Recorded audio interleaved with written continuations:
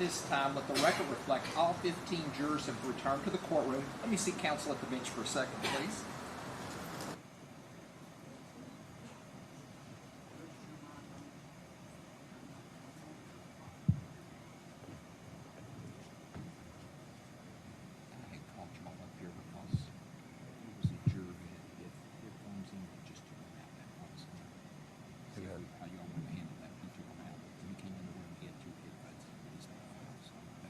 Okay.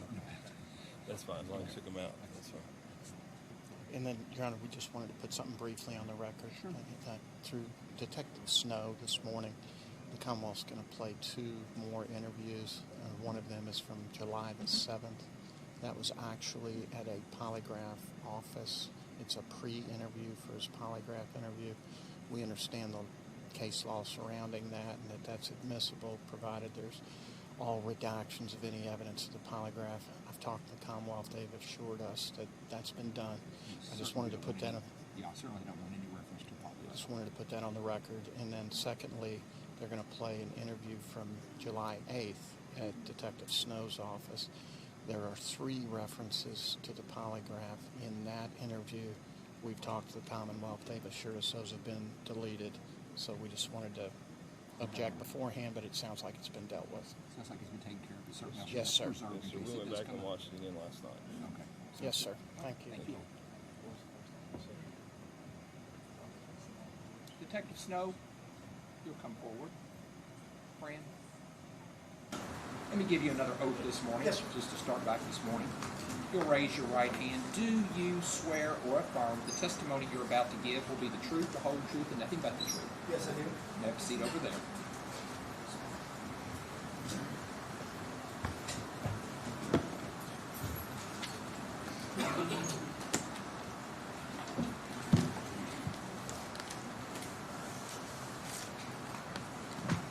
Good morning. Morning. Detective Snow, I think.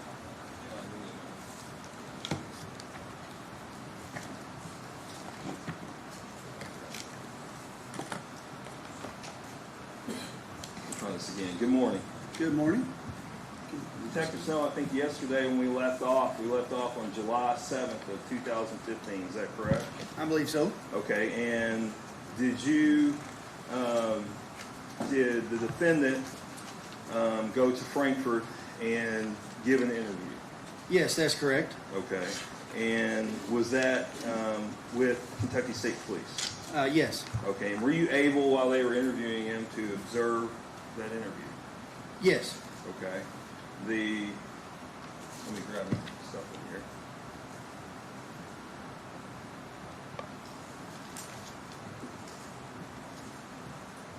And was that recorded? It was. Okay, and have you had a chance to review that recording? Yes. And is this not the entire interview, but is it a cut portion of the interview? That's correct. Okay, and does it fairly and accurately represent that? Yes. And Fran, I'm sorry, am I 25? 24. And Judge, the Commonwealth will move to introduce into evidence at this time Commonwealth's Exhibit number 24. Any objection to 24? No objection. And Judge, we would ask to publish that to the jury. So 24 is being introduced and published to the jury. Yes, sir.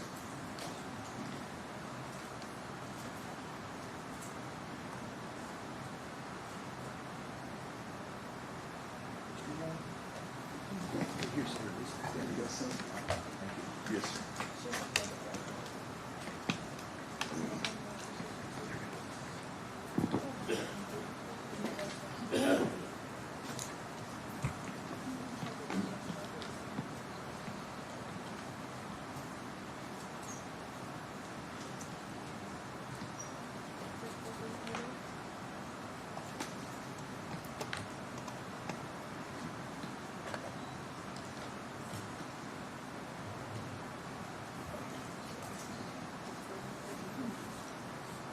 The TV's on. They're on. It's just audio. It's on the audio. No? It's on the audio, but I see the screen. Oh, then.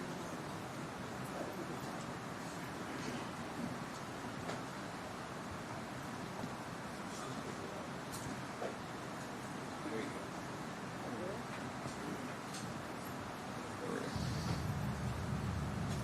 What's the worst thing that's ever happened to you?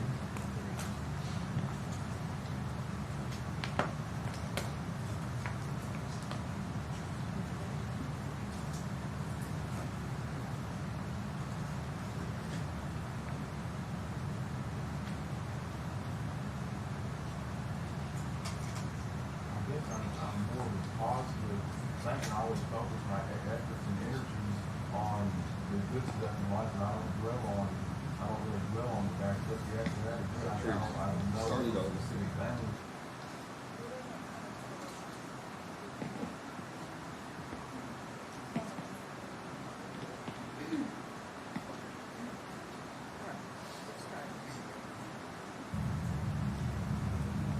What's the worst thing that's ever happened to you?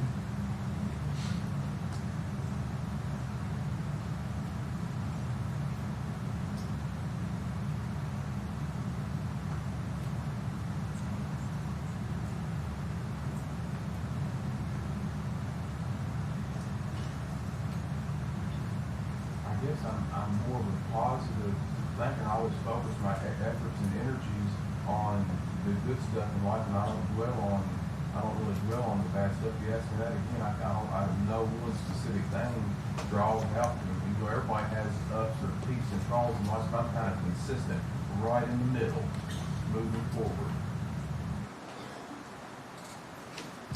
Let's talk about the last time.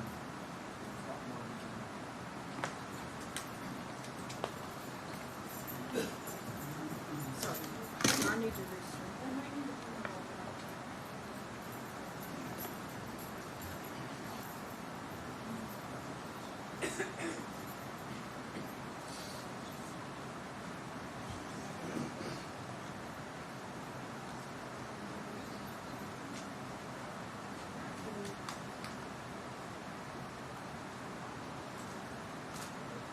You saw Christmas.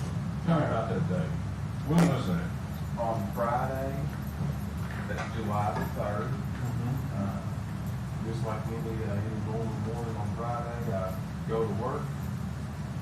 And then I did get off earlier that day than I normally do.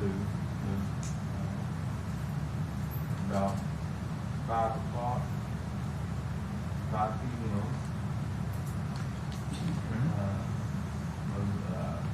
Arriving at home, and she had to show a rental property that we lease out.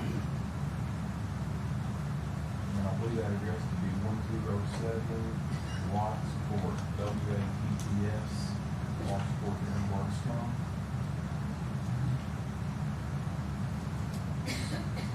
Okay. And so you got home before she did that day? I did.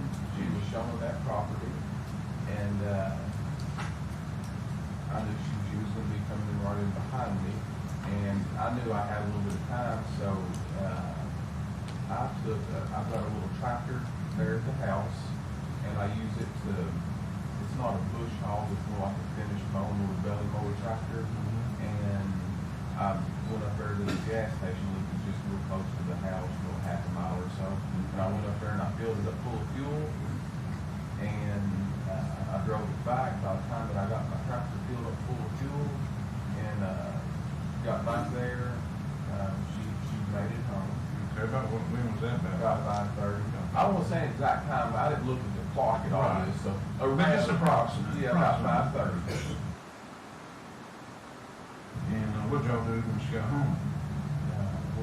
I went upstairs and we just talked for a little bit. We couldn't leave or do anything for a couple hours until 7:30 because one of her older daughters, she was waiting to be picked up by her father's mother. Her name's Mama Kathy. Where'd y'all go when you got to 7:30? We went to a family farm where all Eli's pigs and the cows and all the animals, chickens and everything that out there. We went out there to feed the cows. Okay.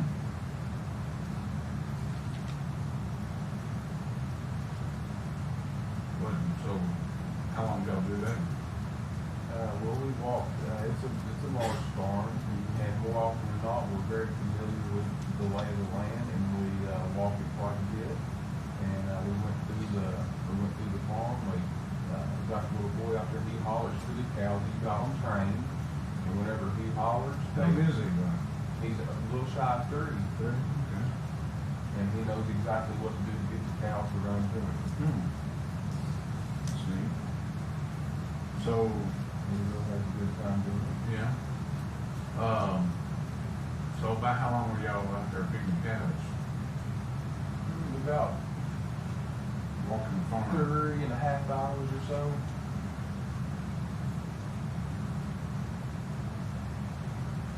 Okay. Oh yeah, about 3.5 hours. So, I mean, I didn't look at the clock during all this period, but Yeah. yeah. so, y'all go out there, did you go in a house there on the farm, or go in a barn, or go in, do any of that kind of stuff? We didn't go in a house.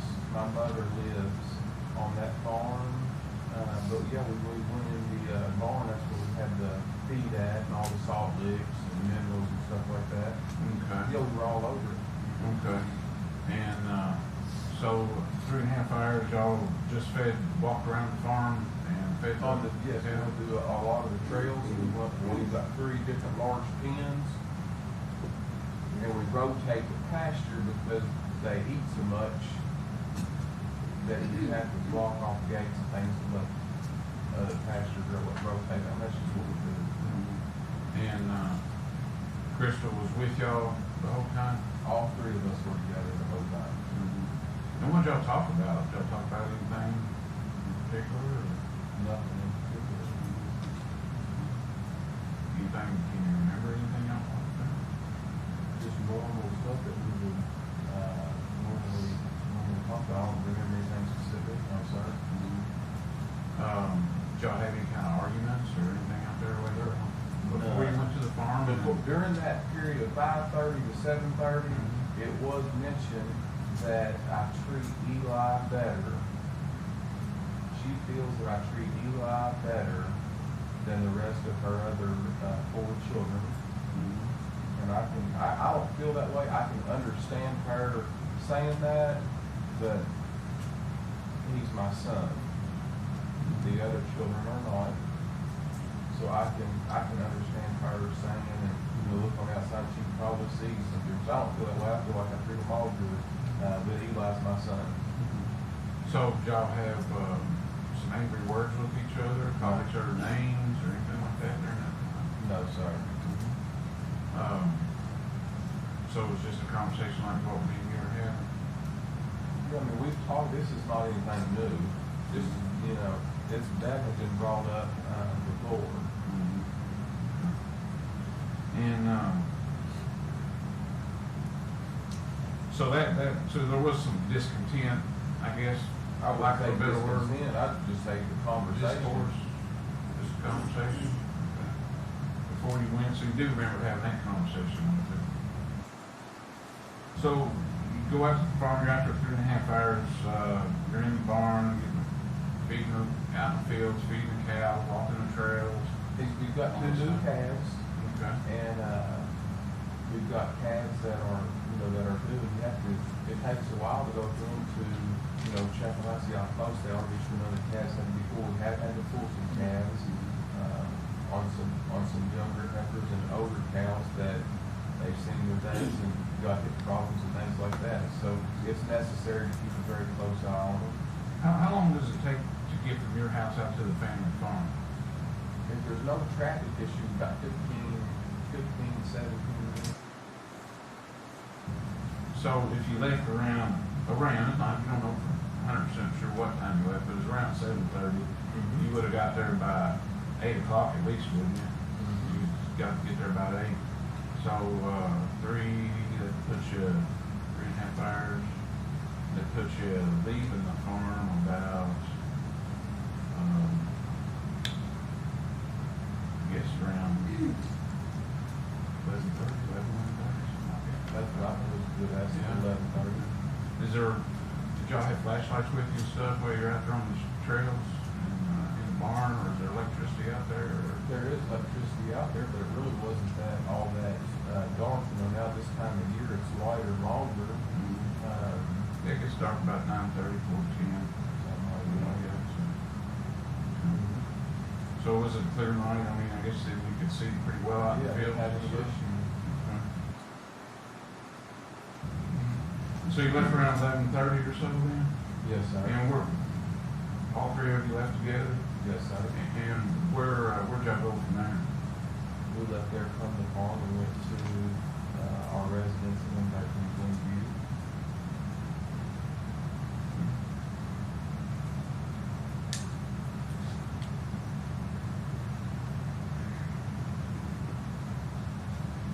And that would have took just another 20 minutes back, maybe even a little less, there's probably less traffic that time of night. You probably got there before midnight, before 12, midnight, somewhere in that ballpark. What y'all do at that time when you got home? I went to bed. So you came in, went straight to bed? No Yeah, conversation? I mean, it's not that we didn't have any words. I mean, it was just a normal night. I came in, I went to bed. I'm usually an earlier riser than everybody else in the household. But I always get up and go to work. She typically, and the children also, they typically go to bed later in the evening than I do, and therefore they sleep later in the morning than I do. So, did she go to bed with you, or did she stay up at night? She was playing games on her phone. Okay. And, was it in the bedroom where you sleep, or? No, she was out in the living room. Out in the living room? Where was Eli? She was still playing. He was still up. Still up when you went to bed? Okay, so you go to bed. Last you saw her, she was playing on her phone in the living room, is that what you said? Yes, sir. That's the last time you saw her? Yes, sir. Okay. And, you woke up the next morning, what was going on the next morning you got up? Whenever I got up, Did you have an alarm set, or? I don't really have to have. A lot of times my alarm on my phone goes off, but I'm usually already up for a good period of time before it goes off. And Eli is sleeping, still sleeping next to me, just like normal. And Crystal is not in the bed. And whenever I got up, I noticed the car was gone.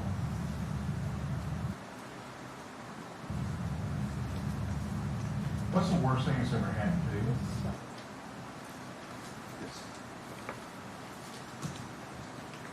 So Detective Snow, in that interview, the defendant was asked what was the worst thing that ever happened to him. Is that correct? Yes. And he was unable to provide a response. Is that correct? He did not provide a response to that question, correct? And I know we've had a lot of testimony about what Ms. Rogers was doing on her phone. What in this interview did he say Ms. Rogers was doing on her phone? He clearly said she was playing games on her phone when he went to bed. And are you familiar with the farm? There's been a lot of talk about the farm off past the Ballard Road. Is that correct? Yes, Okay. Are you familiar with the farm? I am. Okay. And describe, I think yesterday you testified it was a pretty large farm. Is that correct? Right around 200 acres, I believe, Okay. give or take. And Judge, at this time, I'm going to move, I've already showed this previously to the council. You've had a chance to look at an overhead Google Earth photo of the farm. Is that Yes. correct? And does that fairly and accurately represent the farm? It does. Okay, in 2015, was Rhonda McElroy living there? No, Okay, and in this photo, her house is present. Is that correct? yes, Okay, with the exception of that, does it fairly and accurately represent the farm? yes, I believe that was the only change at the time. Okay, Judge, I would move to introduce into evidence House Exhibit number 25. Any objection? No, sir. Counsel, it's introduced at this time.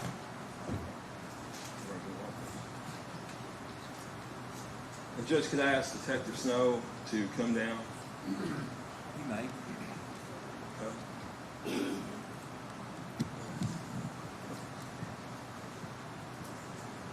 me put it up on the screen. Yes, that's fine.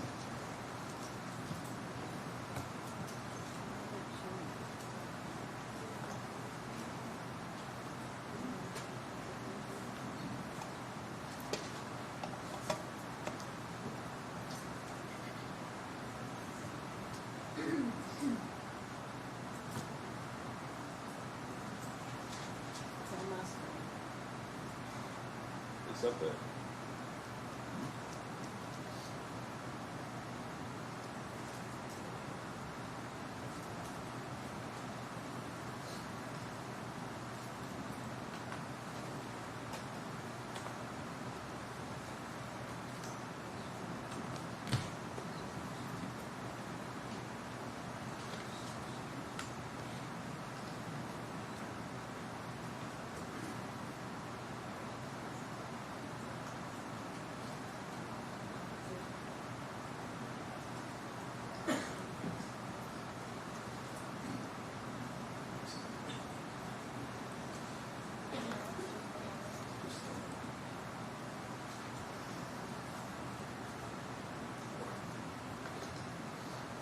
Okay, Detective Snow, sorry about that, Judge.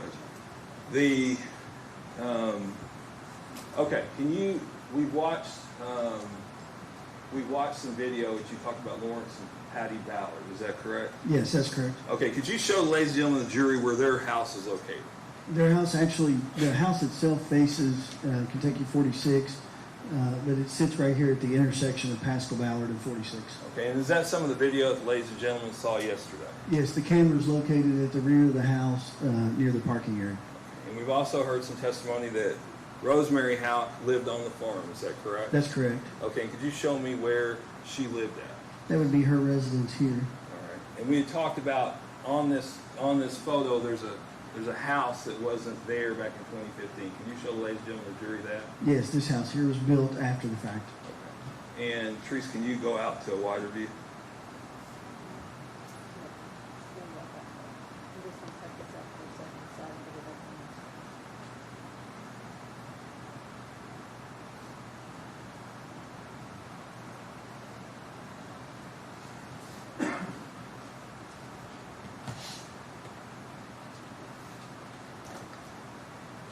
Okay. And is this the same picture but just a wider view? Yes. Okay.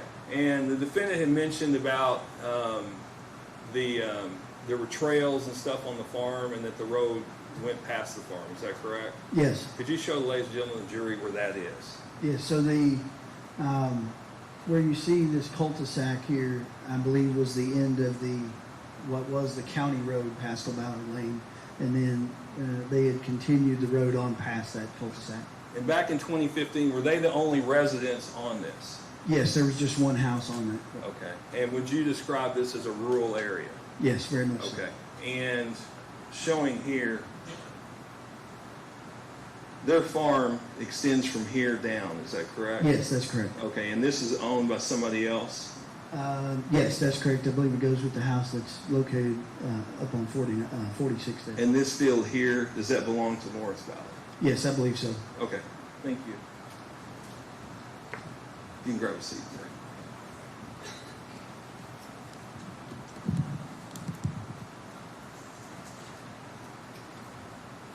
Now, at some point, you said you had taken, I believe, the DVD or DVR player from Mr. Ballard, Lawrence and Patty Ballard. Is that correct? Yes, we had. I'm sorry, let me get it closer. We had some difficulty downloading some of the video because it was very dense, and so we took the DVR at Miss Ballard's consent and took it back to the office and downloaded some onto a bigger hard drive, and then we returned it to their residence. Okay. Now, let me move on to July 8th, okay? Mm-hmm. July 8th, did you review any phone records on July 8th? I did. Okay, whose phone records did you review? I received the records from Bluegrass Cellular, I believe the CDR records from Bluegrass Cellular for Crystal and Brooks.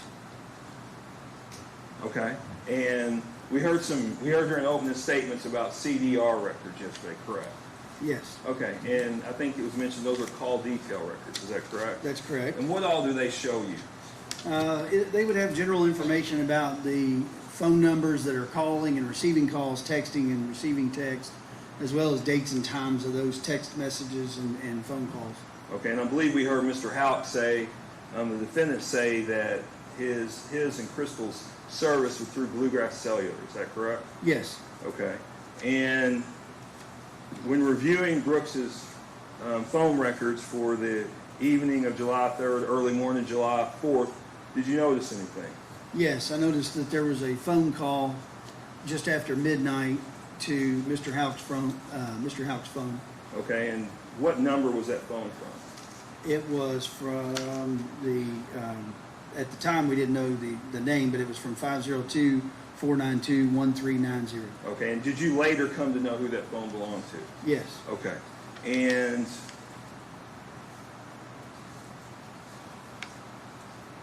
up to this point, had he told anybody about that phone call? No. All right.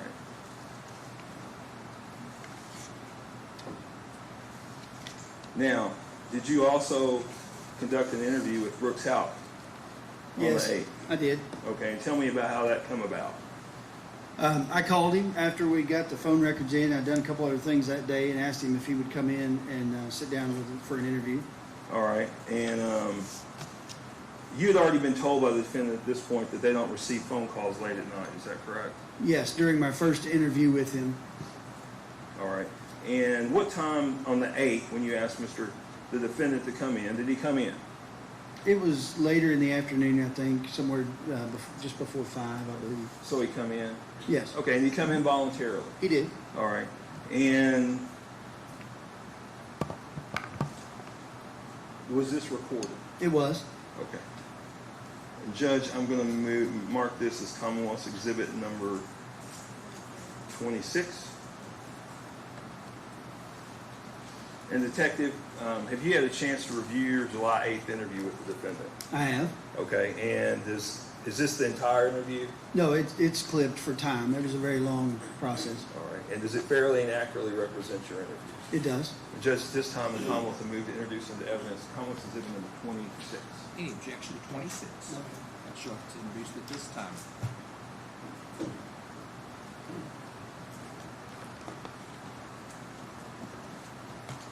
While they're pulling that up, this interview, was it conducted at the Nelson County Sheriff's Office? Yes, it was. And could you note the time for me on the clock there? Looks like it says 20 minutes till 5. I'm sorry. 20 minutes till 4. Okay. My apologies. So military time, 1640? Be 15:40, right? 1640. Never mind. Is it 4:40 in the afternoon? Yeah. Okay. No, it's 3:40. 3:40. Yeah. I'm sorry. Yeah. 1540. Sorry, a lot of confusion there. Grab a seat in there and get my coffee. All right.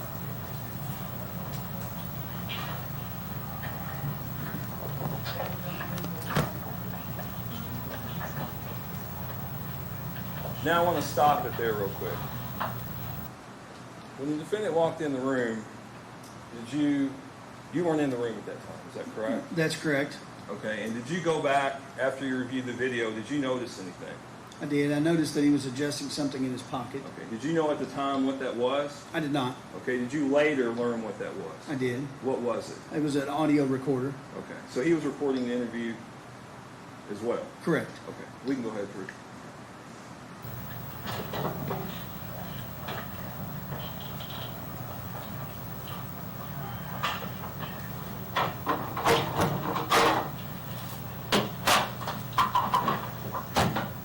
It's been a day, buddy. How you holding up?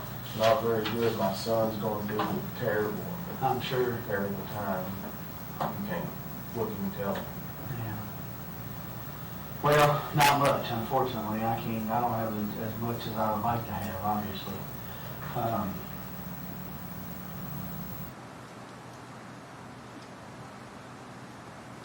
We can't hear him.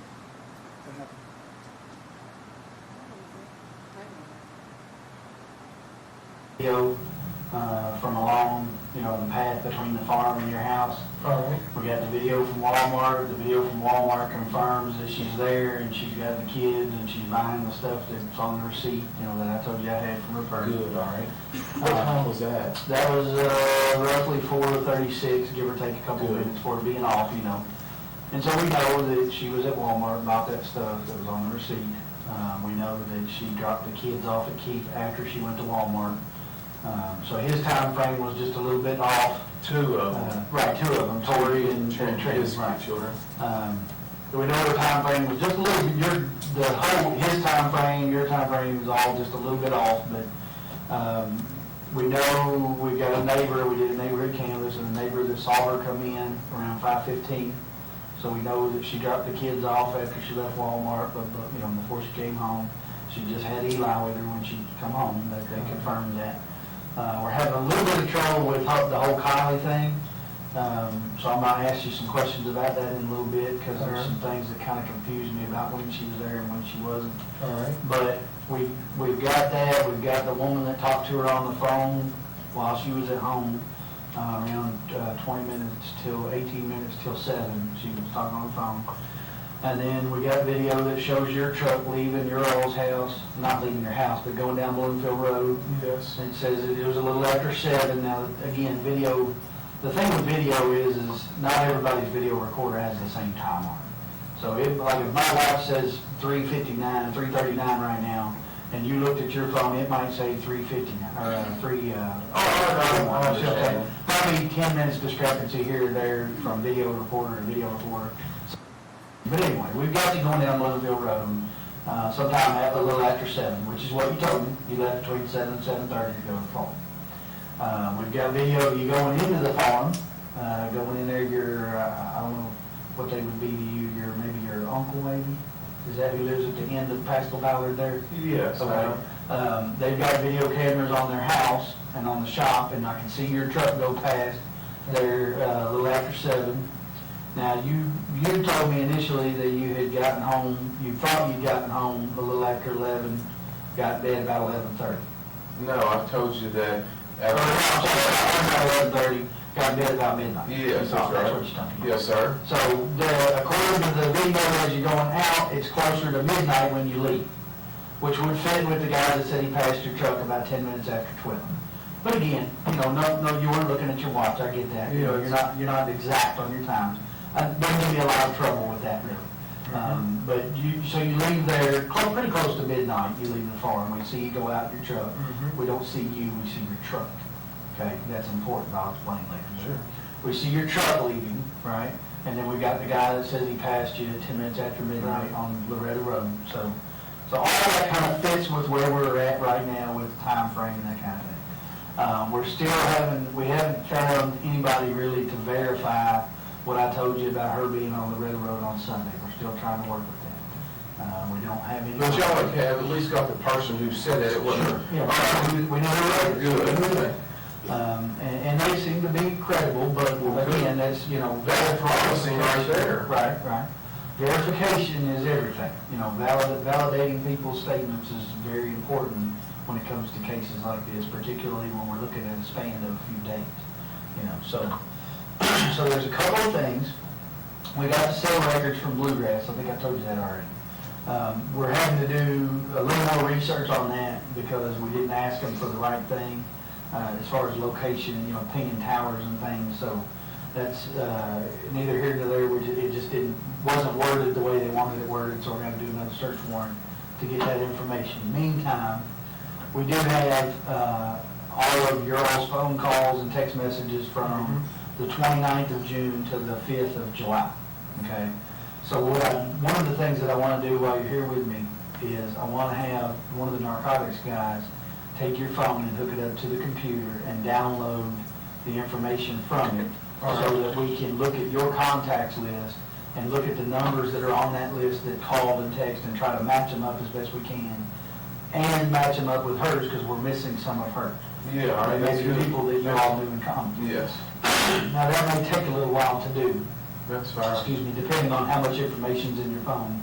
I'll tell you, when we did hers, it took them about 2 hours to get it done. I don't care how long it takes. So, and then the other thing that I would like to do is, because you are, for better or worse, you are the person of interest in the case until there's somebody else, okay?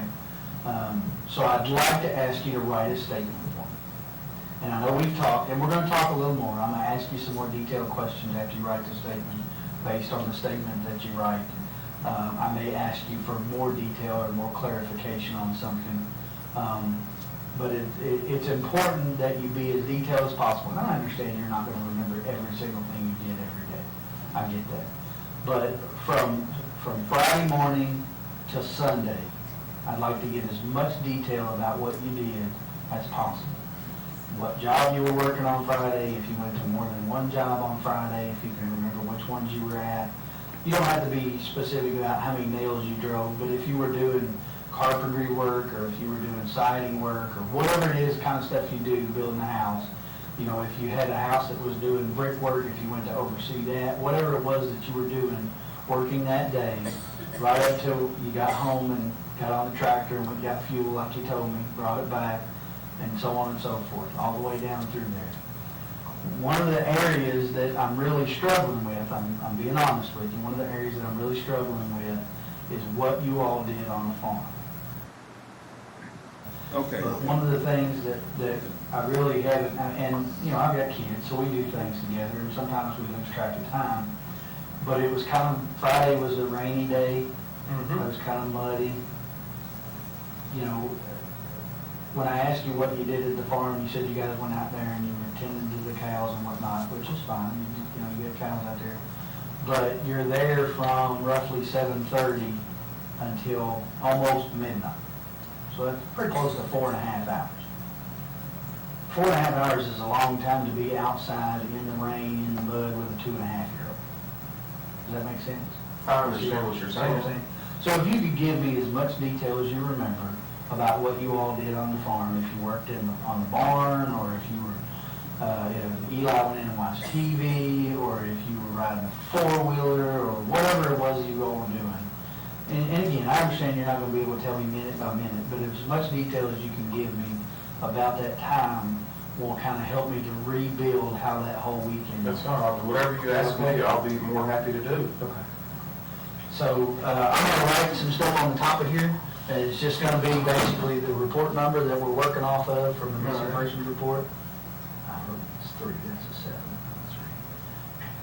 158. And then I'm going to write today's date on there, which is the 8th, 2015. And then I'm going to write your name right here, so that I know who's writing out the statement, and I'll get you to sign it at the bottom. Yes, sir. Sometimes I can't read people's signature. Take as many pieces of paper as you want. When you get done, we'll number them 1 through how many ever pieces we got, and then if there's space left on the last one, I'll have you put a line through there, or sign your name to it, so that you know nobody adds anything or takes away from them. I'll have you initial each page, and then I'm going to make you a copy of it. All right. Is that fair enough? Yeah, absolutely. Okay. Do you mind if I take your phone now? Is that No, okay? I would like for you to walk with me. I like in the trucks. I didn't want it raining in here. So I just want to be sure that you know that after you told me that nothing's done with my phone. So I want you to walk with me to my vehicle. Do you want me to buy some water or a cup of coffee? No, I'm good. Okay. Yes, I'll be sir. back in just a minute. I'm going to pick you this phone.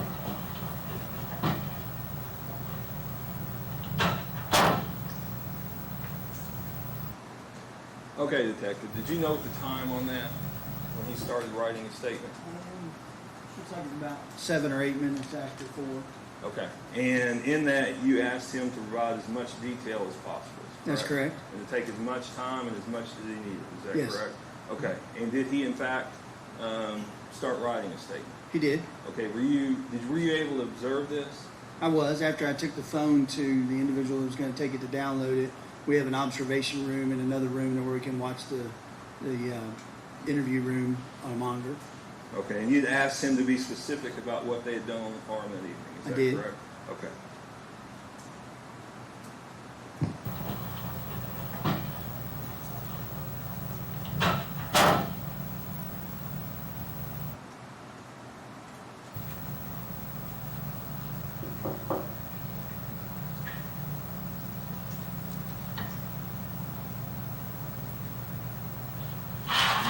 All right, let's see here. Let's start back at the top.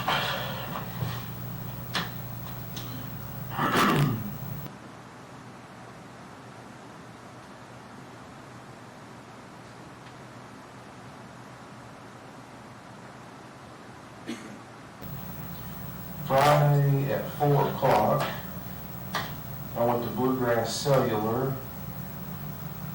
I to pay my phone bill. All the phones that are on one policy are on one statement. I paid that. About 4:30, I went to Busick's Lumber and Home Center. My invoices and bill there is due on the 10th of each month. I went to the back room to meet with Troy Runner, who is my salesman. However, he's not there, so I talked to his boss, who is David Whitney. And I left all my paperwork and a large stack of invoices that I needed some clarification on. There might have been some errors on my bill. So I wanted to give that to him to have for a few days to look over those questions that I had. And that would have to get them clarified before my bill was due. Payday's also Friday for Danny Singleton. I paid him. About 5 o'clock, I arrived home. Crystal was not there because she was showing a rental property at 107 Watts. So I had a few extra minutes there. I drove my little farm-all tractor, little international tractor, up to Circle K to fill it up full of fuel to save me a little bit of time. I could go ahead and get that done. And then about 5:30 or so,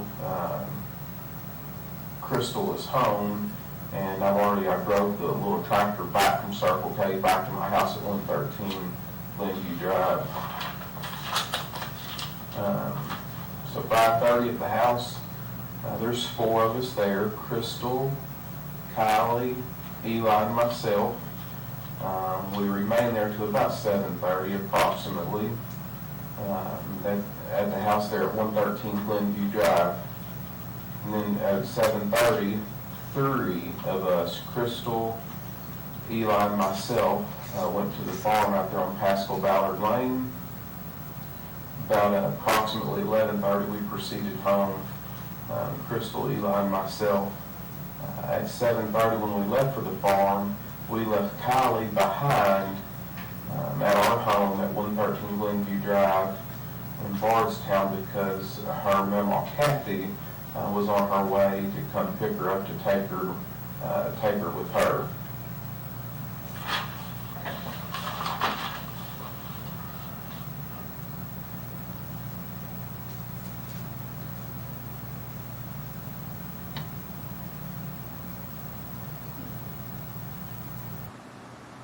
Okay, detective. So,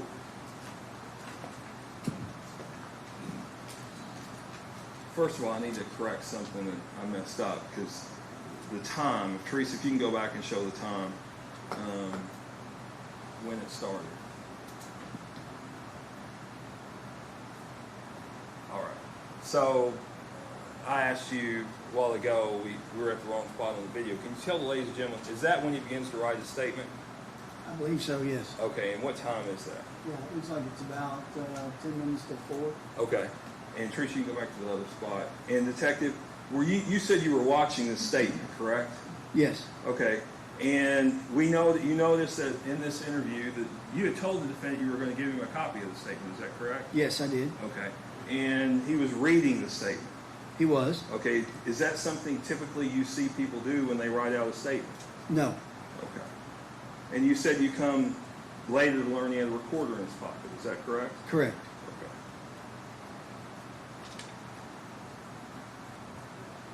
You can start playing interest.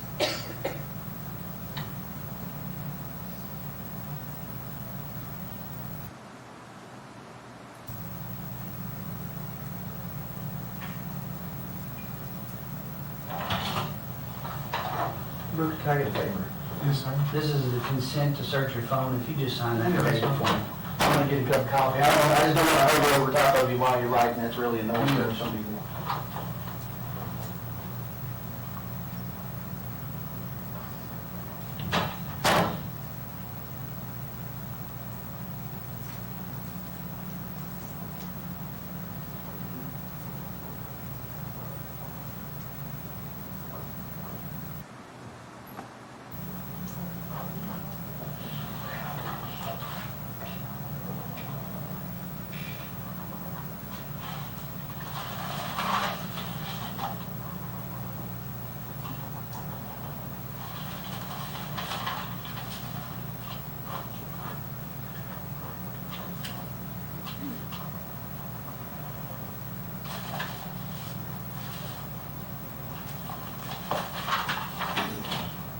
How we doing? I believe I'm in pretty good shape for you. Good. I numbered the pages.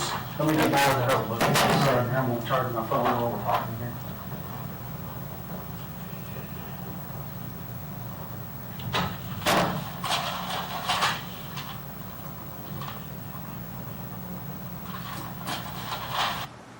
So detective, did you note the time there at the end of that? Detective, did you notice the time at the end of that? I'm sorry, I wasn't looking at the Okay. clock. Please, can you put it back up there?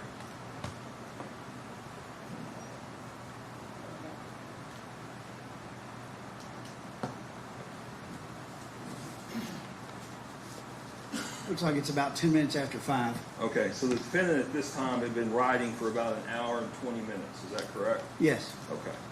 And you asked him if he completed his statement, he told you he had, is that correct? yes. Okay, and you stepped out and you were gonna come back in, is that correct? I think I left my notebook in the other room. Okay.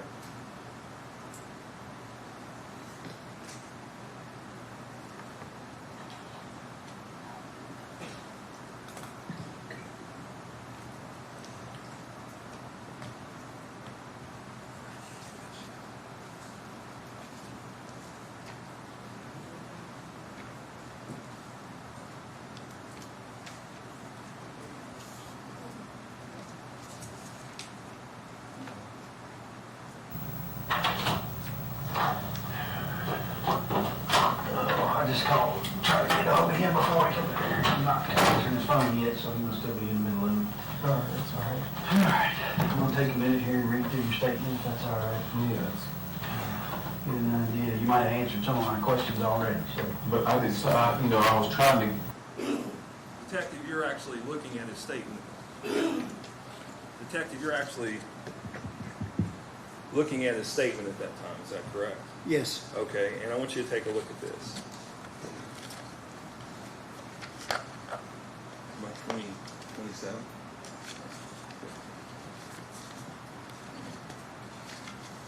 All right. Can you tell me what that is? yes, sir. It's a copy of the handwritten statement from Mr. Houck. Okay, and this is an actual copy? Yes. Okay. And Judge, at this time, the Commonwealth moved to introduce into evidence Commonwealth's Exhibit number 27. Any objections? And Judge, we actually have copies for the jury so they can follow along.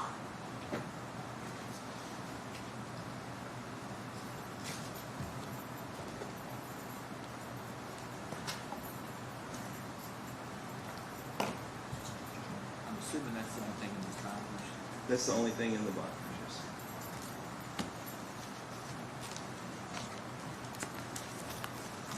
And we have copies for defense counsel, Your Honor, also.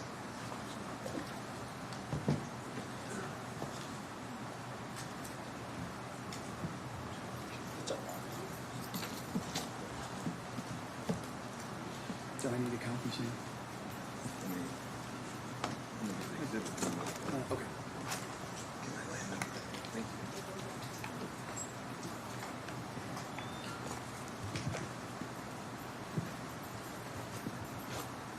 And so, Detective, at this time, what are you getting ready to do with the defendant? Well, we're getting ready to have a conversation somewhat about his written statement. I'm going to go through it and then ask him some questions about it, and I had some other questions that I wanted to ask him prior to getting that statement as well. Okay. cover as much as I could. If my writing's not real well, you just ask me and I can clarify it real quick for you.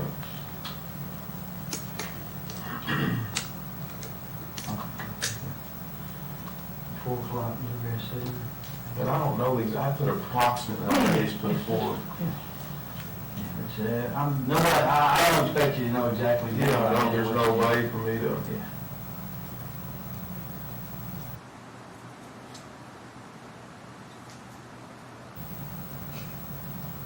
Is this Friday? You ordered on the new construction on Friday? Yeah, I didn't put that order, but I put all that right there. The further you go, the more clarify I Oh. get. I broke it down into segments. Are these are the people whose house you're working on?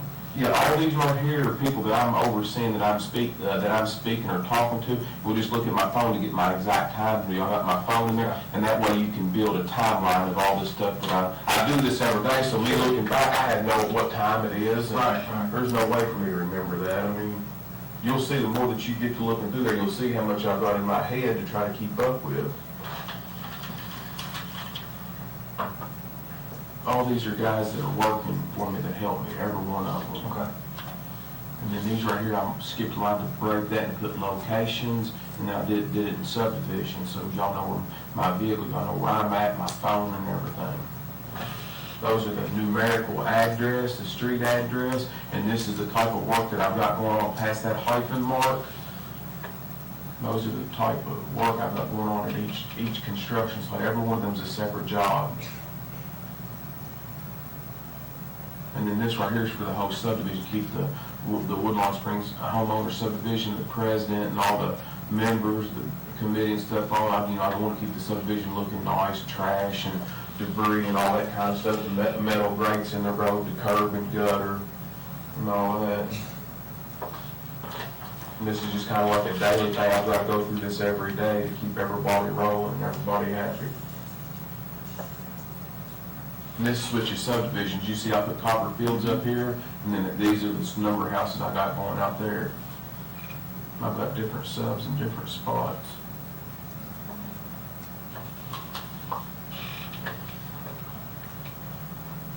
Sorry, that thing will go off pretty That's constantly. fine, that's fine. I've got people all over the county, so. All right.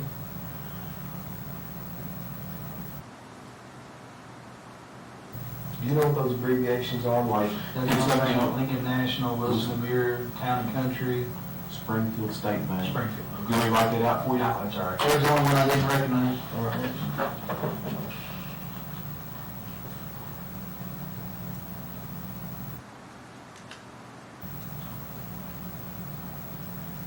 Nobody else will write on that though, correct? No, and I'm gonna make you a copy to show you. I want to be sure that nobody else, messes with none of my stuff. Right, right. No, you're gonna get a copy of it so that you can look at mine and look at yours and say they're the exact same thing. All right.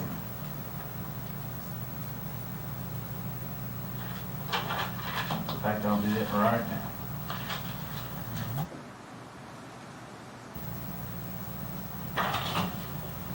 Take a minute, go through those page by page and compare them just to make sure that everything's good for them.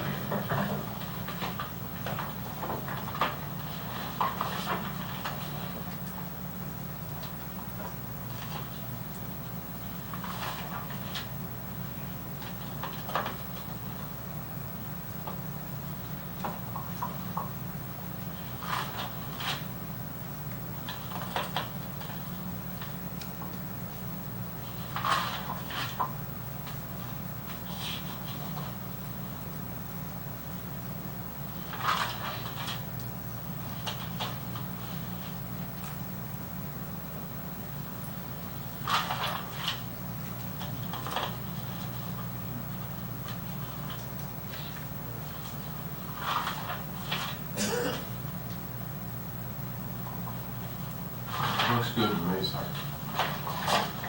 I'll take the original, if you'll keep the copy, that way we'll look at a copy. I'll put this in the file.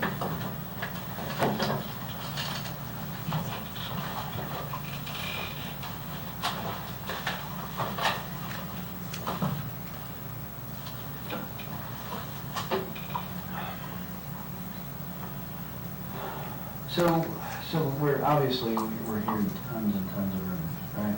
All right. And I know Bardstown is the rumor mill of the world. But in a case like this, should it turn into a homicide investigation, any question that I didn't ask doesn't get asked. Does that make sense? I don't understand what you're saying, but Well, if I don't ask you, then somebody's gonna ask me why I didn't ask you later. You see what I'm saying? Sure. So when I ask you a question, it's not to be offensive, it's to get the question cleared up so that we can move on to another. I understand. Yeah, I help however I can. Again, these are. That's fine. Ask whatever you gotta ask. Have you and Crystal ever talked about breaking in? I mean, obviously, we have fought just like any other, any other couple, but in the last several years, I mean, it's came up, but we've always found ourselves together moving forward. So that it's mentioned, but it's never happened, and we've always found ourselves together moving forward. Okay. I know she didn't work out of the home currently, but had she worked out of the home recently? Had she had a job outside of taking care of the rental properties? Well, she took care of 2 young children, so she did some babysitting there at the house for some extra money. One little boy was about Eli's size, and other was, I don't know how old, but he was a little bit older. And she worked up there at that gas station for quite some time, but that's been quite some time ago. Was that before or after Eli was born? I think she started there before he was born, and she did work some there after he was born. She worked for a pretty good period of time there, but it's been quite some time back. Yeah, because he's 2.5. So did you He's think a little bit over than 2. Well, He'll be 3 in October. Almost 3, yeah. All right. So you think it was a year ago or better since you worked there? Probably approximately, I don't know. I would say give or take a 6-month window there, something like that would probably be pretty accurate. But I do not know the answer to that. I do not know. I just know that it's been a period of time. Was it since you lived together, have you all always lived on Glenview? That's the only house since Eli has been born. We brought him home from the hospital. We lived there. Okay. Yes. You That's the only reason. all lived there when she was working at the, and when she stopped working at the. When she stopped working there. There was, I don't know, maybe 4 or 5 other girls that worked up there with her. I don't know their names. They didn't have a large amount of employees, just a few.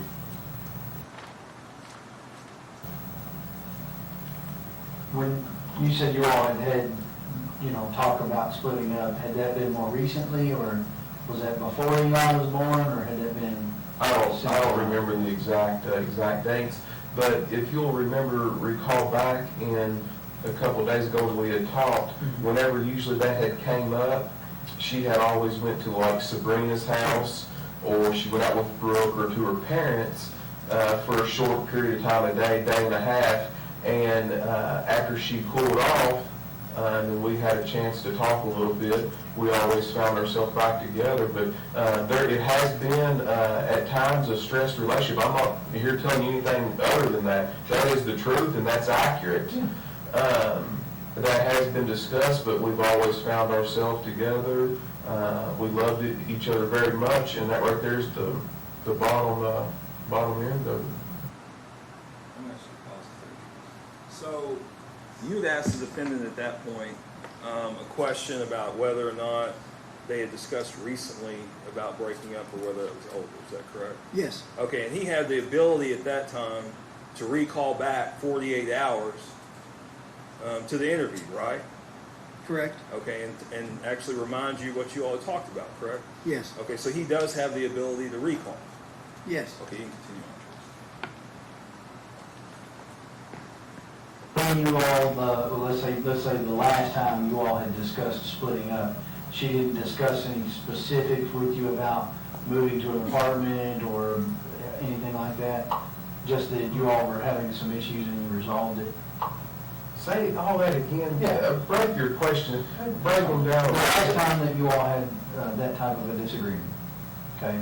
The last time that there was the possibility that you might split up, did she specifically talk to you about moving out somewhere? About moving out? No, not anything that I. She's never had an isolated point saying, "Hey, I'm moving here, moving there." I don't recall anything like that. No, sir. That was my question. All right. Just as she had. Well, sometimes I know that you all do this for a living. Sometimes I feel like when you ask me a question, you put so many things, and I'm thinking we need to dissect it a little bit so I can answer each part specifically rather than put some. And I'm not. Please, I'm sorry for saying that to you. There's so much stuff in one. I want to break it down in a simplified, direct question rather than put so much information into one question. Try to answer one and have a bunch of parts in one. No, that's fine. That's fine. What you did right there is just fine. All right, Ask it a different way or ask. because I'm not helping me. No, that's all right. That's all That's right. fine. That's no problem at all. And then you get to the farm around, best I can figure out by the time frame on the video, is about 19 minutes after 7. So you're actually there, roughly about 7:20. So, Okay. So you get there, by the way, I twisted your, I guess it would be your aunt's arm to, we noticed they had the video cameras, that's why. Yeah, that's fine, that's good. So she actually helped you out with the time. Good. It showed you coming. Now, I haven't watched the full days yet, so I don't know Alright. anything about comings and goings, but I know you got there about 20 minutes after and you left there about 11:55, thereabouts.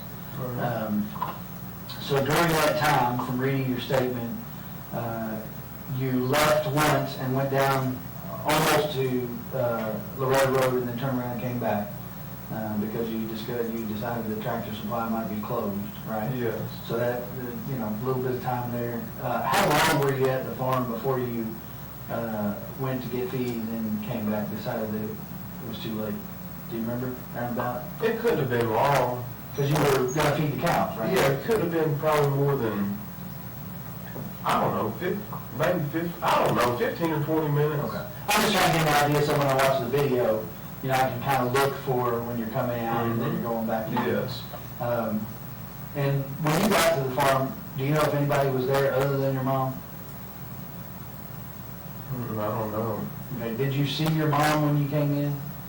No, we didn't stop up there. We went straight down there we were going there to feed the cows. Right. Yeah, but the farm was within eyeshot of the house. But sometimes she might park inside, sometimes she might not, so I don't know if. Right. She got more than one vehicle? She's got a little red truck, and she's got a Saw that. white, and then she's got a white SUV. Okay. But that 15 to 20 minutes is as close as I can, and that's a guess, but I'd say it's pretty accurate. She, I think your mom told me she had been mowing grass.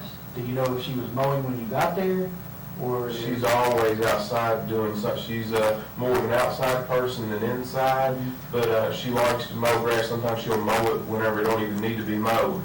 So, but no, I don't recall her mowing if she was mowing. But there's a lot of area there that if she was mowing, that I could have pulled in and not seen her, but I don't believe she was mowing. Yeah, okay. And it's not all that important. I'm just trying to get an idea of what was going on. All right. So but I noticed when I was out there yesterday, I guess it was. So there's a bulldozer in the drive. Mm-hmm. There's a tractor, actually two tractors in the barn, right? There's a tractor with a bucket and a tractor that looked like maybe it was leaking hydraulic fluid. Maybe somebody Or was working on it attachment, something. or, yeah. Yeah, maybe an attachment. All right. So when you were out there Friday, did you operate any of that equipment to take care of the cows, or how do you normally? No, I don't. By hand? No, when you feed the cows, you just get the sweet feed, and you haul for them, you shake a bucket, and because repetitious, they know to run, they know. I know you fed and If you're talking about in the wintertime, you have to have a tractor that can handle, we don't do square hay. I mean, in the wintertime, we're gonna have to handle a round bale. Right. And that's done by tractor. We're not gonna, you can roll one by hand, you got 4 or 5 guys, but I mean, we're not gonna do that. We're gonna take a tractor and. But how about Friday, you know? No. Okay. So you just fed them out of the bucket, the sweet Yes. feed. And, So Aaron probably, he's out there raking hay and stuff, he might very well have done that. I don't know if it was Friday, but he's been out there the past 2 weeks doing hay, and I don't drive the equipment because that's not what I do. Aaron takes care of all that, and he bales the hay, he cuts it, he does all the mechanical work out there, and now who is Aaron? the person that does all the work out there. But I mean, is he related to you all, or is he a farmhand, or what is he? Yeah, he's the city mechanic right up here for the city of Bardstown, the bus garage. He does all the mechanics and does all the inspection reports for the city of Bardstown bus school system. But how is he connected to your family? There's no blood relation. We graduated together in high school. You and he did? Yes. Okay, and so does he get the hay off of your farm, or? 5 of the cows out there that are out there are his. Oh, okay. So what he does is, whenever you look at this paperwork, I've got so much stuff going on, I'm not a farmer. I enjoy farming, but I don't farm. So what he does is an added benefit to me. He takes care of all the fencing, all the labor, keeps the equipment running. If it's round bales or busting ice and stuff like that in the wintertime, he does all that. He's got the time. He gets off early at 3 o'clock in the day. So he will come out there, and he knows about the mechanics. I'm not a mechanic, so he'll go out there and cut all the hay and prepare for the winter. He uses his time to do all that, to use the grounds out there for his cows, because he's only got about 7 acres here in town, and he wants to keep growing and expanding. And a way to do that, I don't have time to bush hog and all that, so I would rather keep up with the grounds by letting somebody do that and participate and let them, I don't charge them no money. Right. You see what I mean? Right. So it's a good trade-off, absolutely. Okay. But he wasn't there Friday, that you said? No, he wasn't there Friday night. When you were there? Right. Not before, I don't know, Yeah. not before, but when you were there, he wasn't there. So you all fed the cows with the buckets, and watched them eat, and then you walked, now when you said you walked the road to the grave, you're talking about not just to the turnaround that goes We walked to the back. to where the county road goes through. Where I put yes, exactly. Where the road gets a little harder. I mean, it's still, you can still drive a car on it, but there's a little bit of grass in the middle, but we. And that's what goes, when you get to the, if I'm Cul-de-sac at the top of it. right, if you get to the turnaround here, this it goes, Yes, and it goes back there far. And there's 3 big pens back through there. There's 3 separate fields where we rotate the pasture and stuff. gotcha, okay. Mhm. Now, you said you walked from field 1, Yeah, let me just make it real clear for you. Is this, you can put this in your paperwork or whatever? I didn't write that, but. no, I drew it out for somebody else.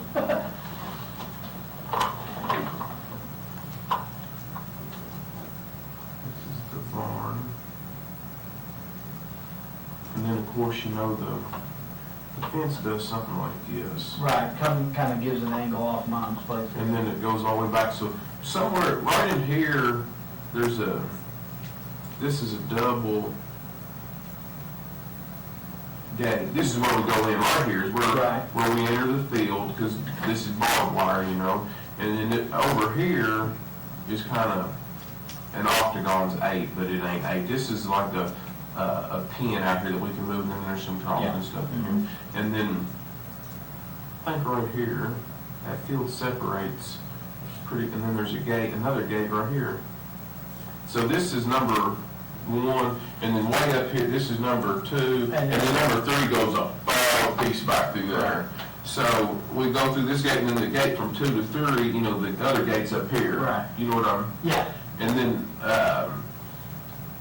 there's more food in field number 3 than there are on these other 2, because these 2 are 8 down close. So a lot of times, and it's cooler back there in them ravines and hollers for the cows than if they're on this flat land, and they would rather stay cooler and eat back there. And they're in a big pond back there, but there's a little pond for them for a water supply too right now. So more often than not, they go back in that 3rd field, but like in later in the evening, a lot of times we're consistent at the times, and sometimes we're not, but a lot of times in the evening they'll drift up here thinking they're going to get some feed. Right, for the sweet feed, right? Yeah.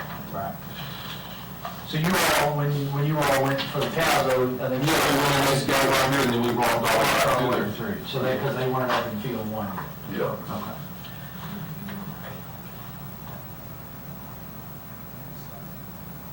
Ladies and gentlemen of the jury, we've been going now for about an hour and 10 minutes. I think it's probably a good time to take a break. I want to remind you the same admonitions are in place. Do not discuss this case among yourselves. Do not let anybody discuss this case with you. If anybody tries to talk to you about this case, I need for you to immediately report that to me. And you're not to finally make up your mind about the case until you've heard all the evidence, received the instructions from the court, and gone to the jury room to deliberate and consider what your fellow jurors have to say about the case. We'll take a 15-minute break, so we'll start back at 9:55.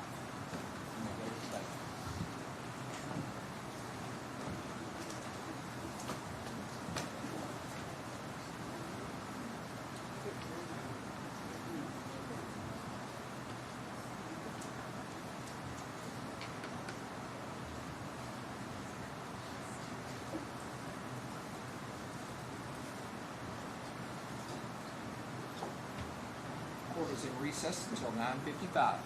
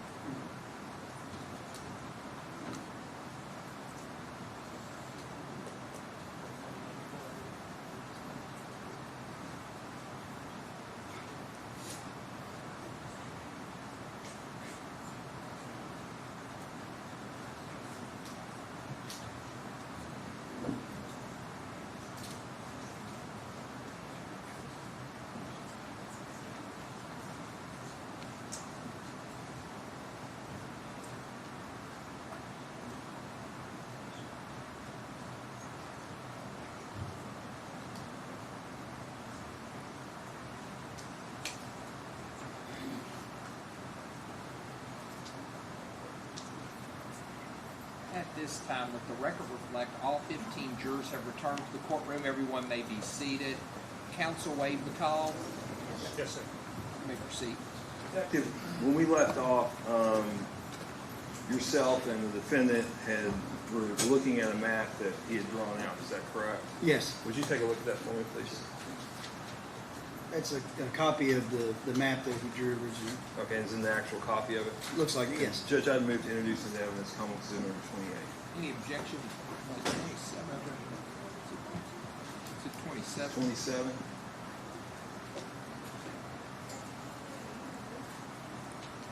What number? There was a flash drive we introduced of the actual picture. This is a drawing. Yes, ma'am. What number is it? 48. 28, yes, sir. And Detective, just briefly, in the interview, you had actually advised the defendant about the Kevin Terrell tip, did you not? Yes, I believe we'd previously spoken about it in generalities, but we talked more specifically about it there. And had you resolved this tip, whether it was true or not true at this point? Not at the time of this interview, no. Okay. And Judge, if we could go back and play the video, please. And we're gonna, just to let you know, we're gonna turn the volume down on the computer. If everybody could turn the volume up on the headset, it'll cut down on the reverb.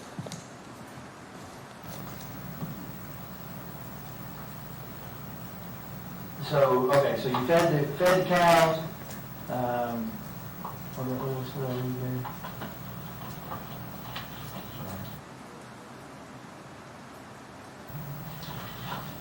You fed the cows, and then you come back out and you walk the road, right? The road that goes to the... Yeah, after we come back out from walking through here, then, we walk out to here, which is, there's another, can I see your pen again? Mm-hmm. So there's another, it ain't exactly straight, but it looks something like this. That's the driveway? Yeah, this driveway to the barn. Right. And then, we walk out the road and we just walk back through there. And how long would you say that road goes back into there, do you know? If you had to guess? I don't know, I bet it's a good mile. From From the barn to the end of that road and back? So a couple mile walk going to and from. Yeah, if you go, because there's a cul-de-sac right here, there's also a cul-de-sac I put in up here, and then there's a third cul-de-sac at the very end, back creek, back there in the very back. Oh, okay. But you think it's about a mile, maybe? I would a little say more, a little close, less? yeah. So you walked to the end of there and came back. Did y'all do any work on the barn or anything while you were there? No, we didn't do no work on that barn. Didn't work on the driveway or anything like that? The dozer, the reason I ask is because of the dozer that's sitting there. Did somebody use that to put that driveway in or put rock on that driveway recently, or? No, on Saturday, I moved it over there, it was parked. That dozer, I've got a skid steer also broke Yeah, down. right. I've got a skid steer right here with some weeds growing up around it. Yeah. And then I had a dozer.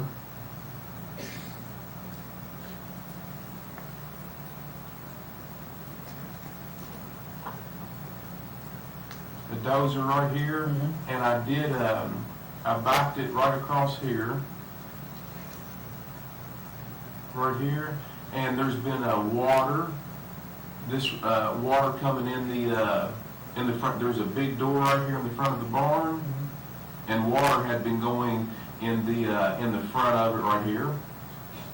And then I moved, and I wanted to. She's always complaining about, my mother is always complaining about the trash and rubble.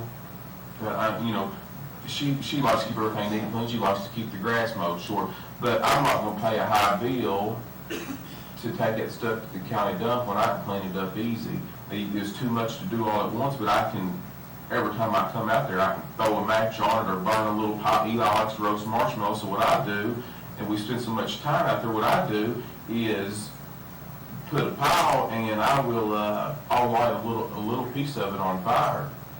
And then that way I don't have a huge fire, but I've got enough that I'm constantly getting rid of some, and then they won't charge me to that high density fee out there at the dump. So I'm going to take all this equipment, this skid steer too, I just haven't drug it over there yet, and then all these trailers where the weeds are high, I'm going to try to get it on both sides of these doors, just to get it out of there. Did you burn anything Friday night when you were out there? Yeah, yes, it's not uncomfortable. I don't want the stuff piling up to the moon. I always light a fire. There was a little pile, probably, I wrote it on there. Right here with this little pile here, I think y'all may have covered it up. Y'all go out there. I think we did. Slung stuff everywhere, but. Yeah, I apologize. It don't matter. Well, the dog, that lady's dog, she said acted like. We fed the cows first, because I want to do that as quickly while we have still plenty of daylight. I don't know if I lit the fire before we walked back here or right when I got back. I could have done it either one. I don't remember. So you lit the fire. I'm assuming then you probably don't leave until the fire burns out. Well, Would you leave it burning? I don't know. I generally don't like to walk away. Yeah, but if it's just a bed of coals, I mean, it's not like burning. I wouldn't leave if I thought there was any danger. No, especially when I got all this bar and stuff right there. But I mean, if it's died down and it's just a big bed of coals, I'm not too worried about it. So especially if it's not in August or September when everything's just perfectly dry. It wasn't. Plenty of rain. Yeah, the ground's wet and dew's on. Yeah, it's not a big deal. To me, I'm not a firefighter, so. But you definitely moved the dozer on Saturday. Yeah, I moved the dozer on Saturday. All right, so you guys you've taken your walk. The fire is down, maybe not out, but it's down enough, and you're leaving. And it looks, again, looking at the video, looks like it's about 5 minutes till midnight. All right. That's to me, and I've got a couple of kids, but everybody parents a little differently. To me, it seems a little late to be out on the farm with a 2.5-year-old. Where is he at midnight? Has he been asleep in the car for a while? Is he still? No, he's still wide open, and any like he's so used to sleeping so later in the morning. His normal dad's his 7, 8 o'clock in the evening. Really? Because she sleeps much later in the morning. She stays up. So it's always been that way. So he's wide open midnight. He's wide open. Yeah. Okay. So you guys get back and load up in the truck. Load up in the truck and you drive back. You leave out. I see you leave out the driveway at about 11:55. Somebody passes you on the drive back on Loretta Road about 10 minutes after midnight or so. He says roughly. We're still kind of narrowing that down, but roughly sees you about 10 after midnight, which wouldn't be uncommon. It's been raining most of the day. The roads are kind of wet. 15 minutes from your mom's house to the golf course. There's Caddyshack. Not a big deal there. And so do you remember, or did you go straight home on Friday night, or did y'all stop somewhere? Or, because I'm thinking if that's their normal 7, 8 o'clock in the evening, it might be dinner time. Did you stop and eat something, or did you go straight home? We did not eat anything. I went straight home. Okay. So you went straight home. So if we assume that he's correct in about 10 minutes after midnight, another 10 minutes to the house or so, so you get. Yeah, I don't see it being that late. I mean, if that's what some of the things say, you know, I guess you'd have to kind of go by that. But yeah, we didn't stop anywhere, we went straight home. So you could feasibly be home by 11:30. You can be home, that, I feel like I which is should. what you told me, you thought, or I'm sorry, not 11:30, 12:30.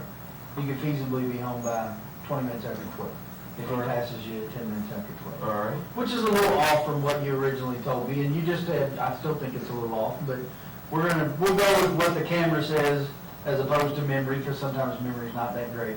All right. And I checked the time on her camera, and I'm allowing for about a 9-minute gap there between what my watch says and what her camera says. All right. So which puts you leaving there by 11:55, which, again, 15 minutes to Caddyshack is not terribly bad in the rain. So it could have been that he passed it 10 minutes after midnight, putting you home roughly 20 minutes after 12. All right. Fair enough? Yes. So you guys get home 20 minutes after 12, right there, thereabouts. I think you said you went to bed first. Do you remember about how long you were home before you went to bed? I went to bed immediately. So when you guys got in, you went and did your nightly routine and you're going to bed. I think you told me that she stayed up, and Eli, did he stay up as well? He was, And where was she at when if there's any activity going on in the house, he doesn't want to go to bed. If everybody turned the lights out and we just got in the bed, he's gonna follow us and they're lay down with us. But if I go to bed and she stays up, he's not gonna come in there to bed till all the lights are out and then she goes to bed. If I was doing something out there and she was in the bed, he's gonna stay up with me until the lights are out, until I go in there. Do you see what I'm? Sure. Yeah, so that's what So he's gonna stay up with mom. Right. So, and before you went to bed, or as any conversation, I know you told me that you all had a conversation Friday evening sometime about the kids. We'll talk about that in a minute, but you said you all talked about the kids Friday evening. Does that conversation bleed over to when you get home, or is that conversation done? No, whenever I got home, I went to bed. I mean, it was relatively, quickly when I got in there. The conversation does not bleed over. Okay. So you go to bed, she stays up, what's she doing? She's just on her phone, playing, I don't know what game, but she normally plays a game of some kind. She's got several of them on there, but I don't know which one. So she's on her phone, messing around, doing whatever, Mm-hmm. and you go to bed. Do you know what time Eli came to bed, or she put him into bed? I don't know. Don't have any idea. I normally go to bed earlier than that, so when I went to sleep, I'm a pretty heavy sleeper, I wouldn't have noticed, if he crawled in there, So you said you're a pretty heavy sleeper, so your phone is getting phone calls, I can see it on your phone log, before 7 o'clock in the morning on Mhm. Saturday morning. Do you hear that going off? Do you normally keep it in there? Yeah, but I don't have to, at that time, I've got an alarms on my phone at 6 o'clock and 7 o'clock. Sometimes I've got them at 4 and at 7, but my alarm most mornings goes off. I always have it for 6 and 7, but I wake up before my alarm goes off. But yeah, it's not uncommon for me to get called really early in the morning. So what time do you think you got up on Saturday morning? I probably woke up around, in between that time, like 6 or 7 o'clock, and then I left, I did my normal thing, changed my clothes, put my clothes on, and headed out, shortly after that, I'm sorry, I forgot to ask you something. There, on the phone records, there appears to be a phone call around midnight All right, on Friday night, Saturday morning. All right. On your way home, basically. all right. Do you know who that person was that called you around midnight? Do you Can't- remember talking no, to can't- your phone call? Can you just call the number back? I don't. I mean, I could, I could. Look at my phone. Yeah, look at my phone, but I don't remember Do you that. remember getting a phone call on the way home? Mhm. Would it be unusual for you to get a phone call at midnight? I mean, it is for me, and I work for the sheriff's office, I get calls quite regularly. Some of the people that do the tile for me, I wouldn't put it past them to call me at any time. They lay brick through the day, and then they're tiling my houses at night. The Thomases I wrote on there, Derek, and his brother, Tyler Thomas, they'll call me at any time, and I've got to, even if it's just one day, I don't pay them people by the job. They gotta get paid by the hour, and then when they get done with it, I pay them. Right. That's just what we've agreed on, but yeah, those folks, they're calling me any hour. It was a pretty short phone conversation is the only reason I asked it. Mhm. Kind of unusual to get a 13-second phone conversation at midnight. You know, it is for me. It may not be for you. But, All right, well, just check it out, yeah, we'll check it out in detail, that's right. So, Saturday morning, you wake up sometime between 6 and 7. I think we decided that Danny Singleton, is that his name? Mhm. A guy that works for you, was calling you. He called you pretty frequently. You said sometimes you give him incentive to work on Saturdays. Yeah. And that may have been why he was calling you. So did you go do some work Saturday morning before you went to your mom's house? Before you went to the farm? Or what did you do Saturday morning?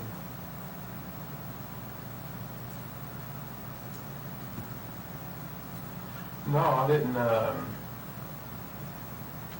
do any other work on Saturday morning. That's where I went out there to the farm. Mhm. I don't know exactly what time I got out there, but that's what I had done. So,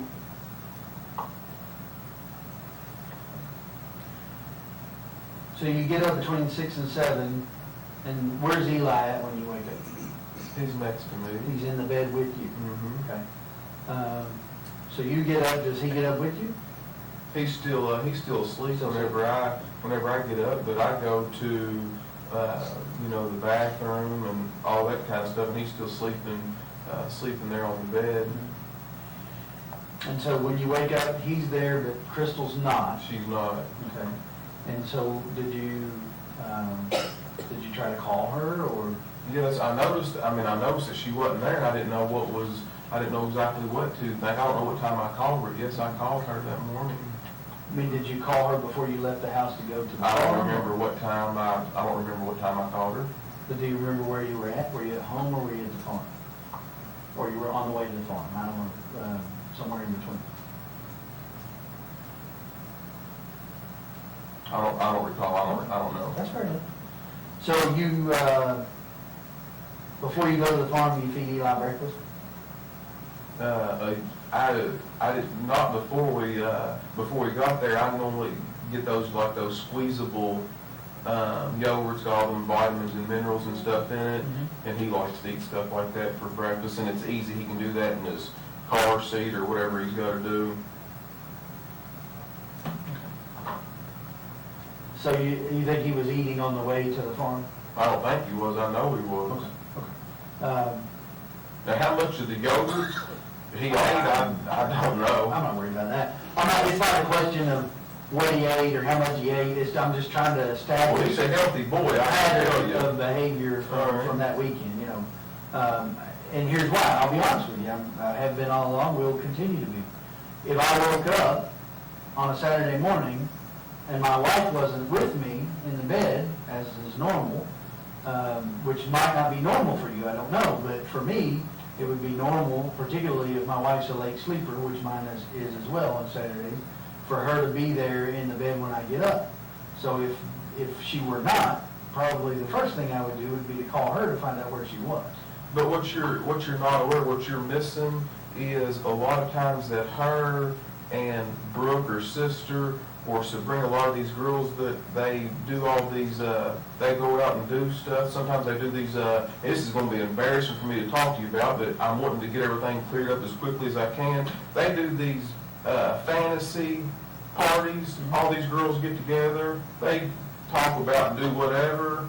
And it's not uncommon for them, when they go out and party, they stay out the better part of the night, if not the whole night. So, and of course, I always have the children, during that. They don't take the kids to that. Matter of fact, I take care of some of their other children while they're the ones going. It's not uncommon because they know I don't get into all that stuff, and they know that I'm a man, don't get me wrong. Understand that, a white-blooded American male. And there's no sense, I'm not telling you anything different, but they do all these parties and order all this stuff. Well, who gets the kids? I'm good enough to get the kids for all this, and I'm a good enough person to do that, and then when everybody sees a little bit of distress, they're gonna throw me under the bus. Stop it, Tree. So, Detective, you had asked a question of the defendant at that point that you had actually related your personal experience. If your wife hadn't been there, you would have started calling looking for her. Is that correct? Yes, that's correct. And you asked the defendant about it. Yes. And then he describes some behavior of Crystal and some of her friends about going to these parties and staying out all night. I'm sorry, Mr. Young. Yeah.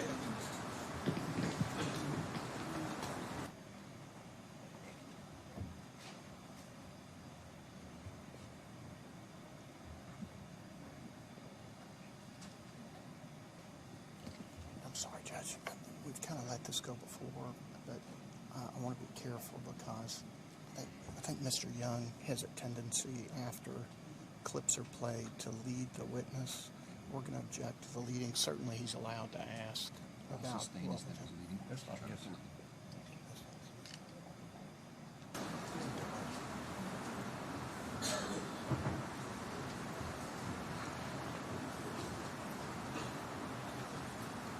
Detective. Up to this point, is there anything in your investigation or defendant's statement that would lead you to believe that Miss Rogers had went to a fantasy party the evening before? No. Okay. And we can continue on, Tree. Yes. What I've got to be faced with now is as good a mother as Crystal's been. Now, nobody's going to love you like a mother. Now, Eli is in an atmosphere where I've got all the hope in the world, but now I'm a single parent. So you went to the farm, and was your mom there Saturday? Do you remember? I didn't stop at the house up there either that morning. What do you do with Eli while you're working on the equipment? Do you have, is he in? I'm usually not one that works on the equipment. Sometimes I might drive some of it, but yeah, if I get on that little tractor, he rides in my lap.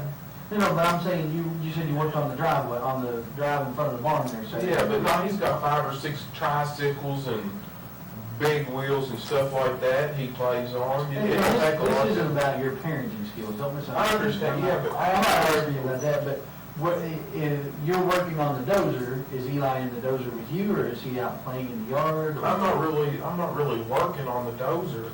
He's got 5 or 6 of them tricycles and big wheels, things that are at the barn. And if he's not out there with the cows or something, he rides them little toys around. We got them down there in the barn. We got them out there in the driveway. It don't take a lot to entertain him. A lot of times he pedals or does whatever he does. Sure. But how long would you think that it took you to fix that area you said was taking on water there in front of the barn with the No, dog? I don't know. A lot of times on Saturday, I just use that as a place to vent and get away from what I call the city, not just like Bardstown, the city, but all the Right. city stuff that goes on, loud music and all that. Out there, you hear crickets. Yeah. You know, you don't hear a lot of people, so I'll go out there a lot of times just to get away from the stress of all these tenants and stuff, calling these new construction contractors and stuff. It's a kind of a little vacation away from home. Right, but you told me earlier that on Saturday you fixed the spot in front of the barn Mhm. where the water was going in. Yeah, if the water's not, if it's not been like raining a solid week or whatever, you can't really tell if it hits and misses. Sometimes if we get a substantial amount of rain, you can kind of tell where problems are, like, you know, and I could tell, so that's just what I did. Just Right. piddle, just nothing important, just piddle. Right, but would Eli normally be in the bulldozer with you while you're operating it? Was he in there with you while you were operating it? He's drove it, not that more there he wasn't, but yeah, I mean, he has been in, he's drove the bulldozer before, he's drove all the tractors out there before. So that morning, did you say Mom was or wasn't home? You don't know? I don't remember. You don't know. So you don't know that he was out riding on the tricycles or whatever. When you said in the driveway, you mean the driveway for the house or The driveway on, where that you're Say working it on. again now? You said you were working on the driveway in front of the barn with the dozer, right? Yeah, from, down there by. And you said he was probably riding on tricycles or something. Yeah, I'm sure he's running on the concrete slab. It's easier for him to pedal on the slab than it is outside there, and I can see him better. My visibility's better if he's in there than out here. Right. So he was here by the barn and not over by the house in the No, driveway. he wasn't. Okay. Gotcha. Okay. So you guys finish up whatever you're. Maybe later that day or something, he might have went over there. The chickens might have come down there. He might have done something with them. I don't know.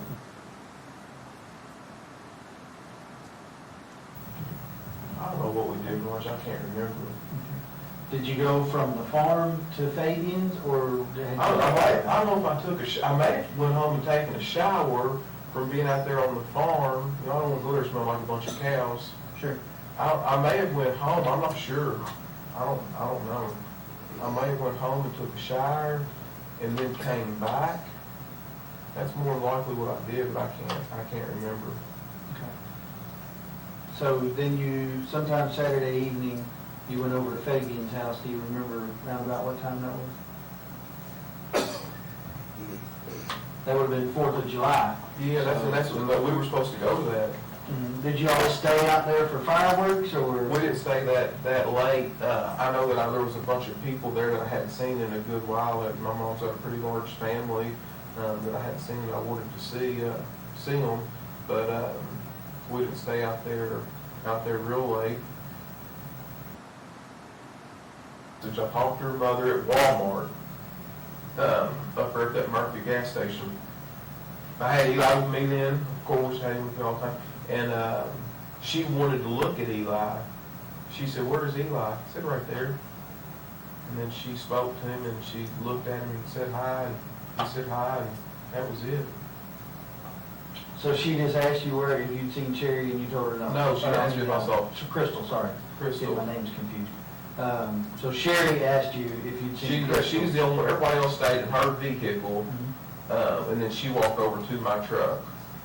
And when you told her, what, I haven't seen her, don't know where she is, and she just said okay and asked you? No, where you she thought that the wisest thing for us to do was, she said she was gonna go to the police station. are? Okay, And I told her that, I think at that point I've already talked to, Barbara, I believe, I'm not sure, Barbara Lane, and,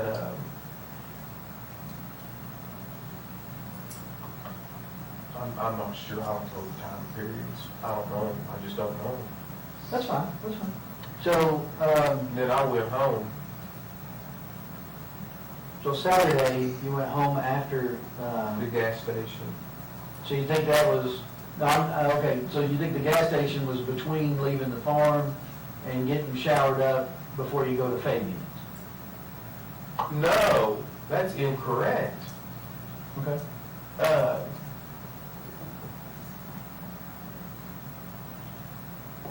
You said you were leaving to go get fuel. Yeah, I did leave the farm to go get fuel. I don't know. I don't know if that was Friday. I don't know if that was Saturday that I got fuel. I'm sure I did it with my card. I can prove what time that was too. And So I told maybe Sherry. Saturday? Do you think it was this, do you think you talked to Sherry the same day they reported her missing? You said, she said something. Yes, she said, yeah, the day that, yes, So they reported I her think missing she- on Sunday. Then it was Sunday, I feel like whenever, that's because Sherry told me she's going to the police station. Mm-hmm. Is Sherry the one that reported her missing? Mhm. Sherry's, all right, what? Saturday evening, you went to Fabian's house, you had dinner, you went home. You're home all evening with Eli? Okay, anybody No. come over, anybody not? Yeah, I feel like, yeah, Richie comes over to my house all the time. He's over every day. Who's Richie? Richie Riggs, he's my manager, my real estate agent. He lives Oh. next door at 115 Glenview Drive. He's one of the people on that list. Okay. So you go to bed Saturday night, you got Eli with you, presumably. Because you said you guys went home from Fabian's. Not presumably, he was with me. Right. Well, I didn't want to put words in your mouth, so if he's with you, tell me. He's with me, yeah, he was with me. Again, not trying to offend, I just don't want to put words in your mouth. Yeah, I don't want you to either. So you and Eli go to bed Saturday night, you get up normal time Sunday morning? Did y'all go to church? No, sir. Okay. Didn't go to church. But on Sunday, I don't remember what we did Sunday. Okay. Well, I mean, I don't want to. Is Sunday when I went in, is Sunday when I came up here and talked to you that night, or Saturday night? That would have been Sunday night. You know, some of those gaps become really important. You know, for instance, validating or invalidating the guy's statement about her being on 49 between 1 and 2.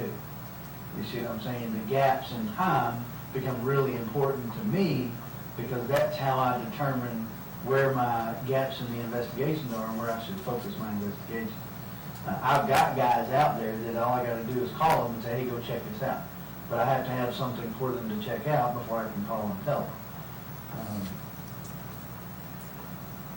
Couple things that I want to get into that are going to be, you know, somewhat personal, okay? And it's not intended to pry into your personal life.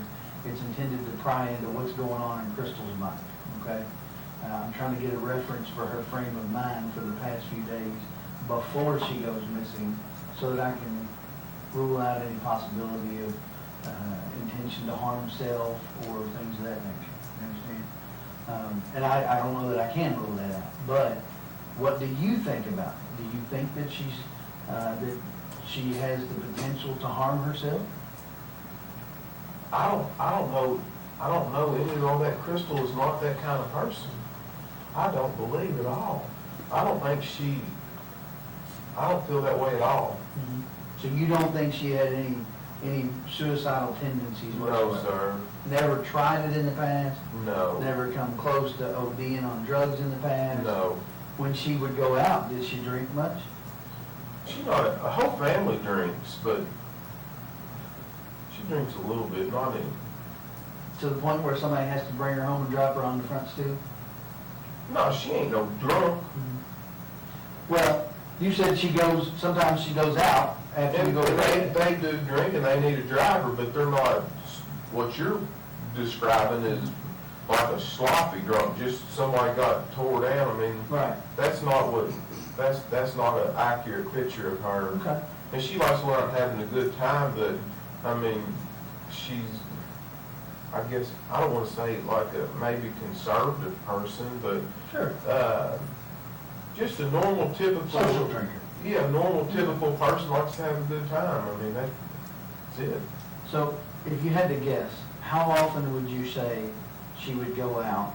She doesn't go out real often, not real often. I mean, she's got all those, all her kids, and we've got Eli. I mean, we have a pretty busy lifestyle, and seems like we've always got kids here and there, so I mean, Right. we don't have a whole lot of time to do that. We don't like to get babysitters all the time. You know, sometimes if her parents have a couple of the kids, or Keith might have a couple of them, we might go out with, usually, you know, with Eli, we don't usually seldom ever get a babysitter for him.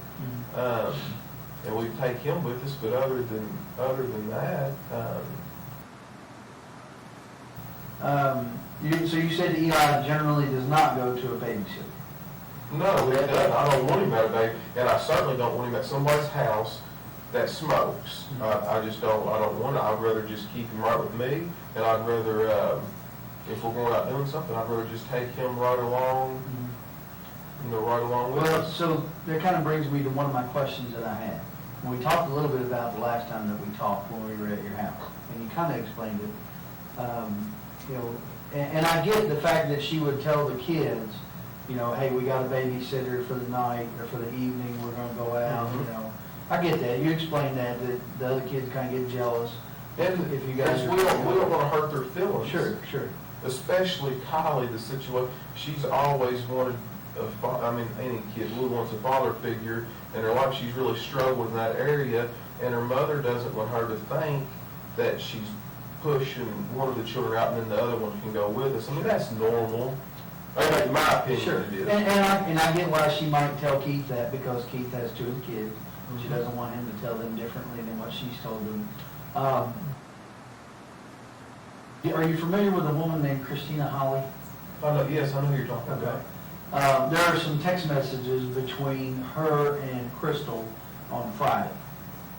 And she's asking Crystal if they want, if she wants to go to Chuck E. Cheese, I believe. Something to do with the kids, do something with the kids. And she tells her the same thing.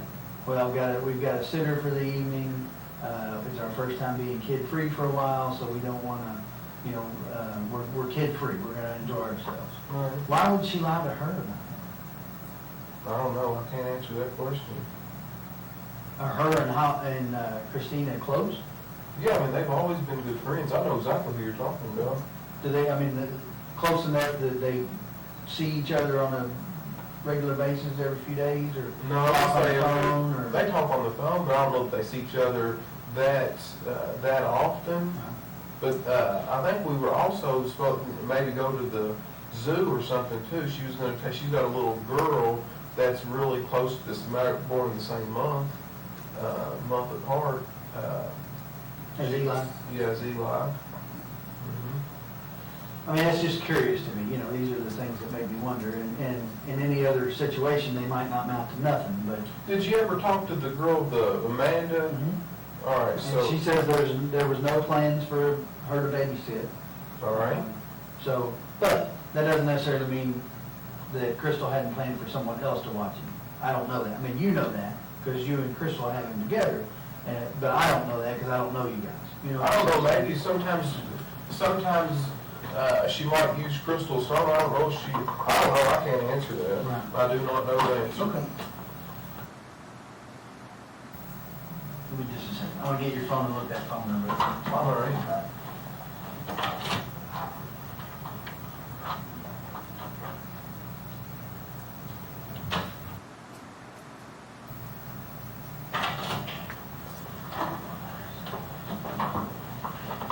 Okay, we put that number in?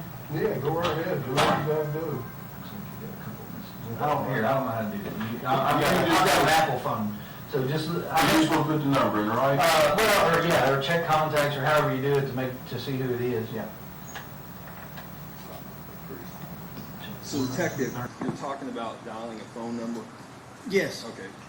What number are you talking about? that's that 492 number that we would later find out belongs to Stephen Lawson. Okay, and when was that call made?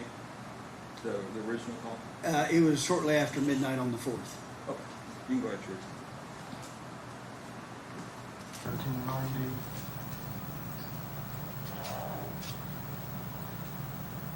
Just call it. Oh, Steve Lawson. Okay, who is Steve Lawson? He's somebody works for me.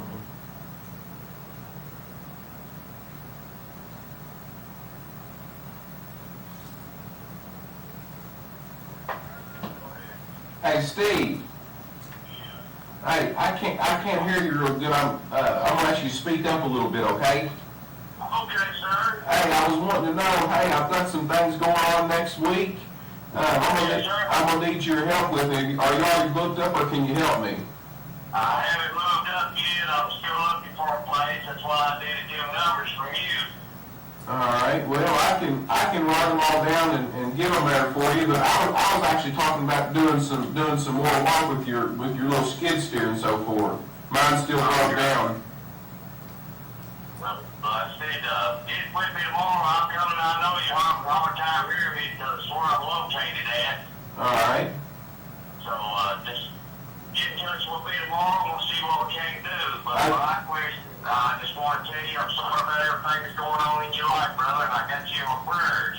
I said it is a very difficult and trying time, but I appreciate you saying that. But hey, I need your help while I got you on the phone here. Do you remember the other night you called me really late, and I forgot what you asked me. Can you? I guess it wasn't on the phone. I might have been tired. I know it was pretty late at night. Can you remember what you asked me or what you were after?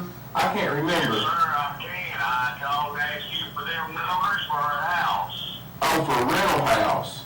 Yes, sir, And did. what did I forgot, what did I tell you? You told me that you would call, what's her name, Katie or whatever, she handles all that. Crystal. Crystal, okay, I apologize. Yeah. And, you said she handles all that, and, that you would get back with me on it. All right, thank you so much, Neil. Hey, if there's anything I can do, you give me a call. Thank you. You have a good night now. Yes, sir, God bless you. Thank you.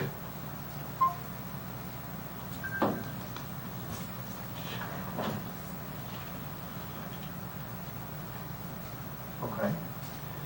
So that begs a question in my mind. All right. If she's in the truck next to you when he called, why would you need to call her about getting numbers for rental Because property? being that late at night, we're headed to the house, you know, I just wouldn't, she normally is not gonna deal with stuff that late, and I mean, I don't even, I probably didn't even look at the phone to see who it was calling me, I'm sure I just answered it, you know. But he said you told him that you need to call her. All right. Why would you need to call her? I mean, that's an odd phrase for someone who's sitting next to you in the truck. Do you understand? You see what I'm saying? Yeah, I see exactly what you're saying, but I mean, that's what if that right there is what I told him, that right there is what I told him.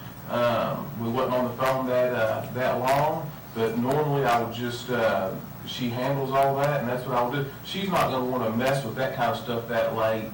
I'm sure I'll probably try to answer the phone really quickly, so that it wouldn't, a lot of times after I get moving, Eli goes to sleep, you know. Sometimes he goes to sleep in the truck, sometimes he doesn't. So if you want to call him, you got his number and everything. If you want to call him, you know, you can call him.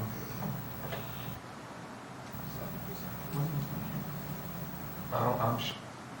So detective, you heard the phone call, correct? You were sitting in the room. Yes. Other than the fact of the questions you asked him, was there anything else you noticed about the phone call? Well, it stood out to me that when Mr. Houck asked him about doing work, Mr. Lawson immediately went into talking about obtaining a house from him rather than answering the question that he asked, which was, can you do some work for me? Okay. Judge Winter, it's your entries. I do not know. And you told me that she doesn't do drugs. She's not on any kind of drugs that I'm aware of. She drinks socially. On And occasion. mildly, yes, not any kind Every of. 6-8 weeks, something like that, right? Has she ever had trouble with depression before? Not really, not to my knowledge. I mean, there's always stress that's your highs and lows in people's life, but I wouldn't classify her as a stressful person or someone that's deeply depressed. Well, I know Keith Rogers, her ex-husband, or still current, but not together. I know that he has had a drug problem in the past. Was she with him during the time that he had the drug problem?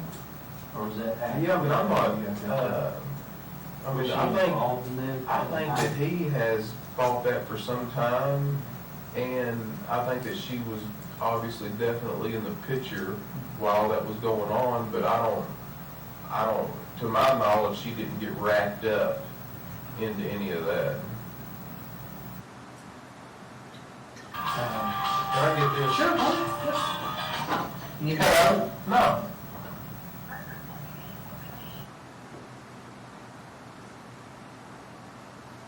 All right, thank you. He thinks y'all will fuck is what he thinks. I don't know who he is. Nick, my brother. Is He he just, on David? no, I know it, but I'm not, he just said just to keep sitting up there, he said, give a statement, do an interview, whatever I gotta do it, but he said, no, just to keep, just letting them just beat you to death over this right here, just ask what you gotta ask and let, you know. And you tell me. You see what I mean, he knows more about this than I do, you see? And have I told you that I'm for you? Yes, you have. I said, what did I say?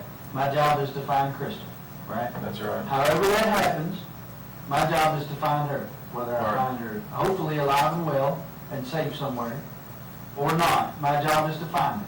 If I don't find her alive and well, my job is to prosecute the person that did something. That's right. If that turns out to be you, my job is to prosecute you.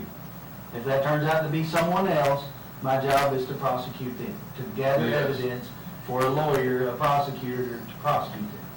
I don't know whether that person will be you or not. Well, did I not tell you when you come in here and sit down today that right now you're the main person of interest? Yes, that's right. And I explained to you the reason that you're the main person of interest, right? You're the last person to see her alive, right? And I went through your timeline with you and explained to you that there's gaps in your timeline, right?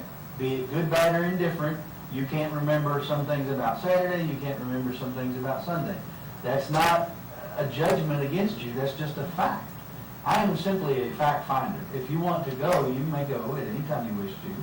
I would never dream of stopping you, didn't tell you you had to stay. If you want to bring a lawyer in and answer questions with a lawyer, you're welcome to do that. I'd have been asking you the very same questions in front of your lawyer that I asked you today. Right? I have not given up hope of finding her alive. That being said, you know as well as I do, the longer this draws out, the less likely we are to find her alive unless she's run off somewhere. I mean, that's just a fact. That's right. That's just the facts as they are. I am not for you, I am not against you. I am not for her family or against her family. Right now, my job is to work for Crystal. Plain and simple. It's just that simple. If that means that I have to interrogate you, then that's what I have to do. You've been nothing but cooperative with me. I appreciate that. We've talked. This makes number 3. If Nick thinks you should go and you want to take his advice, go ahead. It's fine. I'm not offended by that. My job is not to make you happy. My job is to find Crystal. If that makes you happy, awesome. You know, but make no mistake, my job is to find her. That's what I'm doing. If I offend people in the midst of that, well, I'll apologize later for offending people. If it finds her home safe, then I'll just take the blunt of offending people and go on. You know, just like what you said. What'd you say? Doesn't matter what they think of you, as long as we find her. That's right.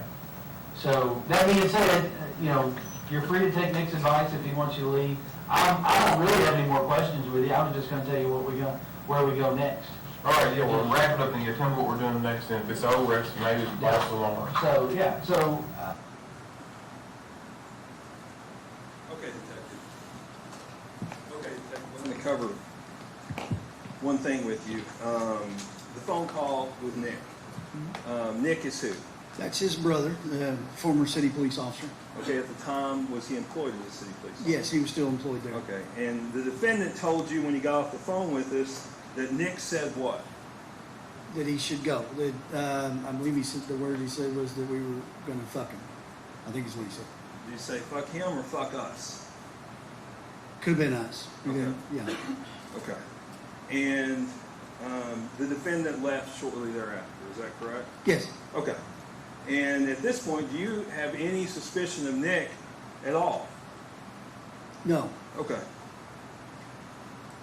So, moving on to July 9th. You want this? Oh, yes, I'm sorry. Moving on to July 9th. Did the defendant, was he interviewed by anybody on July 9th? He did a TV show. I think it's a TV show. Nancy Grace. Okay. And I'm showing you what's marked as Commonwealth's Exhibit 29. And you've listened to the interview with Nancy Grace. Yes. And is this it's not the whole interview, correct? Correct. Is it a fair and accurate representation? It is. Okay, and Judge, I move to introduce Commonwealth's Exhibit number 29. Any objection? 29. Sure, it's introduced at this time. And can we publish it, please? You may.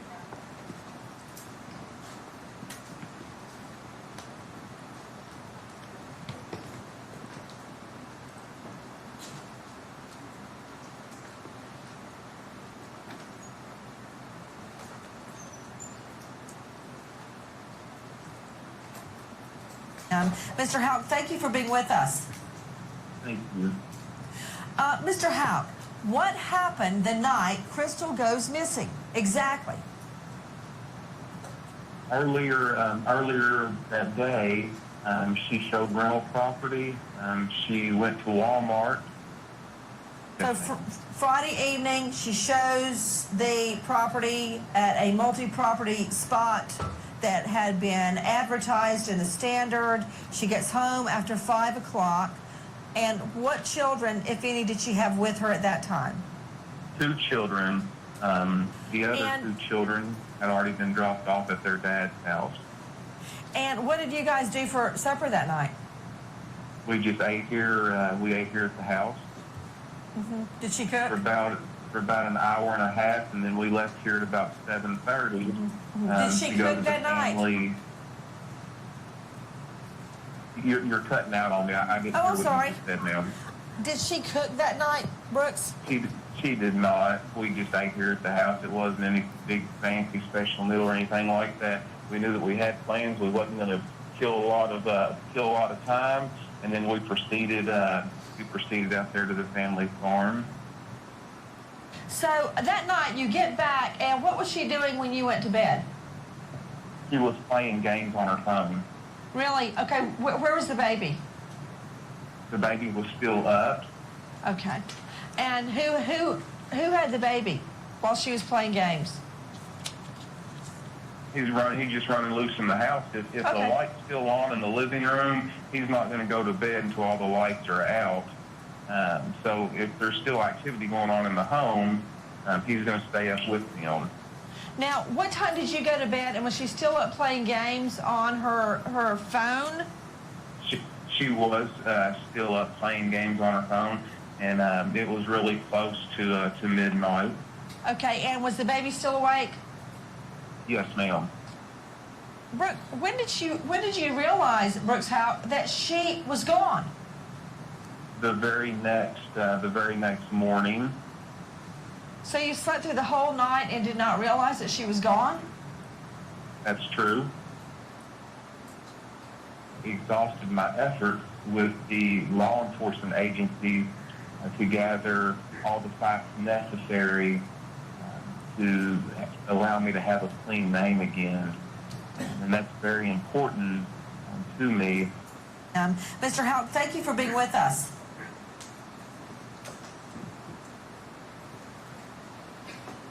Okay, Detective. On July 9th, was there anything else that occurred? Specifically as it relates to Nick Houck. So, yes, I called Nick on the 9th and asked him if he would come in for an interview regarding the case. Okay. And were you able to interview him? No. All right. And was there anything that occurred with his car that day? Yes, the chief of police made the decision to take his cruiser that he normally drove and bring it back to the Bardstown Police Department to be processed by Katie Hartman. Okay, and did you all have it processed? She started processing it and then stopped, and we ended up taking it to the Kentucky State Police lab to have it processed there. All right, and did they process it? They did. Okay, and were items sent to the lab? They were. And did you all get anything of any evidentiary value out of it? We did not. Okay, and I'm showing you what's marked as Commonwealth Exhibit number 30 and 31. Could you tell me what those are?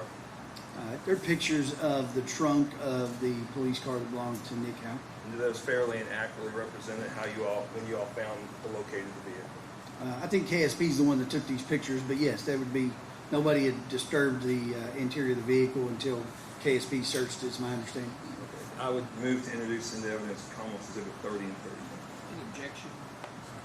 No objection. If we can just measure pictures. Oh, yeah. Okay. Never mind. Okay. Sure it's introduced at this time. Yes.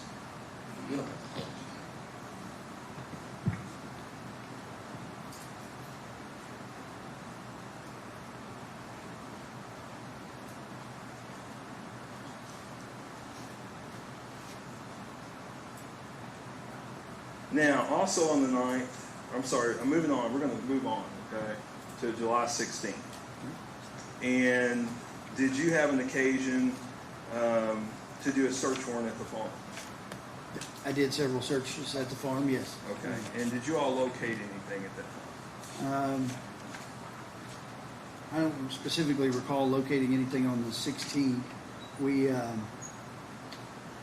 In all of our searches of the farm, the only thing I can remember that we took from it was some swabs from the bucket of a tractor, I believe, and they ended up being of no evidentiary value. Okay. Did you have a chance to talk to the defendant that day on the 16th?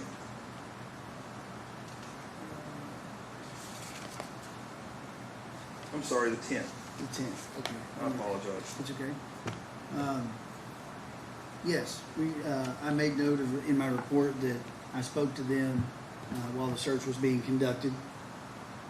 And did the defendant say anything to you? Yes, he asked me what it would take to clear his name. Okay, and what did you tell him?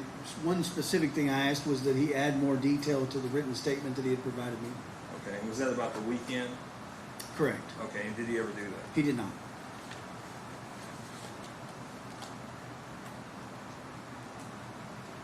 Now, at some point we talked about the tip from this Mr. Terrell. Is Yes. that correct? Were you ever able to either confirm or not confirm whether his tip was valid? That's correct. We located the young lady that they had seen on on Kentucky 49 near Avon Fogle Bridge, and it was not Crystal Rogers. Okay, and when did you inform the defendant of this? I believe I told him during a brief interview on the 13th of July. And you informed him that it was not, that the tip was no good? Correct. Okay, and what was his reaction? He didn't really have a noticeable reaction to that information.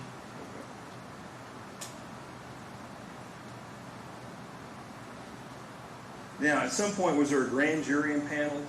Yes. Okay, and when was that? I think it would have been later on. I believe it was around the 15th of July when somewhere around the 15th of July when Mr. Gohagan started having people come to the grand jury. Okay.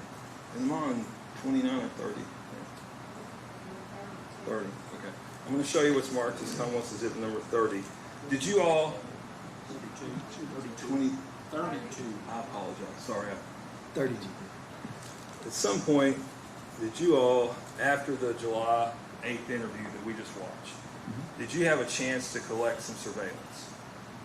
Yes. Okay, and what was that surveillance of? It was of the same route that we had collected surveillance from before, going from Bardstown to the Pascal Ballard location. Is that where Rosemary Houck lived? Yes. Okay, and what did that surveillance indicate? That shortly after I completed my interview with Mr. Houck, he and Nicholas Houck went to the farm with Nicholas following him in his police cruiser. And have you reviewed that surveillance? I did. And does it fairly and accurately represent? It does. Okay, Judge, I move to introduce into Commonwealth's number 32. Any objection to 32? Sure, it's introduced at this time. And can we publish this to the jury, please? You may. You can get up, yes. Ma'am. Oh, I'm sorry.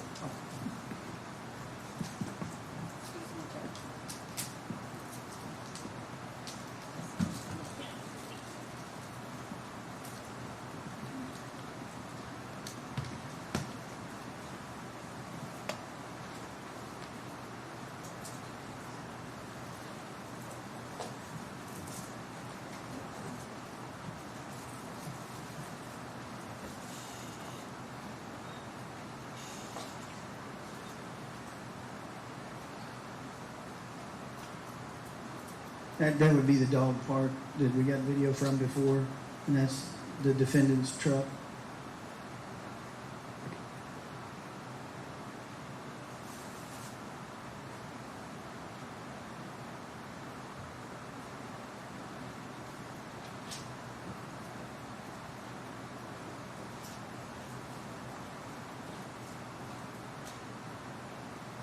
And that would be the Bardstown City Police Car. Was that the type of car Nick Houck would operate? Yes. This is the camera angle from the Lawrence Ballard residence. And it's Mr. Houck's, Brooks Houck's vehicle and the police cruiser. Thank you, Lieutenant. Now, at some point, did you all attempt to interview Danny Singleton? We had interviewed him before. We were trying to interview him again, yes. Okay, were you able to interview him? I was not. Why weren't you able to interview him? We were informed that he had retained counsel. And did you, at some point, obtain a search warrant for Steve Lawson's phone? Yes, Okay, tell me about, was he advised that you had a search warrant? yes, he was. Okay, did he bring the phone in? He did not. We had to go and find him. Took us a better part of a day after we advised him to find him. Okay, and I gotta jump back just real quickly. While they were on you have surveillance of the farm, correct? For the July 3rd, meaning that there's video at Lawrence Ballard's house. Correct. Okay, and while they were there, I think Mr. Houck talked about this. While they were there, I think he indicated that they left for a brief while and went to Tractor Supply. Yes. Okay, Or and you was going to Tractor Supply. going to Tractor Supply. Right. And was that confirmed on surveillance? Yes, we saw him, his vehicle leaving and returning. Okay, and how long was he gone? A couple of minutes, give or take. Okay, and about what time was this? I want to say it was around 10 to 8, maybe? Okay, about 7:50 p.m.? Yeah. Okay, and did he give you a reason for not going there? He said that they realized that they would likely be closed before they got there. Okay, and you said this was about 10 to 8? Correct. And how far away would the Rosemary Houck's residence be from the Tractor Supply? 15 minutes or so. Okay, and Teresa, we can play this today. Actually, Teresa, don't worry about it. Don't worry. We'll just move on. Now, I want to ask you this. Have you ever been able to locate Crystal Rogers? No. All right. Has there been anything that you've been able to verify about her existence since July 3rd? Past July 3rd? Past No. July 3rd? No. Has the FBI worked on the case? They have. And the Kentucky State Police? Correct. And have you worked in conjunction with them? Yes. And you ever been notified that anybody's found anything to show that she's still in existence? No. And I think it's told us you entered in NCIC, is that correct? Yes. Did you enter in any other databases? We did. We had her entered into what's called the VICAP database, which is I'll get the acronym wrong if I don't read it.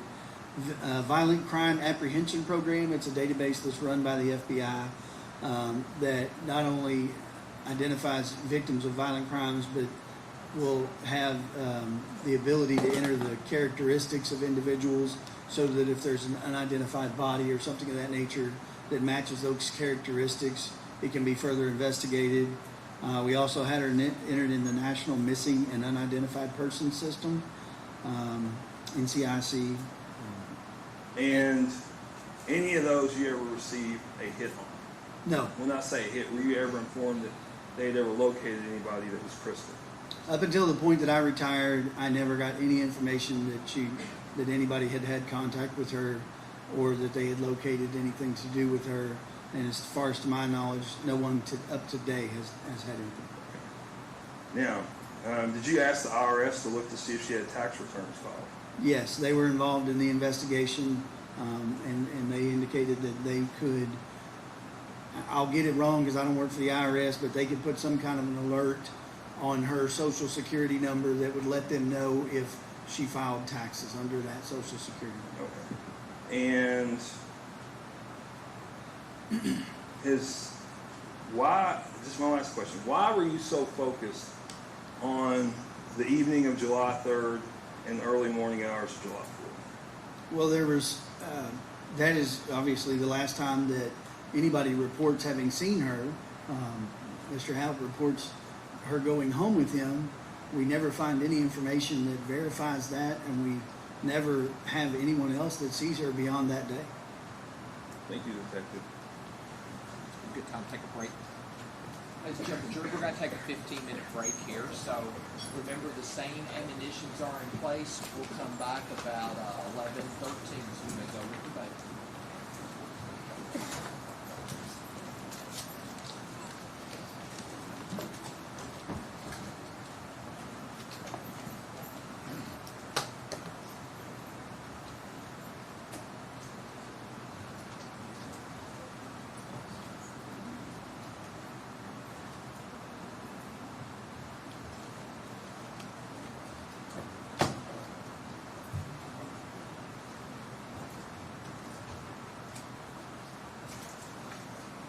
Court's in recess. We'll start cross-examination in 15 minutes.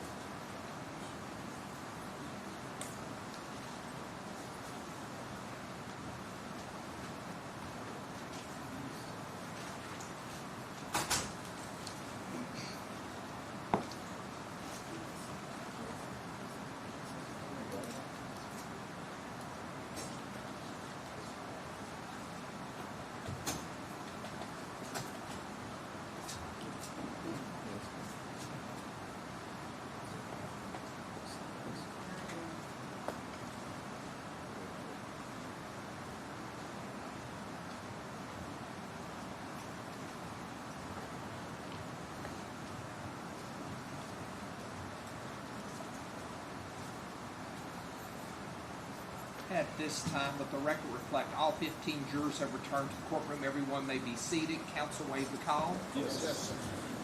Mr. Shoyne, are you doing the cross? Yes, Your Honor. Proceed when you're ready. Thank you very much. Good morning, Justice. Sir, you started in law enforcement in 1997, is that correct? That's correct. I'm sorry.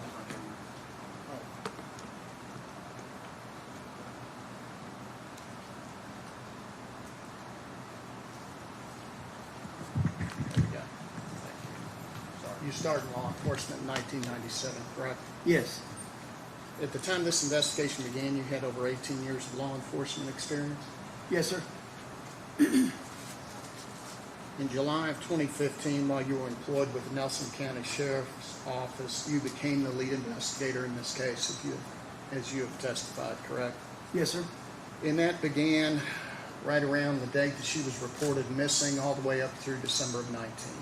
Actually, I retired in like August, I think, of 19, so it wasn't Okay. quite the full year of 2019. Okay. I think, if I'm not mistaken, I didn't work any actual hours past July, but my official retirement month was August.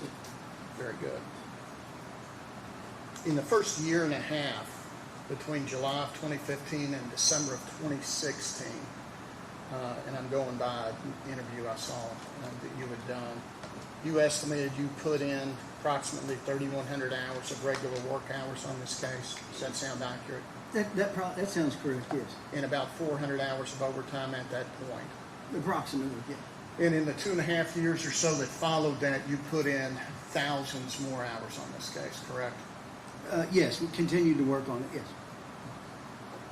You've indicated that this case became your life, in your words, during that period of time, correct? It consumed a lot of my time, yes.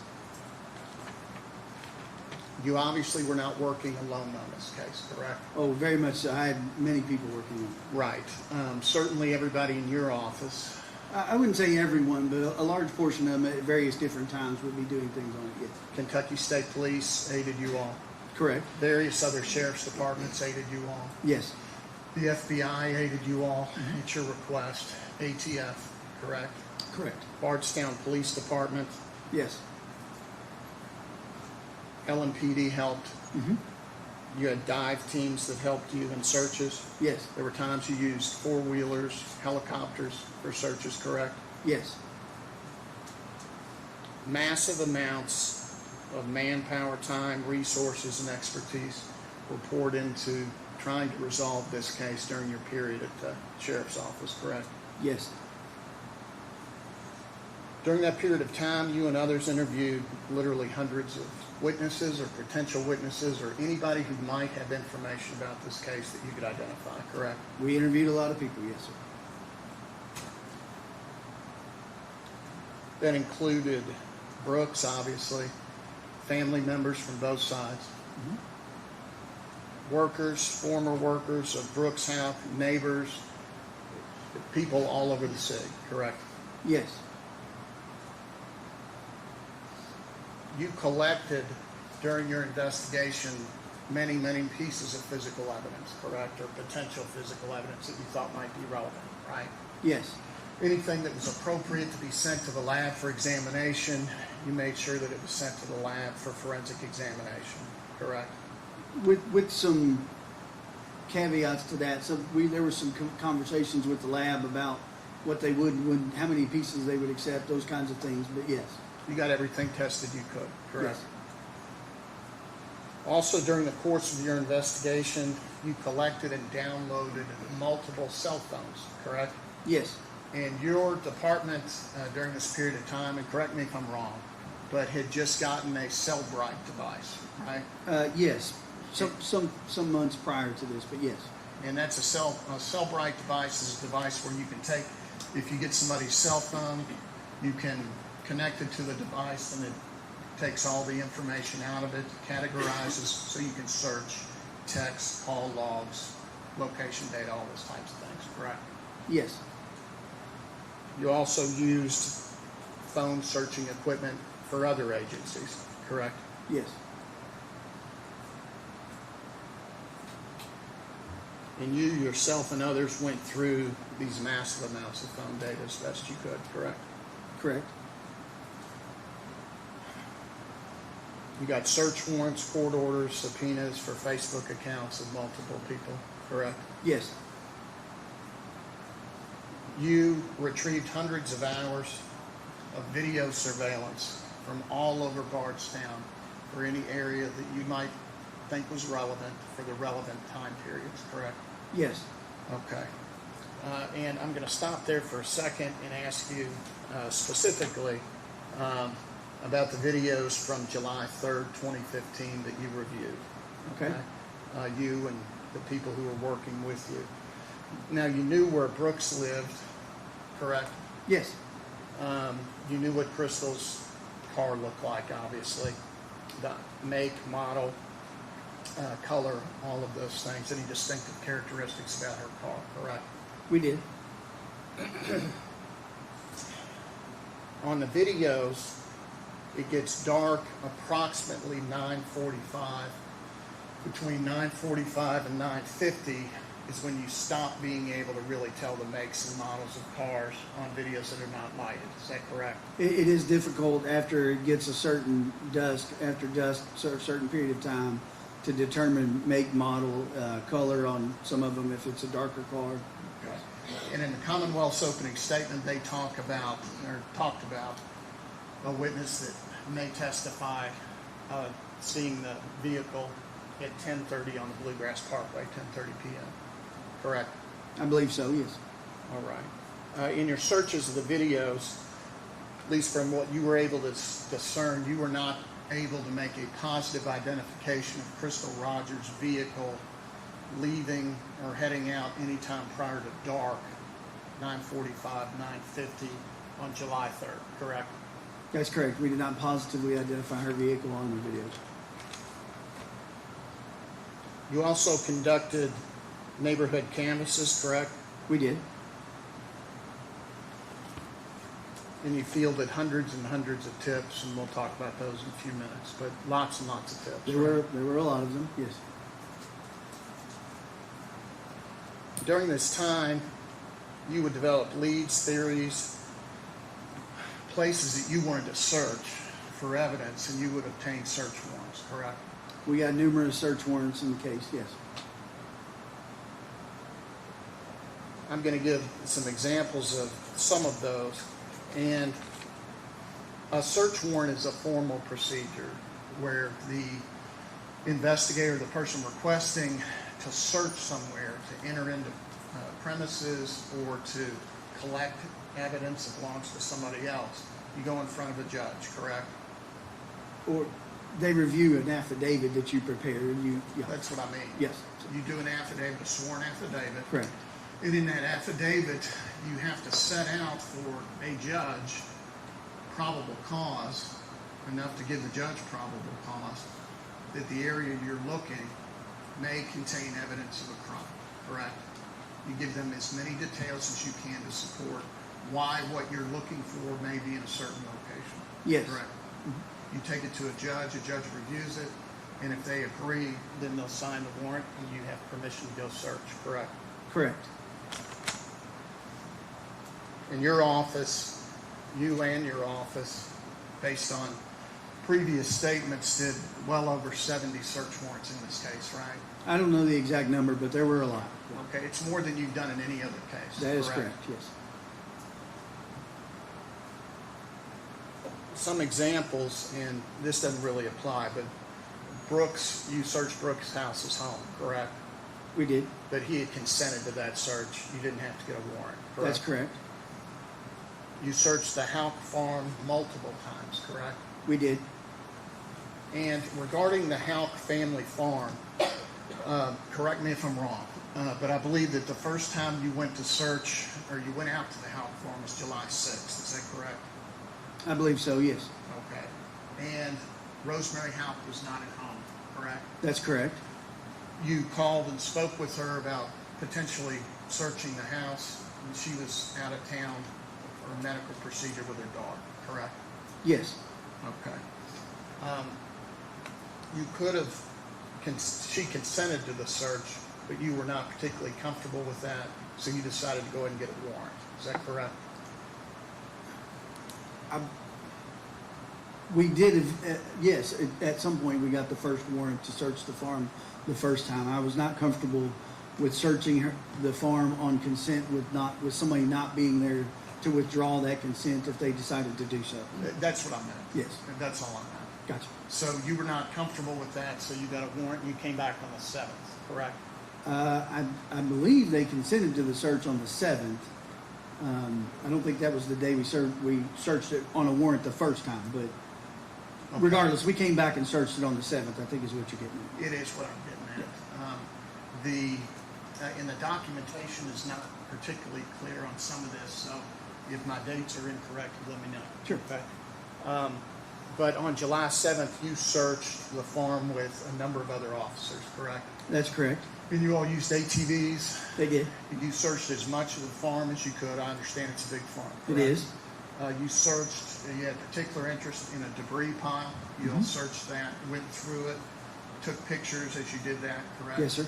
You're looking, during the period of time you're out there on the 7th, for any evidence that you can possibly find that has anything to do with Crystal Rogers and what may have happened to her, correct? Yes.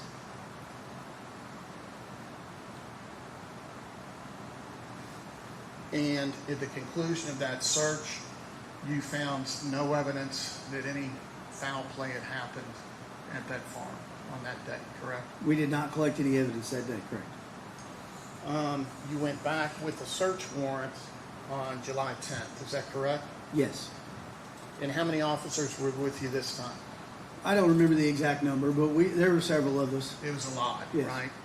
And again, I don't have the documentation on that, but you all searched thoroughly that farm, correct?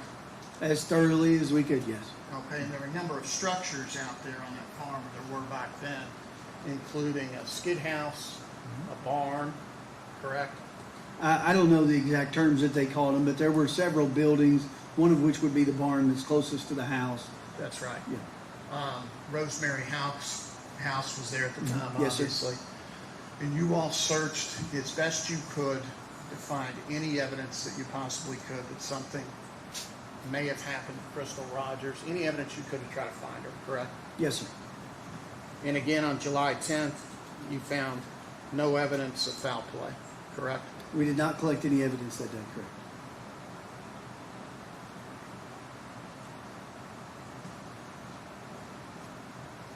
On August 10th, of 2016, and again, correct me if my date's wrong, but you did a search warrant on that Houck farm as well, correct?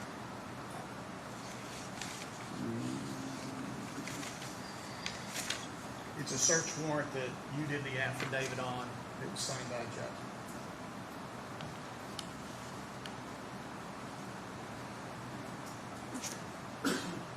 Okay, I apologize. I don't have that specifically noted. Do you have the warrant with the date, or I don't know that that's the exact date, but we did do another search warrant on the farm. I just wouldn't know the date without looking at the warrant. I Okay, I'm apologize. not It's been particularly several worried about years. the date. So. It has, you're right. But you remember the search, Yes, right? we did several searches at the farm. And this was a massive search, correct? It was, yes, And you brought in other agencies for this search as well? we did, yes. Okay. The Louisville Metro Police Department dive team came in for this search. I believe so. Search bodies of water on the lake, correct?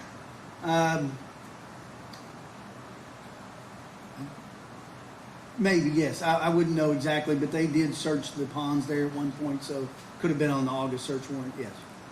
Again, in the notes I have show there were at least 56 officers there. Does that sound right? That's very possible, yes. All right. And it was a long search, It was. and again, no evidence was collected Um, connected with Crystal Rogers. I don't know if, I believe it was that search where we took some swabs from a bucket that the FBI team had identified, but they didn't produce any evidence. That's right. No evidence was produced out of that that gave you any clues to what may have happened to Crystal Rogers. Correct. Correct. All in all, do you know how many searches you did at the farm? I really couldn't, 4 or 5 at least. I don't remember exactly how many. So after these efforts that you undertook during your 4 years or so, where you were the lead detective in this case, at the conclusion of that, obviously nobody was charged, correct? That's correct. There was no sign of Crystal Rogers' body, correct? No, there was not. So each affidavit that was done and each search that was done where a search warrant was targeting the location of her body, each of those were incorrect, correct? I'm sorry, could you rephrase that question? I'm not sure I'm Sure. following. In search warrants, if you're going to search or do a dig or look for a certain piece of evidence, you have to give the judge reason to have probable cause to allow you to search in that area for what you're looking for, correct? Yes, And you think you're going to find evidence here, you get the search warrant, you go, and that point is, on none of these occasions was her body found. correct. At that point, when you retired, you had no evidence of any way that she had been killed, assuming she had been killed, shot or stabbed or anything like that. We did correct? not have any information as to the method of death, correct?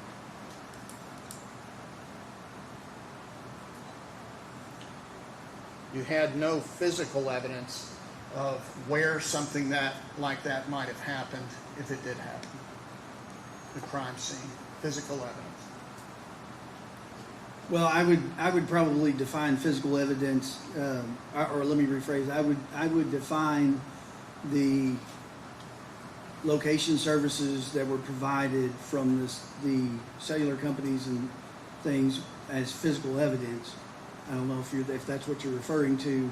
I'm talking about a crime scene where you might find blood, tissue, body fluids at the farm, out by the car, any location that indicated something violent happened that you can prove. You didn't find that, correct? We did not find proof of the crime scene. That's correct.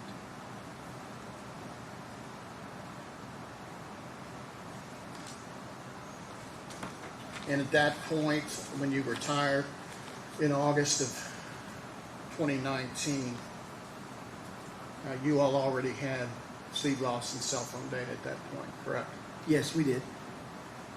All right. Now, back to the beginning, when you were assigned this case, during the early days of this investigation, Brooks Houck was very cooperative with you, correct? Yes, he was. On July 5th, 2015, he came and gave you a recorded interview, right? July the 5th, yes. On July 6th, 2015, he came to your office at your request and provided fingerprints, correct? Yes, I believe so. Gave you consent to search his home. He did. He gave you consent to search his vehicle, which you also did, correct? Yes. You collected a number of items from his home during the search, correct? I don't remember exactly what we collected from the search of the residence. Apologize. When you searched his residence, you recall, among other things, that you collected a box that had electronics in it. Okay, that may have been the second search. I don't remember. We did 2 searches of his residence, but at some point, yes, we collected some old cell phones. Yes. Yes.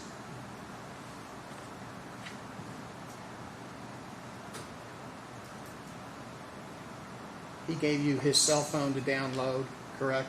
He did. Consented to that. You didn't have to get a warrant. And then Crystal Rogers was on his cell phone plan and he gave you consent to download her cell phone. as well, Yes. Correct. That's something you typically would have had to get a warrant for, right? Without consent? Yes, we would have. You called him a number of times. He answered when you called, correct? Yes. On July 6th, you call him, tell him you found prints on Crystal's car, and you asked for fingerprints from him, and we've already covered that he came down there. During that conversation, and this is one that he recorded, tell me if you remember this. He says you can draw blood, take care, whatever you need to do. I'll run to the police station to give that to you. Do you remember that? That sounds correct, yes.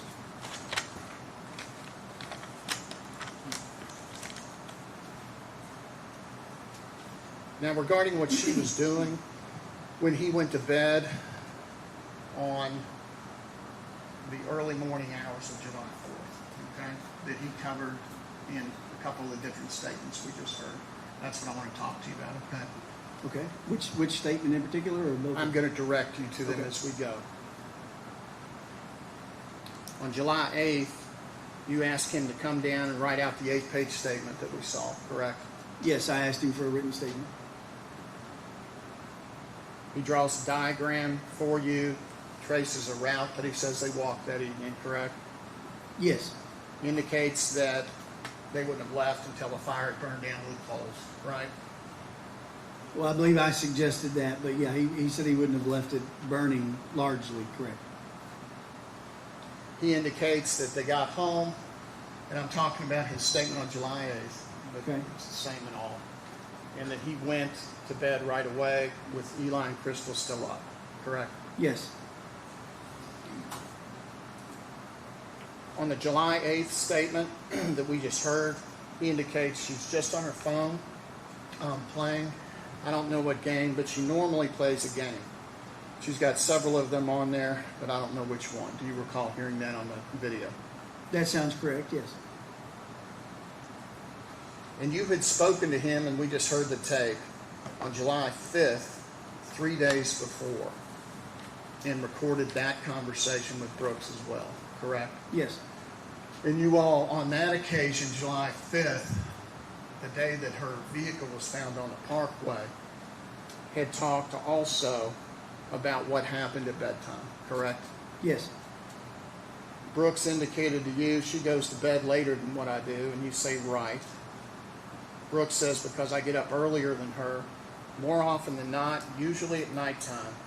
She's usually playing one of those, it's not Tetris, it's one of them bubble games on her phone or something, one of them. She usually does that at nighttime right before she goes to bed. That's exactly what he said the first time he talked about what she was doing, correct, to you? That sounds correct, yes. Now, during this July 8th interview, while you are speaking with him, and let me talk about his phone for a minute, okay? He did not bring his phone with him into your office. He left it out in his vehicle, right? Yes. Okay. And you ask him for consent to download the phone, and he says, yes, it's out in my vehicle, I'm going to go get it. So he didn't bring it in there, right, Correct. initially. You walk out there, and he says, I want you to go with me on the tape we just saw, correct? Yes. Because he didn't want to be accused of deleting items off of his phone after you just told him we're going to download the phone, correct? Yes. And you walked out there with him, he retrieved his phone, and you came back in, he gave it to you, and you began downloading it, right? Well, I took it to someone else to download, but On the yes. Cellbrite machine, correct?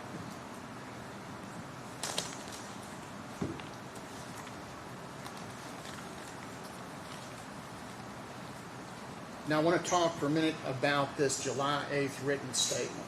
Okay. This written statement is occurring on July 8th, which is actually his third formal interview with you or law enforcement, correct? He gave you an interview on July 5th that we just talked about that was recorded, right? Yes. He gave an interview with KSP that we just heard, correct? On the 7th, yes. And this is the 8th, and you're taking another formal Correct. interview. You see Yes. what I say? Mhm. So within 4 days or so, this is the third formal type interview. Yes, And he'd actually been called down on the 6th as well, so he's been called every day to do one of these things, correct? he was, yes.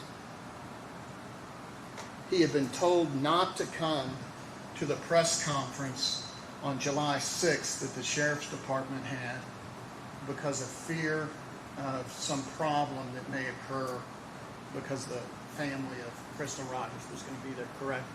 I did not tell him that. I don't know if someone else did. Okay.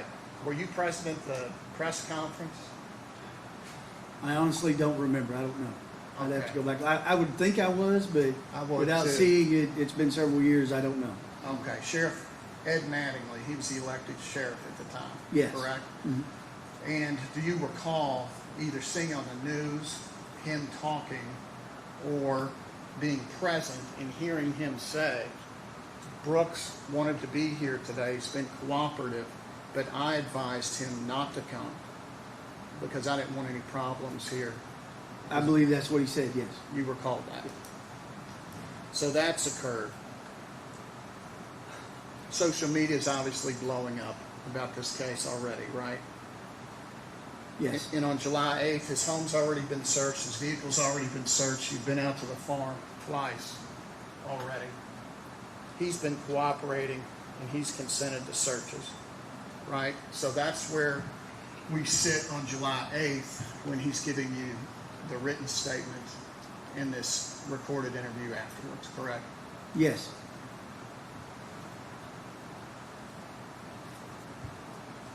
He records, he makes a decision, brings in a recorder, and he records the interview, correct?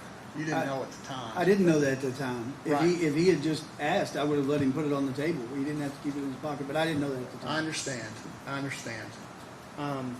But that's a decision that he made to document everything that was said.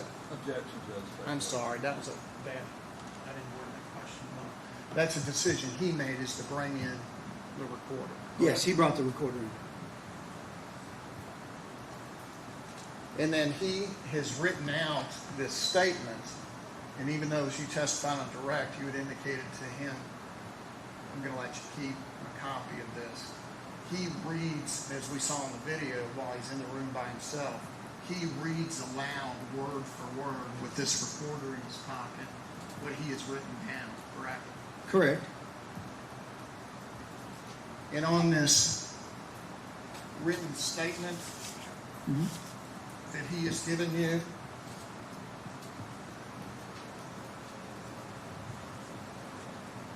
and it's 8 pages long, what he did was put an X. These are his X's, right? That's correct. On his written statement, in every single blank space on this, he puts X's, right? Or squiggly lines. Right. And he initials it, correct? Yes. Puts an X here. That was not an issue. It's not.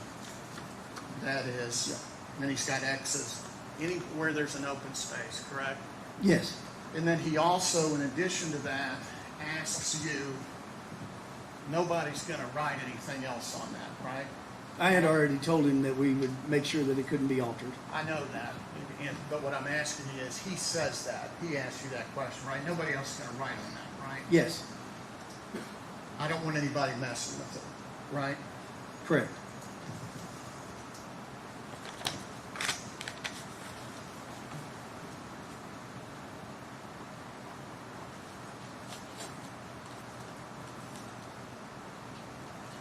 And again, he asked you to go out with him to get his phone out of the car so he didn't get accused of deleting messages, right? Yes.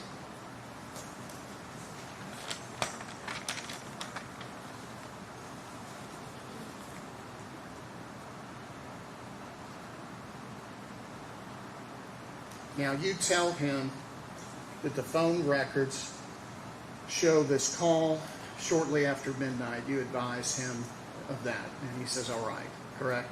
I do. So you say around midnight, Friday night, Saturday morning, he says, all right. You say you're on your way home, basically. He says, all right. Then you ask him, do you know who that person was who called you? And he says, can you just call the number back? You remember that Hmm? from your Yes, sir. statement? Sorry. Now, his phone's being downloaded, so y'all can't check it at that time. So you go on and ask him other questions. When his phone is complete, you tell him, I'm going to go get your phone and look that number up. And he says, all right. Correct? Yes. Remember that? Mhm. You leave the room, you get the phone, you come back and you ask him, is it okay if we put that number in? And he said, yes, go ahead, do what you got to do. Do you remember that? Yes. Now, you try to put the number in, and you can see this on the video, but you can't do it. So you ask Brooks to put the number in. That's correct. I'm unfamiliar with the Android platform. And that's it was what an you Android told me. phone. You said, I've got an iPhone, so you slide it across to him.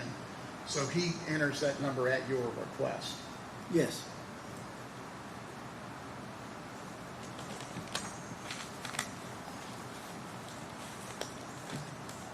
He says, you just want me to put the number in, right?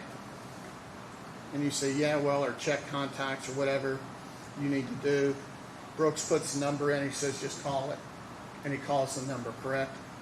I believe he said it came up as Stephen Lawson, and he called it, yes. He indicates to you who it is, and then he puts it on speakerphone, correct? Correct. You say, who is Steve Lawson? He says, somebody that works for me, Yes. correct? Mhm.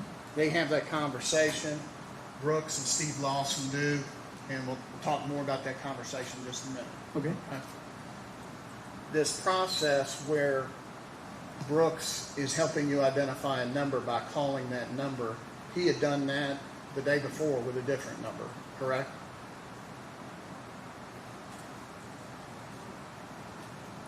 It's possible. I don't know specifically, but it's possible. Okay, let me ask if you recall this. You were with Brooks. He was again taping, Okay. began taping all of the interactions with law enforcement. This is not taped by law enforcement. You asked him about some calls that he got in the morning, Saturday morning, and you can't identify the number, correct? It's possible. I don't have a specific memory of that conversation, but we had numerous conversations. Okay, and let me give you a few more specifics and see if you recall. Brooks says, we'll find out right now. He punches the number in, and he says, I want to do it right here in front of you. And he punches in the number you're asking him about. And it comes up. He says, oh, it's Danny Singleton. Yeah. He waits, and it goes to voicemail. You remember that now? Yes, we So talked he about had done Danny that Singleton. before Yes. with a previous phone call, correct? Yes, that's very possible. Yes. I apologize. It has been a long time. I understand. If it wasn't recorded to review, So let's go back to the conversation he had with Steve Lawson there in front of you, okay, on July the 8th in the interview room.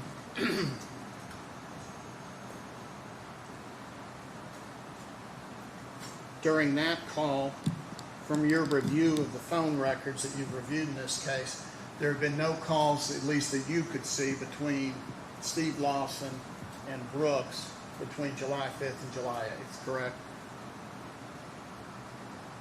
That's correct. So this call, as soon as Steve Lawson begins talking, he begins talking about a rental apartment. Yes. Or a It rental seems so. home. Yes. And numbers for a rental home. Correct. Yes.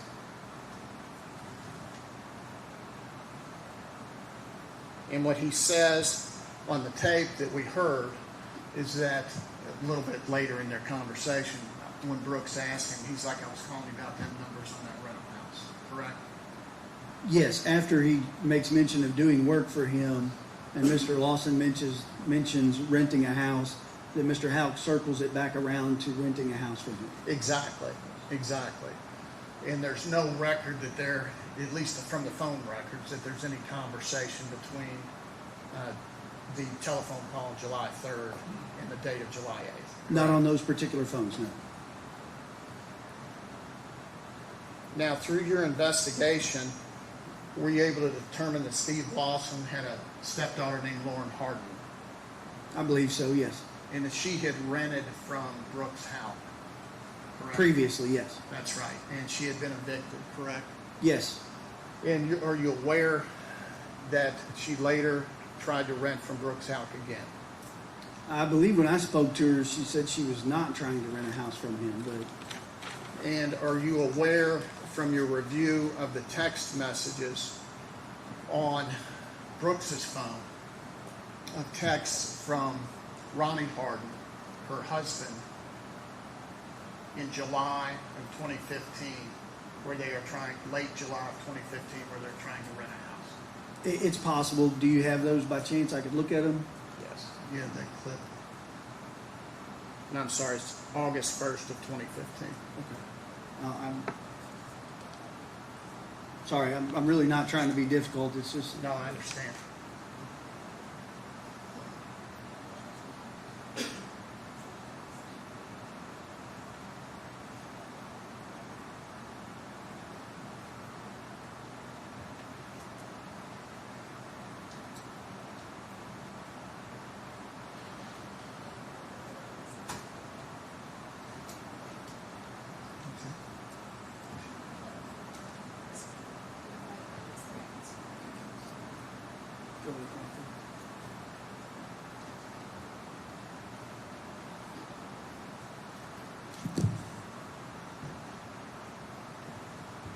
Okay, these are texts. You know, Ronnie Harden is Lauren Harden's husband at the time back then, correct? yes, correct. You see these texts from August 7th on down talking about rentals. He says we'll take it. It becomes available on Monday. If we could look at it when it's empty, we would really appreciate it. Sounds like they're probably talking about a little house.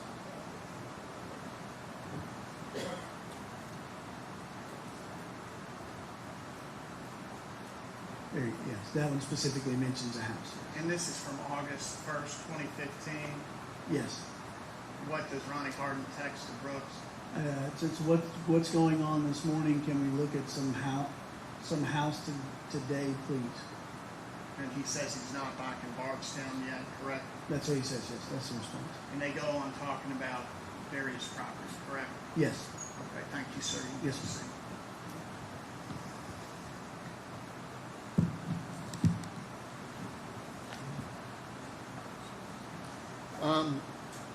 Moving forward in this interview of July the 8th, there's obviously a time when Nick Houck, Brooks' brother, calls Brooks while he's sitting there after he's got his phone back during the interview, correct? That's correct. And Brooks is sitting there in front of you, looks at his phone, sitting in front of you, says, "Can I get this?" Correct? Sure. And he answers the phone, Yes. right? Mhm. And he has a brief conversation with Nick there in front of you, correct? Yes. Well, I can't hear the other side of the conversation, but he did Who leave. he it. identifies as Nick. Yes, he tells correct? me later that it's Nick. Yes. Right.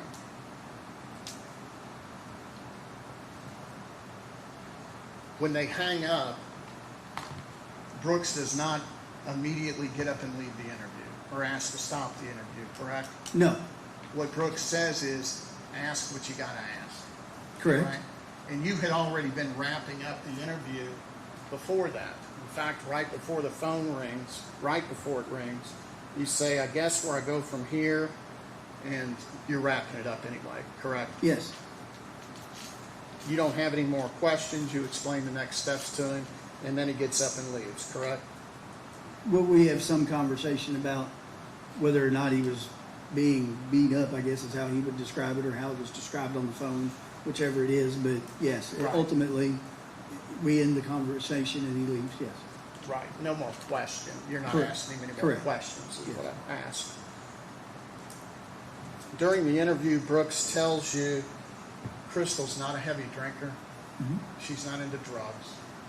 She's not suicidal. He's not spitting out to you alternative theories.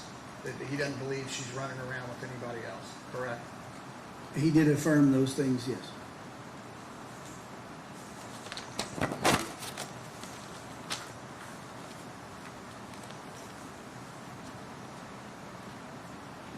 Now, sir, you would agree with me, you've investigated cases for a long, long time.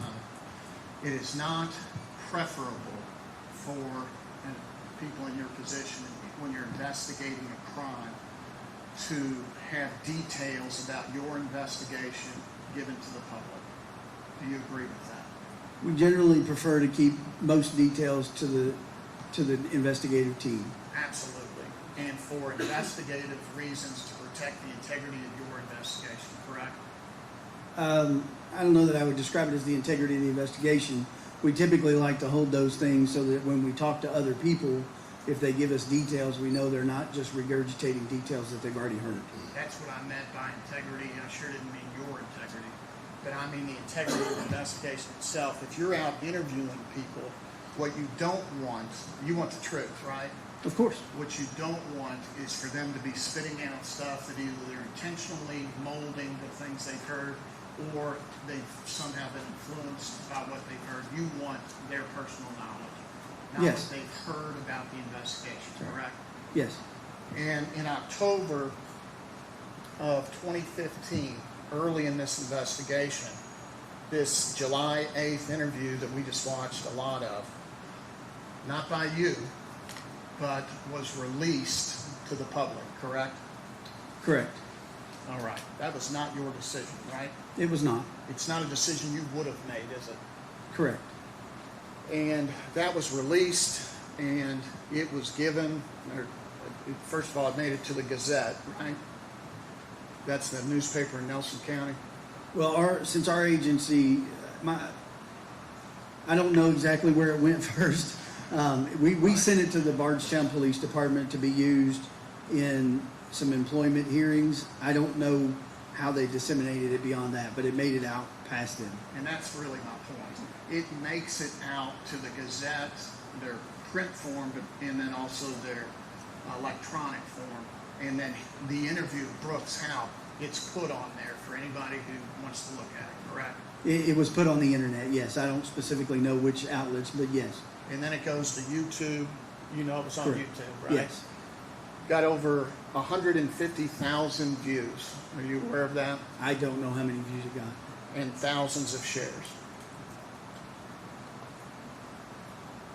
Then this case also quickly became the subject of podcasts, correct? There was at least one podcast about the case, yes. Obviously, it's all over social media. And then it was a subject in 2018 of a 6-part national documentary on the Oxygen Network, correct? Yes. All right. And during that 6-part, I know that you've seen it, the documentary, they have a couple of interviews from you, but they have interviews of family members of Crystal Rogers. They have theories. They have their own investigators. All of that stuff is put out in the media, correct? Through this show.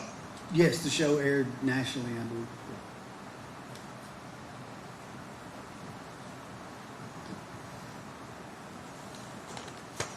And again, any potential witnesses that may be interviewed after Brooks Houck's statements released in October 2015 with the podcast, with any of this stuff, is subject to seeing this information, correct? The information was out there for them to see, yes.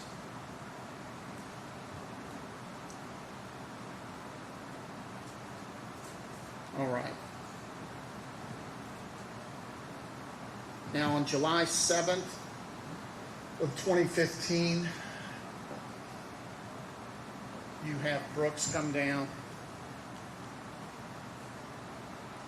There's a period of time, and you indicated when you testified a few minutes ago. I had the date wrong. I was talking about July 6th. You had Brooks come down to give you fingerprints, correct? I think so, yes. I didn't look at the date on that card today, but yes. And when you testified on direct examination, you all were talking about this Terrell tip, right? I did speak with him. I couldn't guarantee that it was the 6th, but if you say it's on the recording on the 6th, I wouldn't argue that with you. It is, with Brooks. You talked Correct. to him about it. Yes, I talked to him about it, yes. But just so I want to make sure it's clear what happened with this. So what happened was I'm sorry, with the conversation or the tip? I the apologize. tip, Okay. and then we'll talk about the conversation, okay? the tip, again, you got thousands. You got as many tips as you could ever want, right? And these tips may be way more than you wanted, but the tips were all over the board with information that you were receiving about Crystal Rogers, about her vehicle, about theories on the case, correct? We got a lot of tips about a lot of different stuff, yes. Okay. In your own words, you have testified that you got 30 tips that the car was on the bluegrass on Saturday, 30 of them that said it wasn't, right? I don't recall testifying to that, but there were a lot of tips both ways on the bluegrass, yes. Okay. You got tips, as you have indicated, that she was cited in Rhode Island. Yes, I believe one of the tips was from Rhode Island. You got tips that there was a blonde woman walking down the bluegrass. I don't remember her that cell one phone? specifically, but Remember maybe, that? yes. You got tips from psychics, mediums, all over the place, right? Correct. Well, the Terrells come in, and it's a man and woman married couple, correct? Yes, they were very early on. They were brought very those in. early on, and they called in, they saw it on the news, thought they get information, they wanted to help, and they came, and you interviewed both of them independently. Correct. You recall that, correct? Yes. And both of them give you the same story, that on Sunday, which would have been the 6th of July, I'm sorry, The 5th. the 5th, Yeah. on the 5th, that they spotted Crystal Rogers on 49. Well, they thought they did. They were pretty certain that it was her. They were pretty certain that it was her. They spoke And with they her, both said, we saw her picture on the news. Mhm. She was in a maroon sedan. Yes. She was upset, distraught, blonde hair. It's the lady that we saw on the news, correct? Yes, that sounds like what they And they described. both said that independently and seemed genuinely trying to help, correct? Certainly. Okay. Then you speak with Brooks and you tell him in your next contact with him, I'm going to tell you something.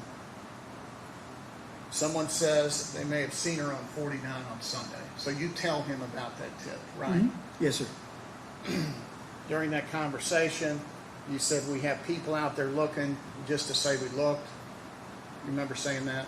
I don't remember specifically saying it, but it wouldn't have been out of the ordinary for me to send people out there to follow up on it. And you tell him people are not reliable and that you've gotten a lot of bad tips, so don't get your hopes up. Do you recall telling him that? I don't. If you want to play the conversation, I'd be glad to listen to it. I don't specifically remember what was said, but we did get a lot of tips that did not pan out.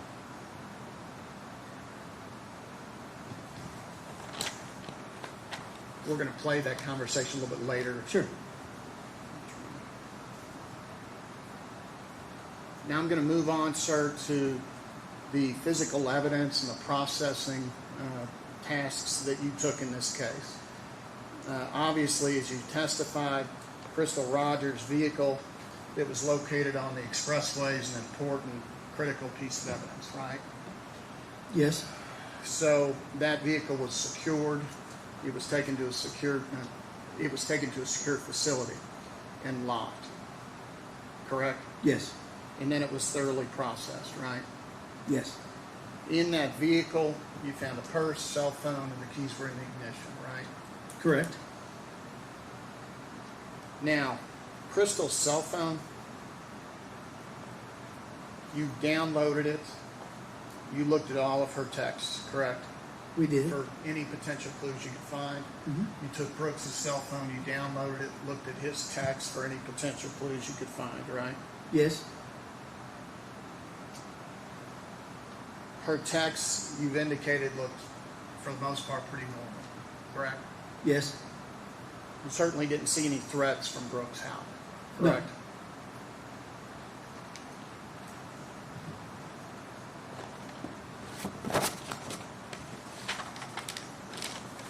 You looked at the text on Brooks' Houck's phone, and it looked, for the most part, normal, what you would expect to see, correct? Yes. No threats, nothing that led you to this case, correct? I didn't see any threats on his text messages, no. All right. The text from July 3rd.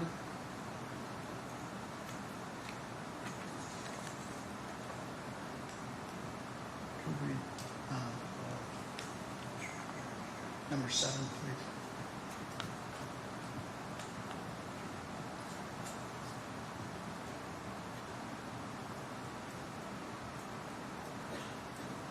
Thank you. Sir, I'm going to show you an exhibit that I've marked offense exhibit number 1 and ask if you can identify that. You reviewed all the text on the phone, correct? I know that you didn't memorize them. Yeah, I didn't review every single text in the last year, but You yes, we certainly went through reviewed- all of them, You yes. reviewed July 3rd, right? Well, I guess what I'm saying is I would have reviewed it then, yes, when we were working on the case. Oh, but you didn't re-review it. Correct, I didn't go back through all of the phone downloads again, yes. Okay. I'm going to ask if you could, use text. May.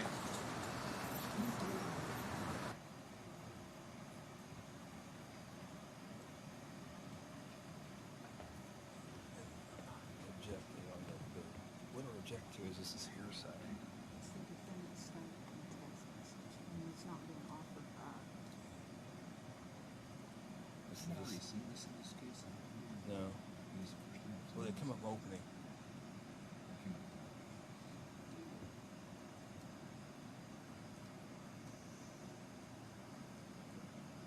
Is the objection hearsay? Okay. I'm not offering them for the truth of the matter asserted. What I'm offering them is to show that there was not a violent relationship, or threats, or anything going on at the time of this incident that was occurring. That is for the truth of the matter, sir. When he says, I love you, Sir, I can't I'm hear you. sorry, Judge. The conversation is him saying, I love you. He is offering that for the truth of the matter asserted, that he is telling I'm this not- woman that he loves her. I'm not offering it to show that they were deeply in love. I'm offering it to show that there was no conflict right that second this morning when they're. Sorry, I was here yet. I didn't mean to interrupt you, but it takes getting used to being mic'd up. Is this a good time to take a lunch break from the jury, you think? That'd be fine. Come back before we bring it in and finish up. How about that, take Thanks. Ladies and gentlemen of the jury, what we're going to do at this point is go ahead and take a lunch break. I want to go ahead and remind you the same admonitions are still in place. Do not discuss this case among yourselves. Do not let anybody discuss this case with you. If anybody attempts to discuss this case with you, I need you to legally report that to me, and you're not to finally make up your mind about the case until you've heard all the evidence, received the instructions from the court, and you've gone to the jury room to consider what your fellow jurors have to say about the case. Again, there can be no outside research. Everything has to be done based upon what occurs here in this courtroom. We're going to take an hour for lunch. We're going to get along. We'll come back at 1:15. 1:15, be back in the jury room, okay?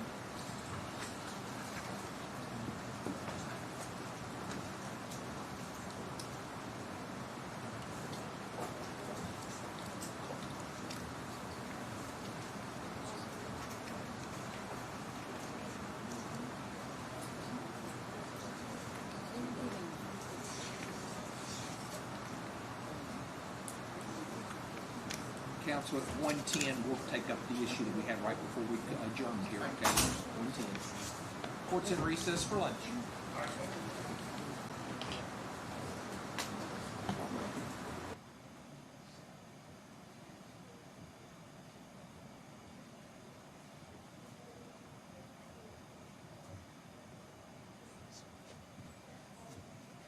Yes, sir.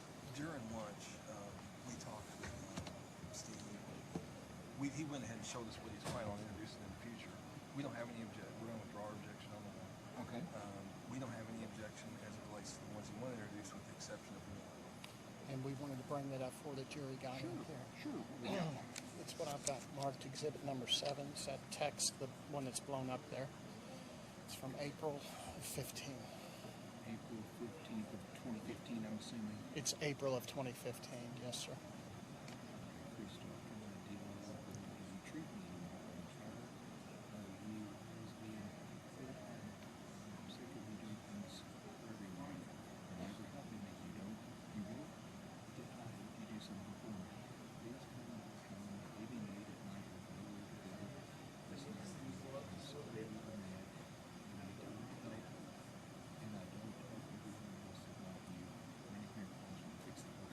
So those are texts that were found. This is all in discovery, obviously. Texts that were found on the phone between Crystal Rogers and Brooks Houck in about 6 weeks before this incident occurred. I believe I wanted to show that to the Commonwealth before in case they were going to object. They are, and I'd let them state their objection, and then we'll respond. Well, Judge, I think it's hearsay. It's being offered by them as their client's own statement. It's really what they're trying to get in, that she's not home and that she's gone at night.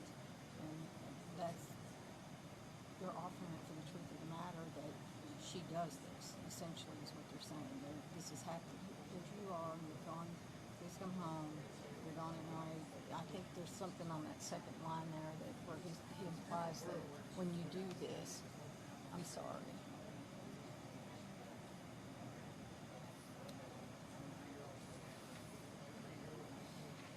Leaving late at night with nowhere to go is not good. You finished? Yes, sir. A couple of things, Judge. First of all, we don't believe it's hearsay. Certainly nothing that Crystal Rogers says, that's just to give it context. We're not trying to prove any of that. Brooks Houck says, please come home. That's more in the nature of a question than a declaration. Under Daughtery, the Daughtery case in Kentucky, questions are not hearsay. The balance of it, we are not trying to prove that it's dangerous at night for her to be driving around, which is what his next declaration, or it's not a good idea to be driving around late at night. We're not trying to prove that. We're trying to prove they are asserting in their case that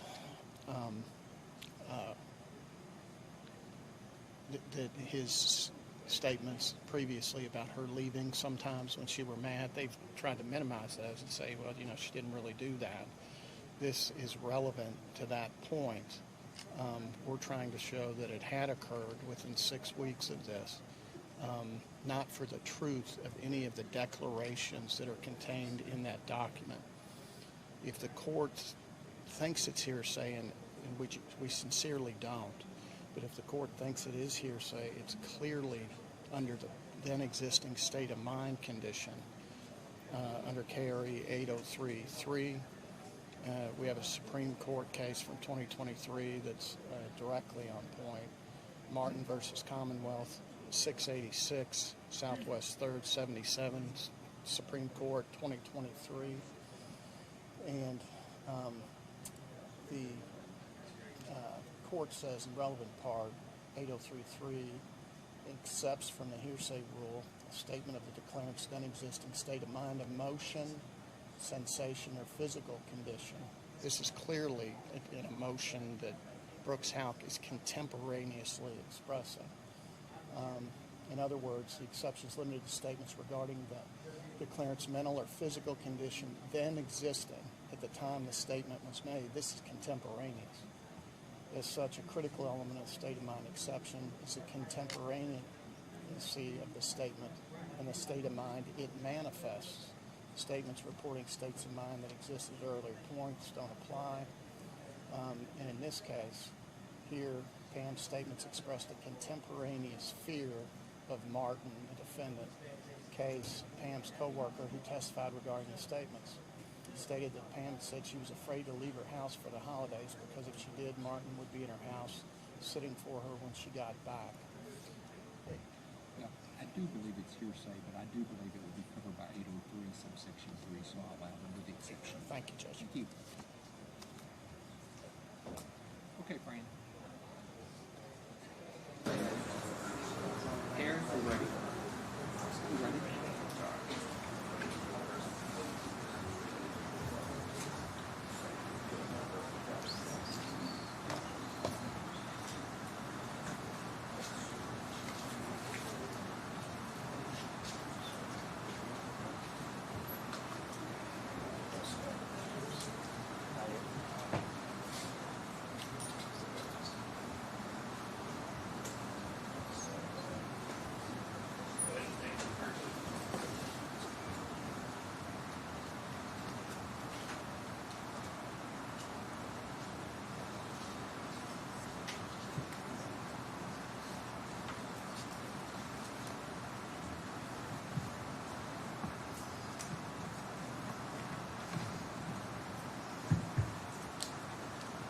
At this time, let the record reflect all 15 jurors have returned to the courtroom. Everyone may be seated. Counsel waived the call. Yes, sir. Mr. Shoyne, please proceed. You're still under oath, Detective Snow. Thank you, Judge.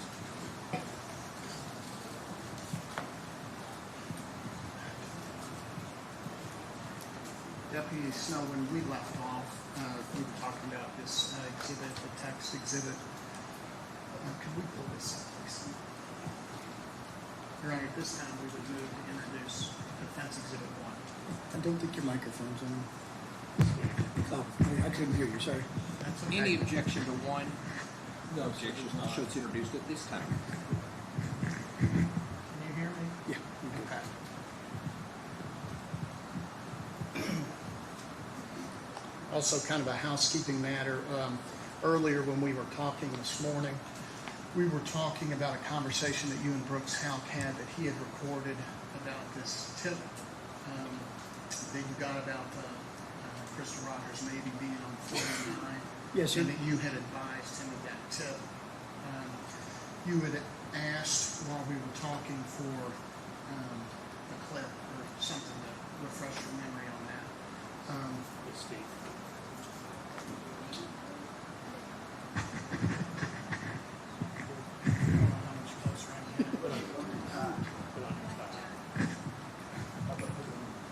I'll give it a shot.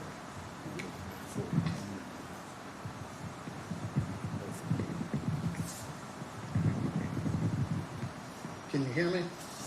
I'll try to speak up as well. In any event, this is just the transcript.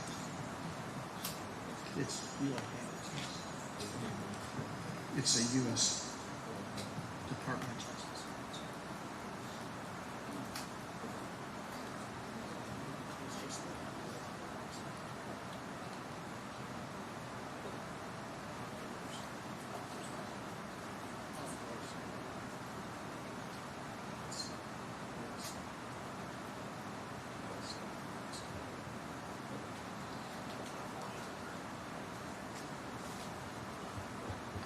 Sir, I've got a transcript of that conversation that was provided by the Department of Justice and Discovery in this case. Okay. If you could please look at that, and on page 8, if you could just read the underlined portion, please don't read any other parts. Sure. Where you are speaking to Brooks Houck. It starts out Detective Snow. So they're down there. So I'm going to tell you something, and we've kept this from everybody essentially until today because we were waiting on some people to get there. But we have someone who told us that they saw her on 49 on Sunday in her car, Sunday between 1 and 2 in the afternoon. Now, we don't know how reliable that is. You know, there's a lot of people calling in saying they saw the car there. They saw the car there. So, but we've got people down there looking now just to say that we looked, so you know. Sorry. No, you're fine. And then, if you could read the underlined portions, including who's speaking. Sure. Says Detective Snow again. Now, it depends on whether or whether or not they're truthful about it. You know, I mean, that's the thing is, Brooks Houck, what reason would somebody have to lie about that? Detective Snow, why would I get a dozen people telling me they saw the car on the parkway on Saturday and a dozen telling me they didn't? People are unreliable. I mean, they may have seen somebody that looked like her.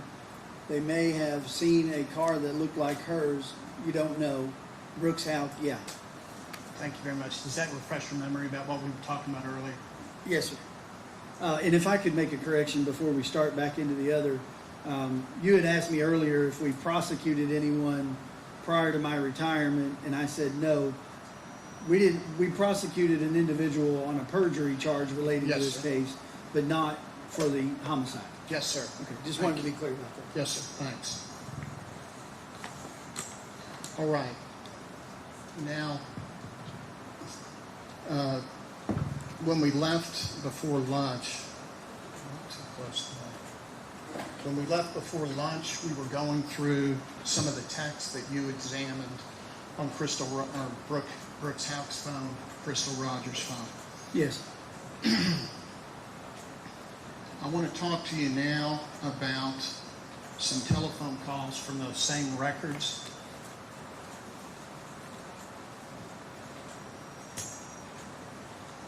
Let's see this. Okay, thank you. I'm going to hand you what I've marked offense exhibit number 2. Okay. Those are from the phone records that you examined. It's too close there. From Brooks Houck's telephone. And if you could tell us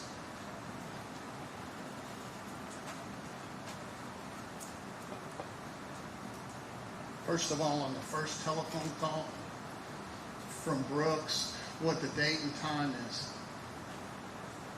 The origination time says July the 4th, 2015, 080627. So what time? 8:06 in the morning, looks like. And the originating call is from Brooks Houck Yes, to Crystal Rogers' number, correct? yes. And does it appear from the record that that telephone call was answered? It has a disconnect time very shortly after the origination time. I think we can So I would say stipulate no. it was not answered. I would say no. Okay. And what was the next call from, We'll stipulate he went to voicemail. I'm sorry. We'll stipulate he went to voicemail. Yes, sir. The next call made from Brooks Houck's phone to Crystal Rogers. Was also on July the 4th, 2015 at 11:18 and 12 seconds.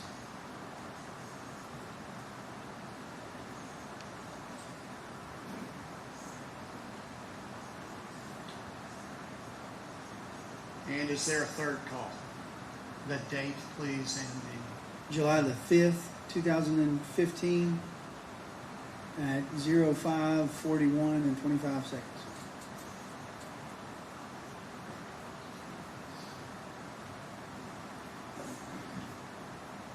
It does appear that they all went to voicemail.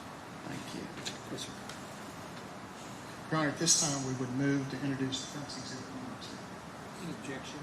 No, was that number 2? Yes, sir. Show number 2 is introduced at this time.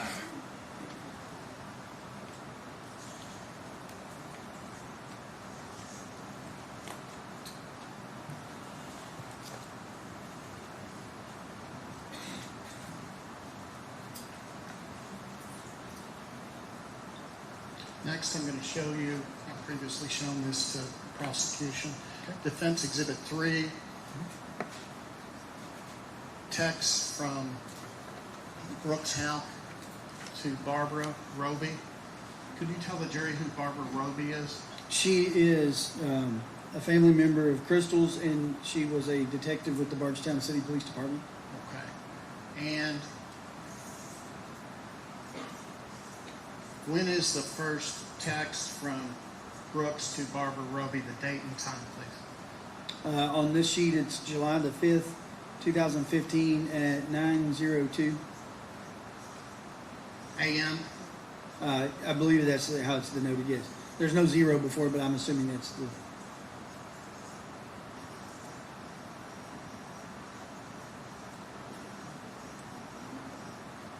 And what does Brooks Houck write in that text?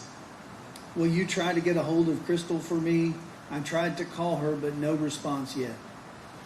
Okay, and then does Ms. Roby reply? The next one seems to be from him as well. The third one also looks like she replies back at 9:28 on the 5th. Let me make sure I'm right here. Yeah, it looks like she replies back with a phone number for maybe an answer to a question he's asking. What's Sabrina's phone number? And he puts a phone number in there. Okay, let me Are we see looking at the right thing here? I don't think so. Let me see if we can clear this up. This first text here, and sir, feel free to step down here for me. Let's make sure we got the right. The source address is Brooks Houck's phone number. His question, will you try to get a hold of Crystal for me? I tried to call her, but no response yet. You see that? Yes. Okay, now the next one, the source number is her number. So she's texting him back, right? Oh, yes, I'm sorry, I skipped over that one, my It's okay. apologies. It goes to her voicemail is what she replied, I apologize. And then she sends another one that says what? So to him, I sent her a message yesterday too, and she didn't respond. Okay. Now, Brooks texts her back at 9:25 a.m. And what does he say? This is what I get also, thank you though, All right. Then he texts her a minute later, and asks for Sabrina's phone number. and then She responds with a phone number. 827-1170. Correct. And that's at 9:28 a.m. And Yes. then we got a thank you, you're welcome, right? Correct. Your Honor, at this point, we've moved to introduce defense exhibit 3. Objection. Issue 3 is introduced at this time.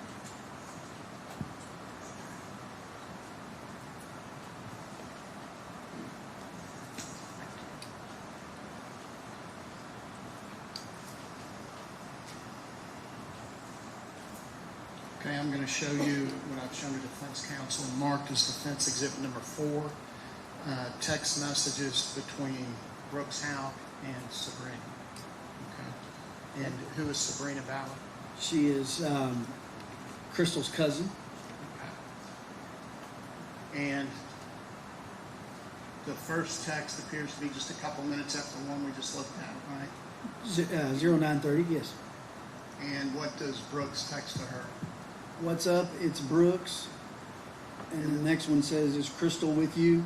And that's from Brooks to her, correct? Yes. Then the next one, She replies back, no, and then another reply, I haven't seen her. all right. And then the text later on, she's asking about Eli's birthday. Yes. Your Honor, we would move to introduce defense exhibit number 4 at this time. Issue 4 is introduced at this time.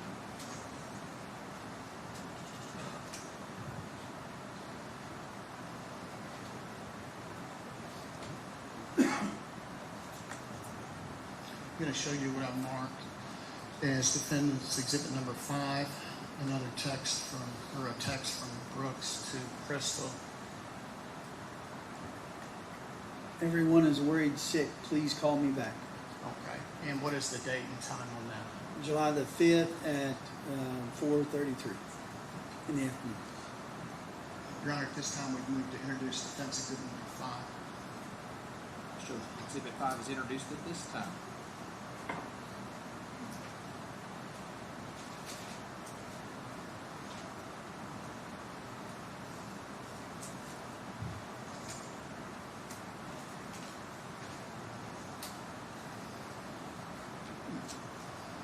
Now, Deputy Snow, Mr. Houck, in your conversations with him that we've heard today, big parts of, made it clear from you that from the beginning, the reason he wasn't more concerned about Crystal being missing right away is that she had gone off before, correct? Yes, but he said that that occurred when they had had an argument, and he continued to tell me that they had not argued. I understand. He did indicate on that issue that there was always kind of a recurring issue where she thought that he treated Eli better than her other children, right? Yes, but he made it clear that they had not argued about that day. I understand. I was just asking to see if that's what was said. He did bring it up with you in the interview that they had had a discussion about that very issue that afternoon of July 3rd, correct? Yes.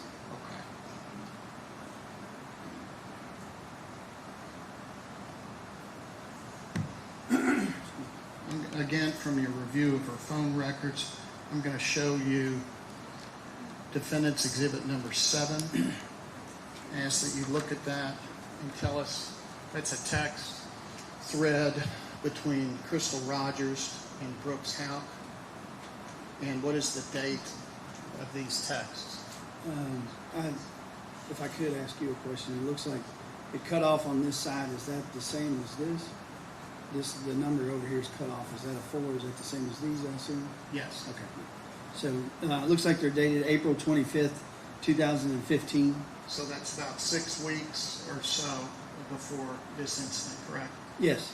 Okay. Could you read what time did this text on April 25th, 2015 come in from Crystal to Brooks? It's listed at 2056, would be almost 9 o'clock in the evening. In the evening? Mhm. Okay. And what does she write to him? I cannot deal with the way you treat me anymore. I'm tired of always being put on the back burner. I'm sick of you doing things for everyone And then that continues to say what? and never helping me. You won't die if you do something for me. Okay. And then 2 minutes later, it appears that Mr. Houck responds to that text from Crystal, and what does he say? Please come back home. Leaving late at night with nowhere to go is not good. I'm sorry you are mad and don't help. And I don't help everyone else and not you. Okay, and then he texts right after that. Running from your problems won't fix them. Thank you. Your Honor, at this point, we would move to introduce Defendant's Exhibit 7. 7? Did you say 7? Yes, sir. I show 7's introduced at this time. Should be 6. I'm sorry. Yes, ma'am.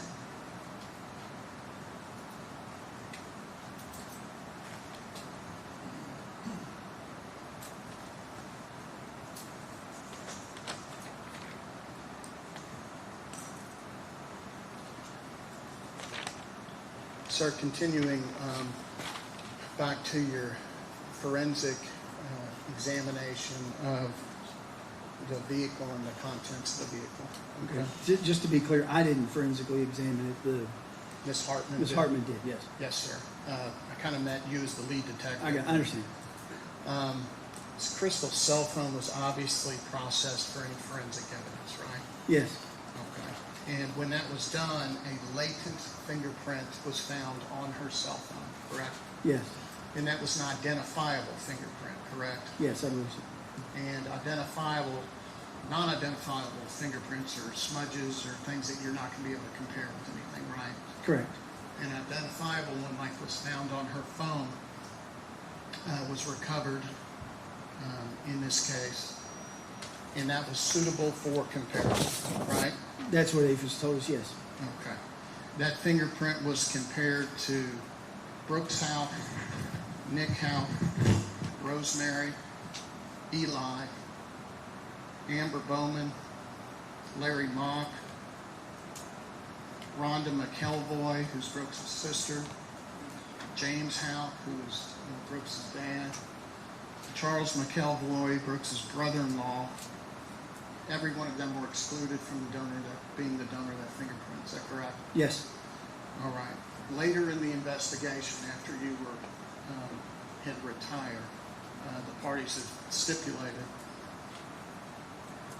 that the results show that that fingerprint was compared to Steve Lawson, Joey Lawson, Tammy Lawson, and Charlie Girdley, and each of those individuals were excluded. To the best of my knowledge, yes. Yes, sir. There was also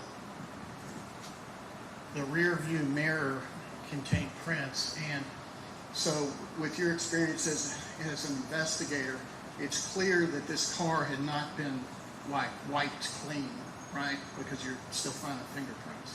It did not appear so, yeah. Okay. So the rear view mirror of this car contained a fingerprint and a partial palm print on the rear view mirror, correct? Yes. Now that fingerprint was examined and it came back as Eli, right? Correct. And the reason you would take a child's fingerprints is to eliminate them, right? Yes. Okay, so that was eliminated because that was Eli's. Now that palm print that came back was not identified as belonging to any of the individuals that I've listed just a minute ago, correct? As far as I know, yes. Okay, and Joey Lawson was excluded, correct? I believe so, yes.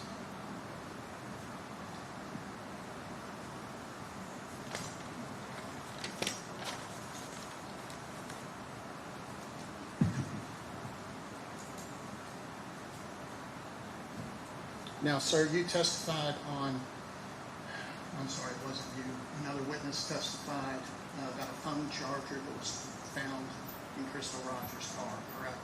I believe I did. That there was, in the picture, there's a phone charger, yes, I sir. think another witness may have also. But that phone charger, you never tested that phone charger to see if it worked, correct? No, sir, I did not. Okay. In that phone charger, did you testify that that was blue? It appears blue in the photograph, yes. Okay, could we pull up that?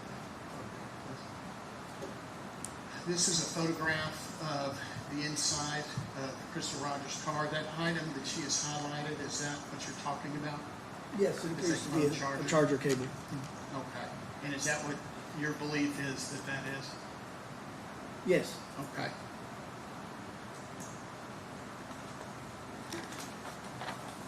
Now, Crystal's car, as we have talked about, was towed to Coulter's where it was secured. And during the process of the vehicle itself, it was also swabbed for DNA, right? Correct.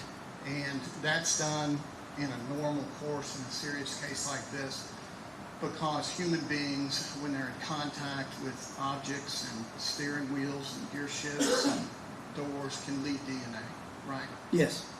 It doesn't have to be a body fluid like blood or semen or anything like that. It can come off your hands, correct? That's correct.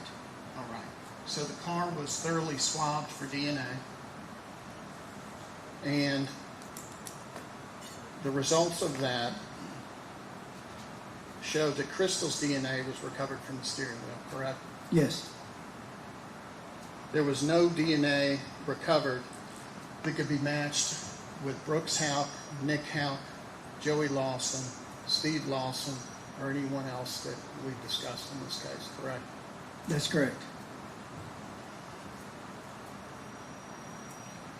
Also, during that processing, there were tape lifts done with pieces of tape to see if you can gather any hair.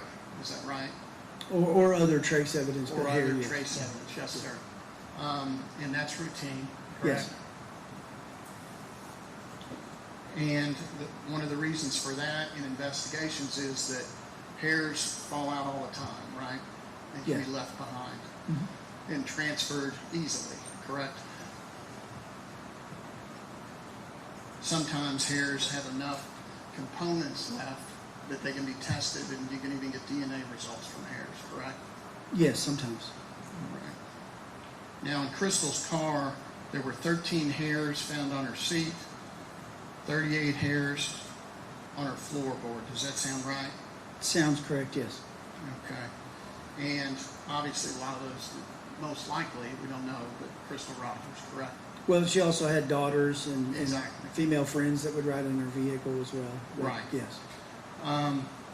There were 2 hairs found in the car that were suitable for DNA that could have been tested, to your knowledge. Is that correct? Yes. A decision was made, not by you,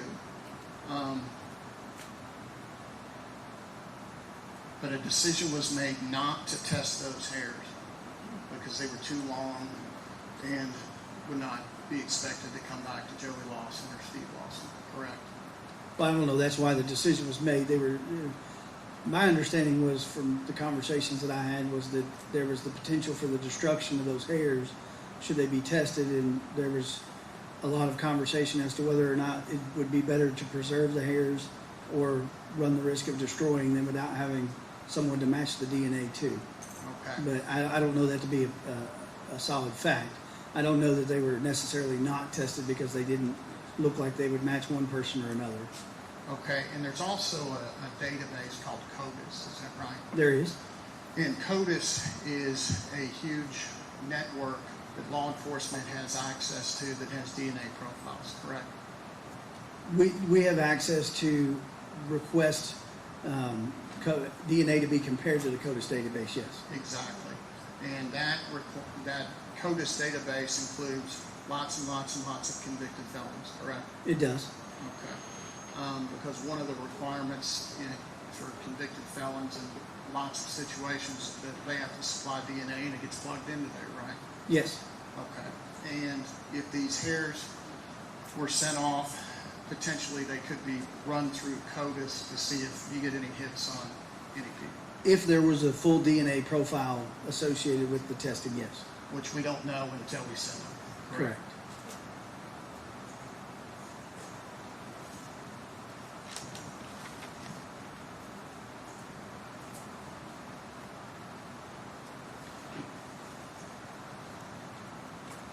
Now, the car was photographed at the scene, and those photographs were introduced on direct examination through the prosecution. The car, if I understood your testimony, it had a flat tire, obviously, when it was found, right? Yes, sir. And there are marks on the ground that are consistent with that car driving on a flat for some distance. The rim was making marks, correct? Well, mostly the black marks from the tire being flat, but yes, there's some marks toward the end where the rim was kind of seemed to be digging in. Yeah. Like this, correct? Yes. And if we could zoom that back out. And it went on for some distance, right? Yes.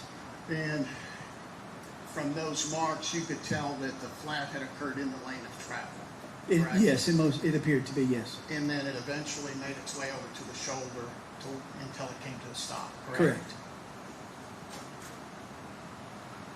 Correct.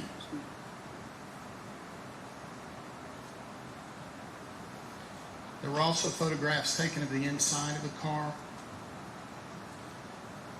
We could do exhibit 14, please. I believe this photograph was also introduced yesterday. But on this shows the floor mat and the floor of the car clearly, correct? Yes, sir. And as you testified, it was raining that night off and on through Bardstown on July 3rd, correct? Yes, that's correct. Okay. And do you note mud on the pedals? Did you note any during your investigation? Yes, it appeared to be.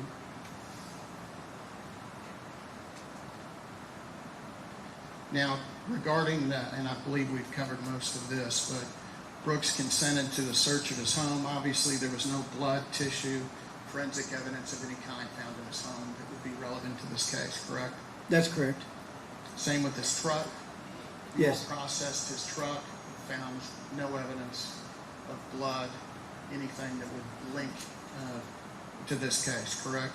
That's correct.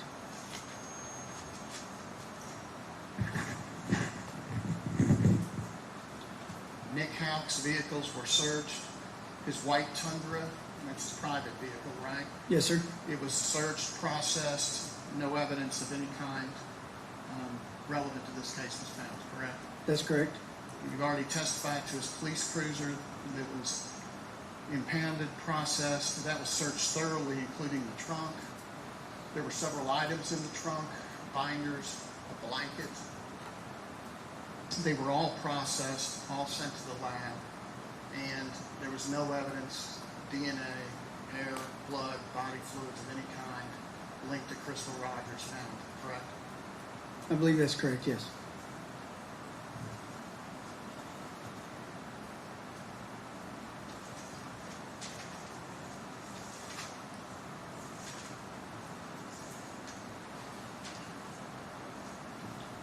So are you familiar with the Thompson Food Mart at 509 West Stephen Foster Avenue?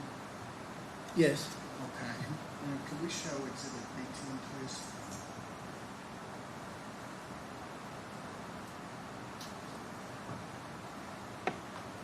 Early in the investigation, you know who Deputy Kevin Cox is? Kevin Cox, yes. He used to work for the sheriff's office. Yes, sir. You're aware during the investigation that Kevin Cox went to this food mart and viewed video surveillance from July 3rd and July 4th. I suppose, yes. I don't know. I'd have to look back through my reports. Did I note something from that specifically? Or We were going as many places as we could find that had video cameras looking for video. So it would not surprise me if somebody went there looking for video. Yes, sir. And are you aware that he viewed it and did not collect the video? He just viewed it and left. And if As you I don't sit here remember- today, I couldn't If you testify. don't remember, you don't remember. This Cox's Food Mart is located 509 West Stephen Foster Avenue. Yes, Okay. And is this Boston Road? it is.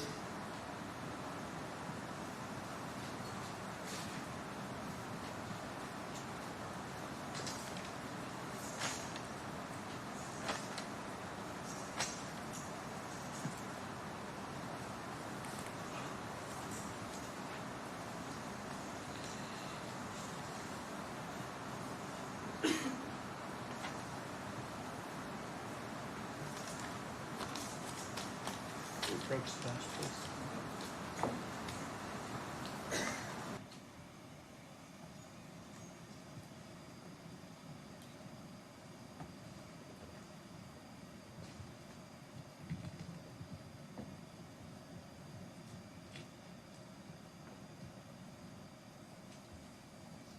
Just want to make sure I turn that off.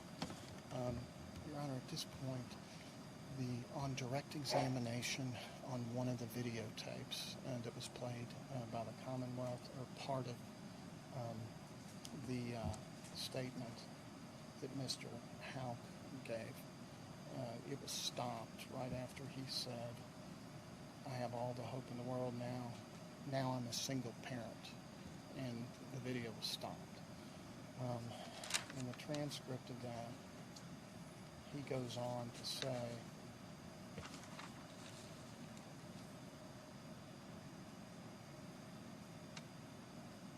"I'm a single parent, it appears to me, where she's been there 100% of the time for him to raise and rear him, where I know that he doesn't have to go to daycare or babysitter, and I don't know that his mother's going to take care of him. And now, where am I at without that love and support from her?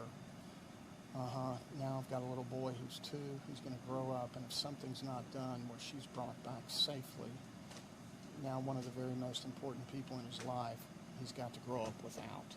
I'm going to ask, under the rule of completeness, KRE 106, that I'll be allowed to read that through this witness to give a full context to the statement that was cut off.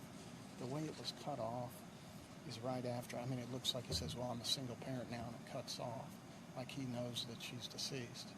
And that's incredibly prejudicial. We think in fairness, under KRE 106, we ought to be able to read that portion I just said. I don't agree, sir, Judge. I don't agree. Did it continue? Was there other questions, or was this a continuous answer? It was a continuous answer. The only thing that the officer says is, Let me see what you. Yes, sir. I'm going to draw a line where I'm going to stop.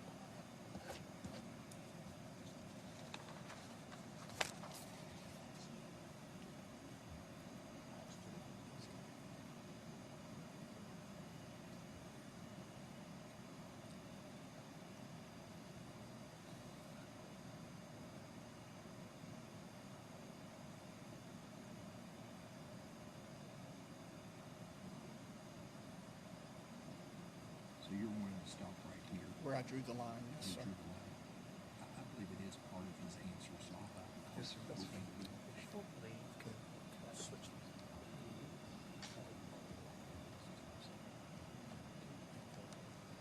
Here you go. Sorry. This guy in the front row, this Hispanic-looking guy, he has slept through Shane's presentation. He is now sleeping through Steve's. Just well, closest to where Shane's table is. I guess Gary got He's the reason we were late yesterday starting, because we were waiting on him. I mean, And he was one with the headphones in. I'm going to be honest with you. I thought I struck him. That's why I come up here and look, because he was sleeping during. I mean, maybe he's tired right now, but he didn't listen to anything Shane did, and he's not listening to anything Steve did. We'll talk about We'll it. talk about it. I'm just bringing it to the. You and me have him come up. Well, right now, if he does, he's going to know I'm the one that called him out on it, so I'd rather not do that. But oh, just don't do it now because he'll wait. Maybe during the next break. Yeah. I tell you what, when you all go back, you ask a question, I'll look over and say, we need to make sure all the jurors are awake. He's a little awake now, but It doesn't look like it to me. that's better than it was. Luke, can I see that, Steve, real quick? Yes, sir. I drew a line under where I'm going to stop.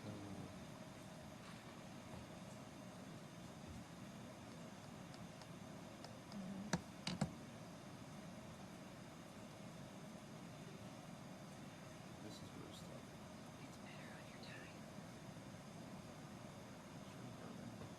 It's hard to get used to this microphone. I've never been in a courtroom where you had to do this. Yeah, that's terrible. Got enough to keep track of already. Yeah.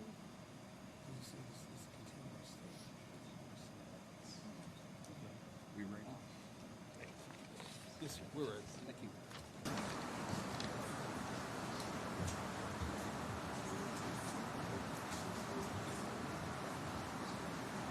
Shorn, you may proceed.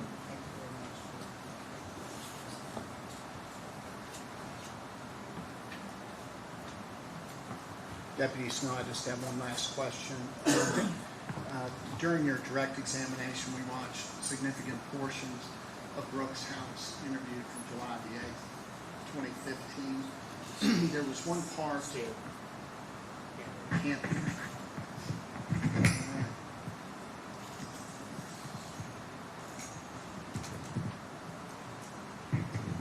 Can you hear me, Deputy? Okay. There was one part during your direct examination where Brooks was speaking and he said,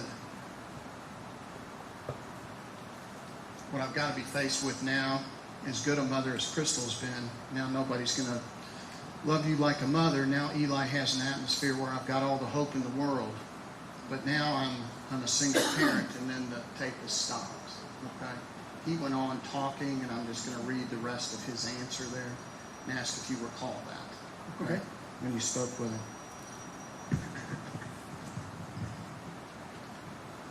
It appears to me where she's been 100% of the time for him to raise and rear him, where I know that he doesn't have to go to a daycare babysitter, and I know his mother's going to take care of him. And now, where am I at without that love and support from her? You say, uh-huh. He says, now I've got a little boy who's 2. He's going to grow up his life if something is not done where she's brought back safely. Now one of the very most important people of his life, he's got to grow up with that. Do you recall that? Yes, sir. Thank you, sir. That's all the questions I have. Mr. Coleman?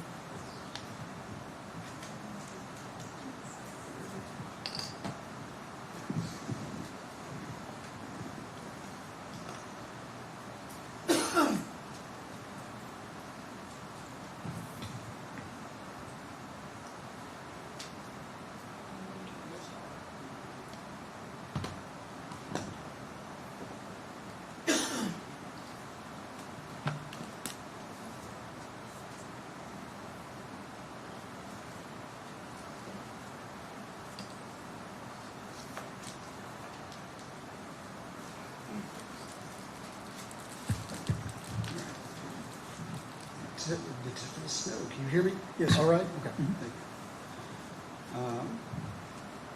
I have just a few questions. Prior to the lunch break today, let me finish putting this on. Prior to the lunch break today,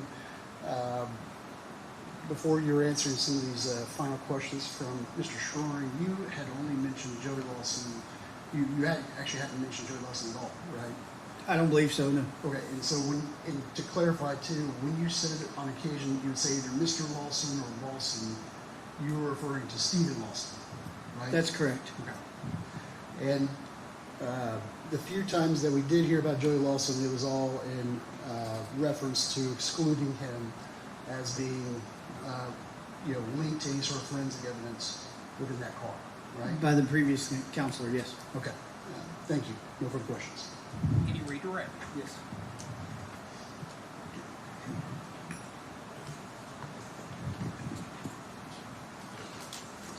Detective, I just got a few questions for you, okay? So, you had previously testified about Tractor Supply, correct? Yes, And Mr. Houck said he wouldn't be able to make it, is that correct? correct. And he left the farm around 7:50? That's correct. Okay, and what times does TSC close? During the summertime, it closes at 9 o'clock. Okay, and you said it only took about 15 minutes to get there? That's correct. Okay, so if he left at 7:50, approximately arrive at 8:05, Yes, 55 minutes before the store closed. correct. Okay. Now, this 8-page written statement that defense counsel talked about on cross. Yes, This sir. was a statement written by Mr. Houck, correct? That's correct. Okay. Anywhere on this, when he discusses July 3rd, anywhere, does he mention being at the farm? No. Okay. And Treese, can we pull up the video from July 3rd around 4 o'clock p.m.? And while she's bringing that up, there's quite a bit of detail in this. Would you agree? Yes, Okay. about certain portions of the weekend, yes. At any time, did he tell you he was at the farm on July 3rd? He did not.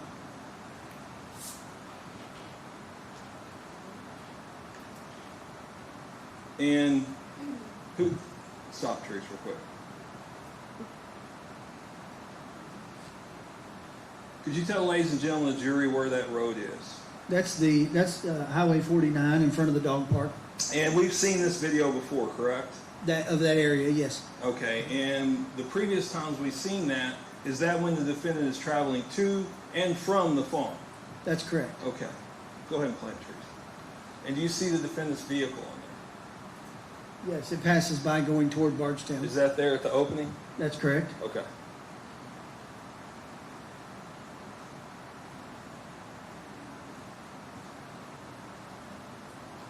Thanks, Reese.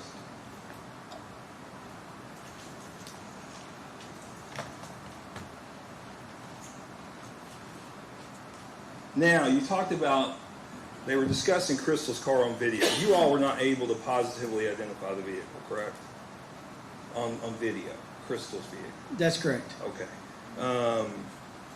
Were there other maroon cars that you all saw but not able to identify? Yes. Okay. In Glenview, is there two entrances and exits, well, just really two entrances? They can be used as an exit on that neighborhood. Yes. Okay. And one of which would you be able to see it on video? Not on the church video or the Circle K video. Perhaps on the Bright Electric video if you went that way. Okay. And could you also have come out of Glenview and turned the other direction? You could, yes. Okay. And would you be able to see on video? No, not from the videos that we have. Okay.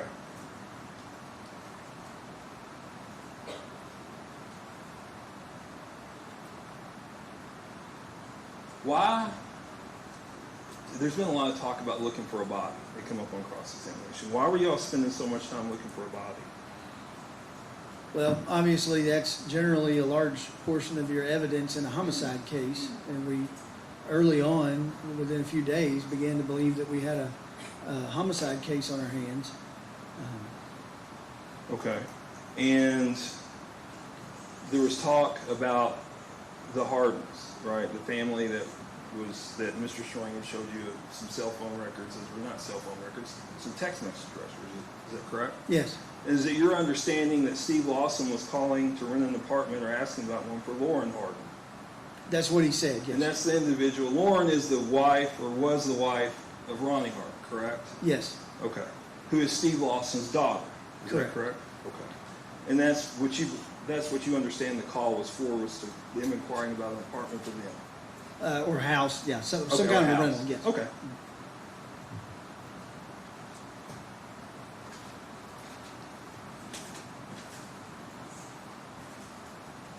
Now, Mr. Shorn was right. You don't want to release evidence in the case, correct? Correct. Okay. The sum total of what was released were interviews. Is that correct? I believe so, yes. Okay. And that would have been 2 interviews with Nick Houck, correct? Well, to be fair, I don't know exactly what they were with all the given, police. but it was two of them made it to the internet. Yes. All right, and it was they were interviews with Nick and Brooks Houck. Is that correct? Correct. Okay. All right. Now we talked about tips, and early on, I think you testified this on direct examination when I brought up Mr. Terrell's tip. Early on, you corrected me actually and said you all got a bunch of tips. Early on, did you all have many tips? We had a few. It wasn't an enormous amount. It wasn't for. I couldn't give you an exact date, but it wasn't when we first started the case that we got inundated with them. The Terrell tip came in very early, which is usually, typically when they come in pretty early like that, you give them a little more weight. Okay. And when you told Brooks about this tip, what was his reaction? He was excited about it. He seemed genuinely interested in the video. Okay. In the video we watched, correct? In the interview, yes. Okay. I couldn't say I remember when I told him on the 6th, but during the interview, he seemed genuinely interested in it and in the follow-up of it. He wanted you to follow up on it, correct? Yes. Okay.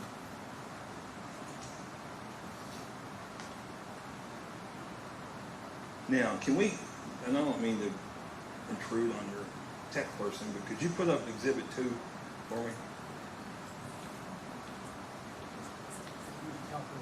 Exhibit 2? Yes. Oh, I'm sorry. It's just the 3 phone calls.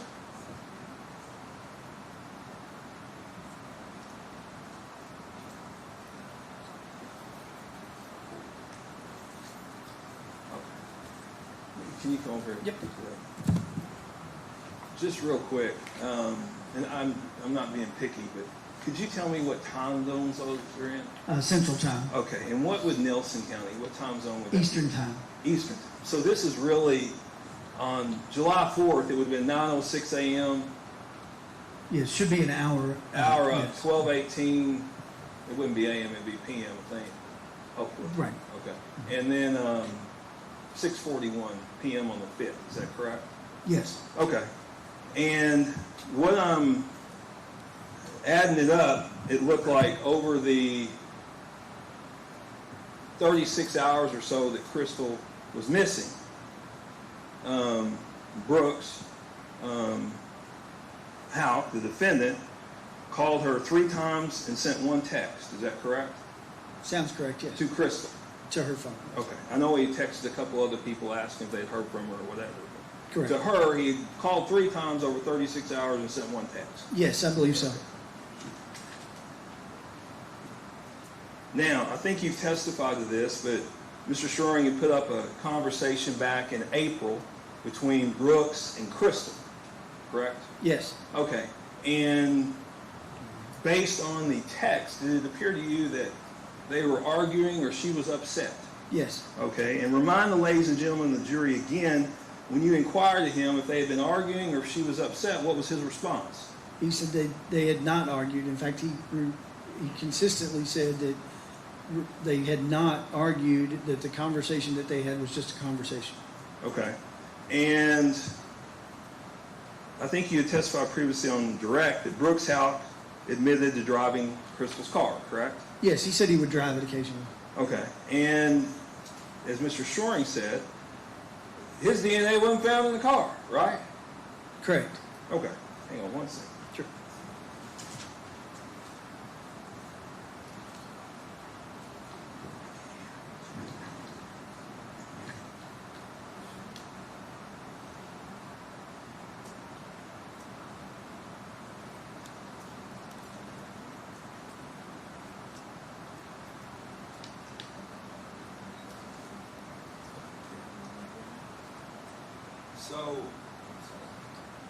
So the first phone call was at 9:06 on 7/4, Brooks to Crystal. That's the first time he called her, correct? Yes, I believe so. Okay. And we have surveillance from that morning, correct? Mhm. And that's been admitted into evidence. And Teresa, if we can play it. Let me go back to the TV. Yep.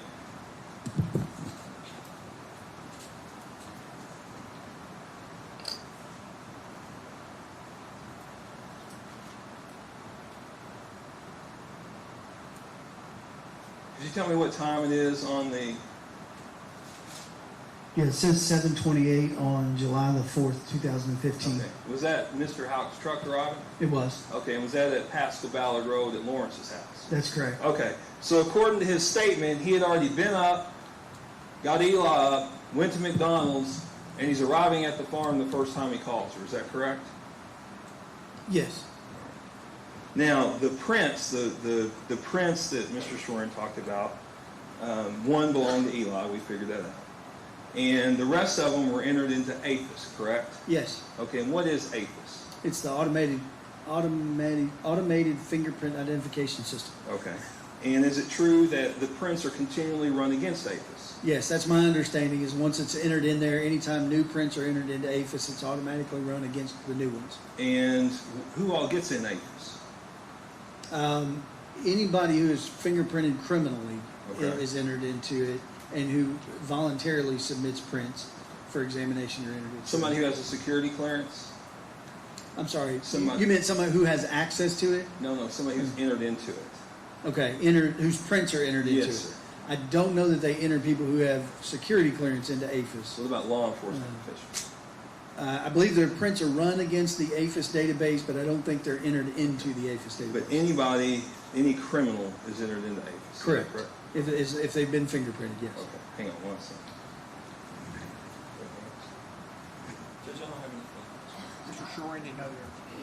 Coleman, any questions from any jurors? May this witness step down then? Yes, you may. Let me step down, thank you. You want to take a short break before your next witness? Sir, I'm sorry. Do you want to take a short break before your next witness? That's fine, Judge. Okay. Why don't we take a 15-minute break then? We'll start back at 2:26. Same admonitions are in place. You may go to the bank.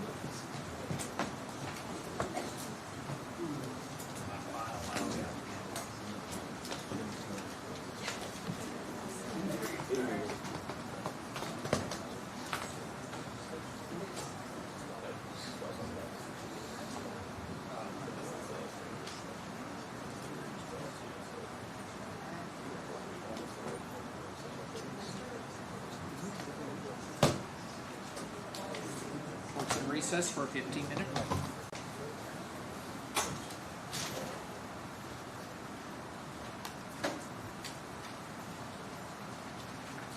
Let me see counsel at the bench, please.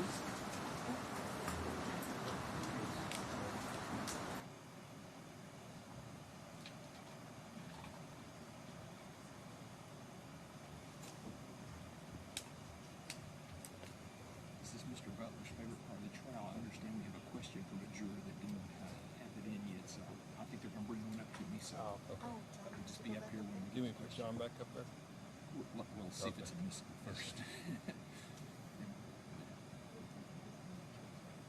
Brand, you can turn it off for a second. At this time, let the record reflect all 15 jurors have returned to the courtroom. Everyone may be seated. Thank you. The bailiff indicated that one of the jurors had a question for the detective. Is that correct? Who's right?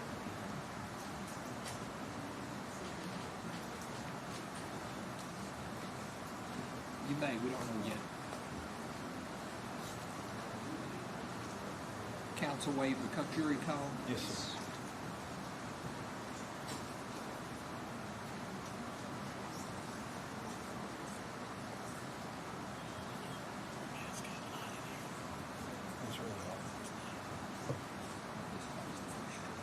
No. Back on short sleeves there.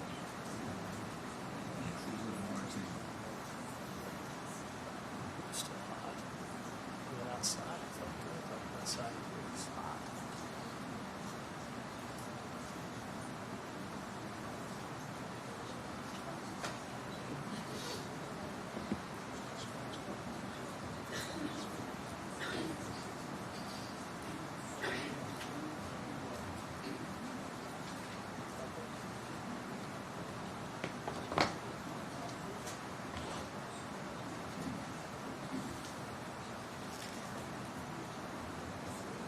Or you can turn back on the light, please.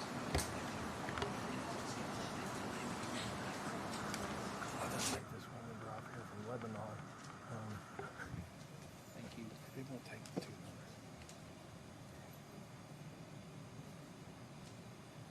his first question is, was voice message with 3 phone calls? I think he's referring to those 3 phone calls. I think the answer is yes, but I guess he didn't catch that. All right. Also, was the clothes she had on in Walmart found in the house? Was the other question. Okay, that's a fair answer. Any We don't. objections to those questions? I think the answer's going to be he didn't know what she had on, but yeah, I think that's a fair answer. I'll ask these 2 questions. You think that's fair? What was the second one? The second was the clothes she had on found in the house. Oh, in Walmart. In Walmart. I got you. I got you. You can turn off the white noise. Detective Snow, you're still under oath here. There's 2 questions from the juror. Was voice message with the 3 phone calls? I'm assuming that's the 3 phone calls that were made that were on this board here. Is that correct? Were there messages left with the 3 phone calls? Is that the question? The call detail records wouldn't tell us that. Given the duration of the calls, I would think not. Next question. Was the clothes she had on in Walmart found in the house? No. Any redirect based upon those questions from the jury? No, sir. Any recross based upon that? Any recross? I mean, you missed step down. Thank you. Call your next witness. Judge, we would call Marcella Ray. Marcella Ray.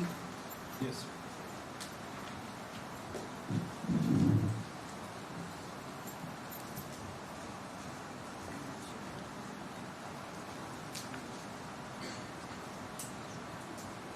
Let's go right there. If you raise your right hand for me. Do you swear or affirm the testimony you're about to give will be the truth, the whole truth, and nothing but the truth? Thank you, ma'am. Please have a seat right over there. Try to sit as close to the microphone as you can, and please answer all questions asked of you. Ma'am, you're looking at, I'm actually looking at the jury. It's hard to do when somebody's talking to you over here. Yes. But would you introduce yourself to the ladies and gentlemen of the jury? My name is Marcella Ray. Miss Ray, I asked you to come here this morning or this afternoon, correct? Correct. Okay, and you traveled a little bit of distance. From Lebanon. All right. And could you tell me where you employed back on July 6th of 2015? I owned the radio shack in Bardstown. Oh, okay, you owned it. Did you Yes. also work there? Yes. All right. And did you all have a surveillance camera? We did. Okay. Yes. And back in July 6th, do you remember selling a video, or not a video recorder, a digital recorder to the defendant sitting over there? I didn't personally wait on the customer. I was in the store at the time. Okay. Were you able to, do you remember this? I do. Okay. And why do you remember it? Well, because the defendant had his son with him at the time. Okay, speak And up the microphone. his son was about 2 or 3, and he made him hold his head down the whole time. Okay, And we found that odd. What do you mean you make him hold his head? Well, the little boy would raise his head up. Of course, I know he's not a little boy now. And he would put his head back down. But, All right. But he did come in and asked for a digital voice recorder. Did he ask for just a digital recorder or specific?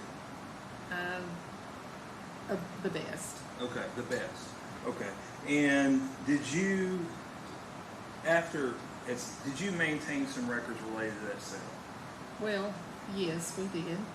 Actually, we printed out a picture of Brooks holding the little boy, Okay. and he also had the recorder in his hand. All right. And when did you all do that? Well, our recorder has a hard drive, and it backs it up for 30 days. And so after July 6th was the day he came in. Okay. And I'm going to show you what's marked as Commonwealth's Exhibit 33 and 34, and it's previously been showed to the defense counsel. Can you take a look at those two? Yes. And is that the picture you printed out? It is. Okay. And there's also a receipt, I believe, on Exhibit 34. Is that correct? Correct. Okay. And could you tell me the date and time of the purchase?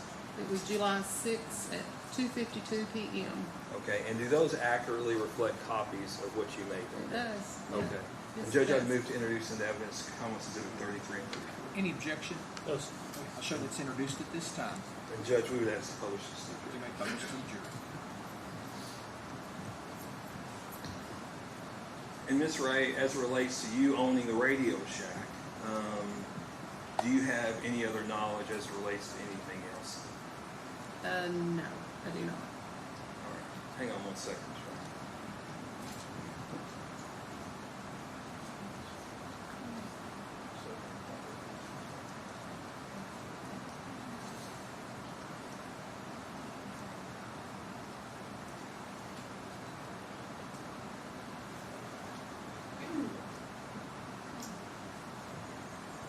Do you know when someone uses a card, does it print their name on the receipt? We put the name on the customer's receipt when they use a card. Back in like 2015, that's what we were doing when a customer came in, because we had some fraudulent use of credit cards, and so we put the customer's name on the receipt. Okay. And did you report this to a tip line? I contacted the FBI. Yes. Okay. And did they come see you in 2000? Yes, he did. Okay. And you held on to these records to 2020? Yes, I did. Okay. Thank you very much. I appreciate it, Ms. Ray. If you'd please answer the defense questions. Any cross? No, Your Honor. Any cross? Any questions from any jurors before we let this witness leave? Thank you, ma'am. You may go. Thank you. I assume she's not subject to recall. She may be. She's validly excused. Thank you, ma'am. Call your next witness. Call Diane Thompson. Diane Thompson.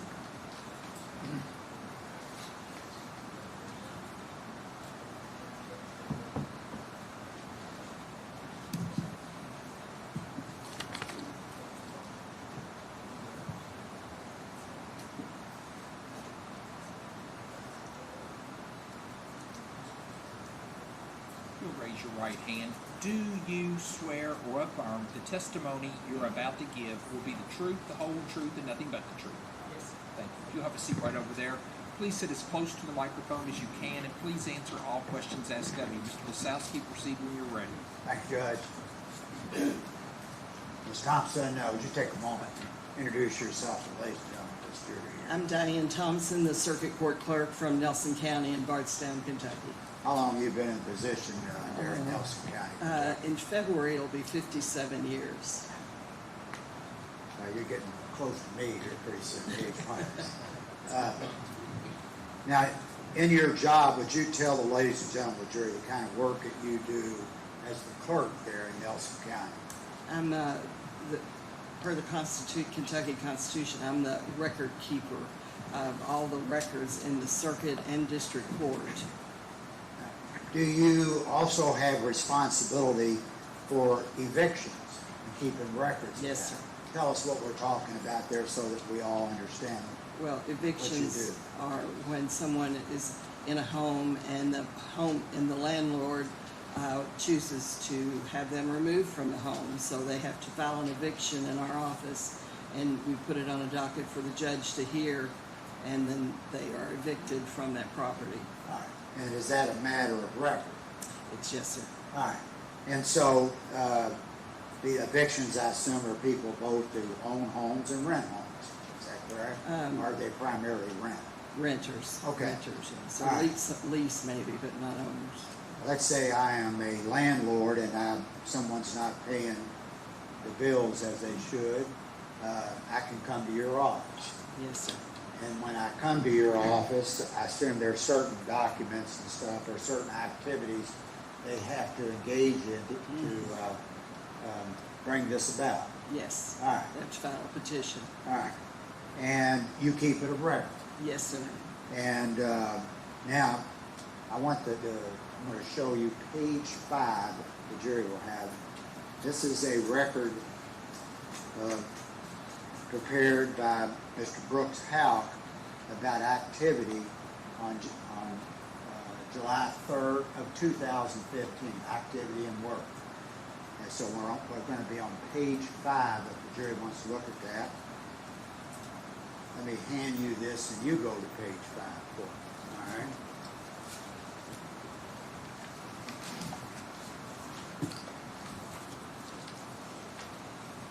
All right, do you see some entry there indicating some activity? That is exactly eviction activity. I see a list of names and addresses. Yes, sir. I presume that's what that is. All right. Is Was that reflect the kind of work you would ordinarily do there on evictions? Mr. Brooks, Mr. Houck, you mean? Uh-huh. Yes, sir. All right. So let me ask you this now. I told you we were looking at July the 3rd of 2015. You and I have talked about this on that day, haven't we? Mm-hmm. All right. In fact, you turned over some documents for it to assist me in that matter. Is that Yes, right? sir. Yes, sir. I want to show you this before we recognize these documents here. Yes. Tell the ladies and gentlemen of the jury what those documents are, those 2 pages. It's a listing of all the cases that are filed on specific dates and specific categories. This would be all the evictions that were filed, I believe, from June the 2nd, 2015 through July the 28th, 2015. All right. Now, let me ask you, did you have any eviction request from Brooks Houck on July the 3rd of 2015? No, sir. Was there any action going on July the 3rd of 2015? No, sir. None at all in your office? No, sir. Why was that, if you Because recall? we were closed because it was July 4th holiday celebrated on the 3rd. So did you have any contact with him on July the 3rd at all? Not to my knowledge, no, sir. There's nothing in there, nothing filed in my office. All right, nothing filed on that day? Correct. All right. And this is a true and accurate copy of those particular transactions? Yes, sir. They look like they go well into July even. Yes, sir. Is that yes, correct? July 28th, I think was that date. No, there's more on the back, I'm sorry. All right.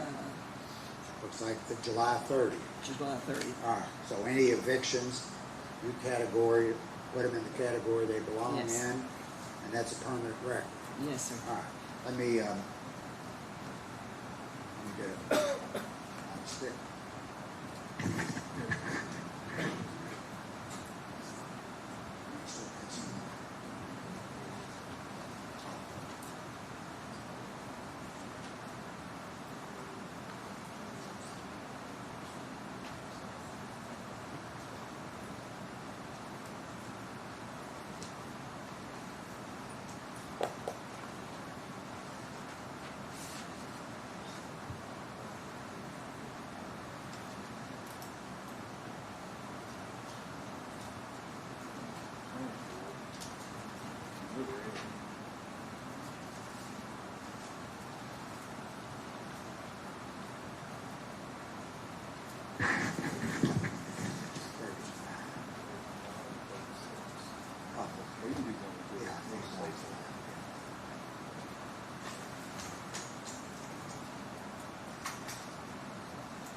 Judge, this is marked as a Commonwealth's Exhibit number 35, the Nelson County eviction listing, as testified by the witness. Oh, I'm sorry.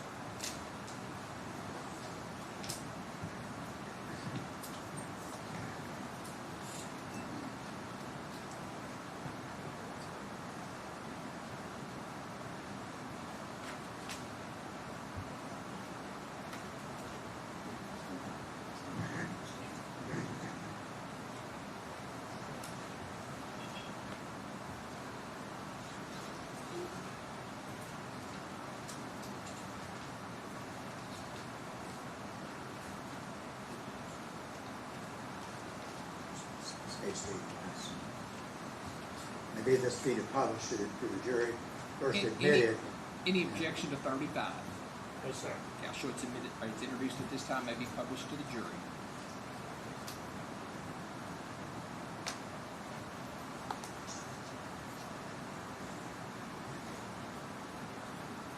Ms. Thompson, that's all I have this afternoon. Extend the same courtesy to these attorneys here in this side. Mr. Butler, any cross? Yes, sir. Very briefly.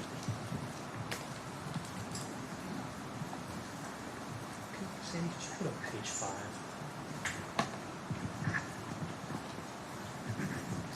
Good afternoon.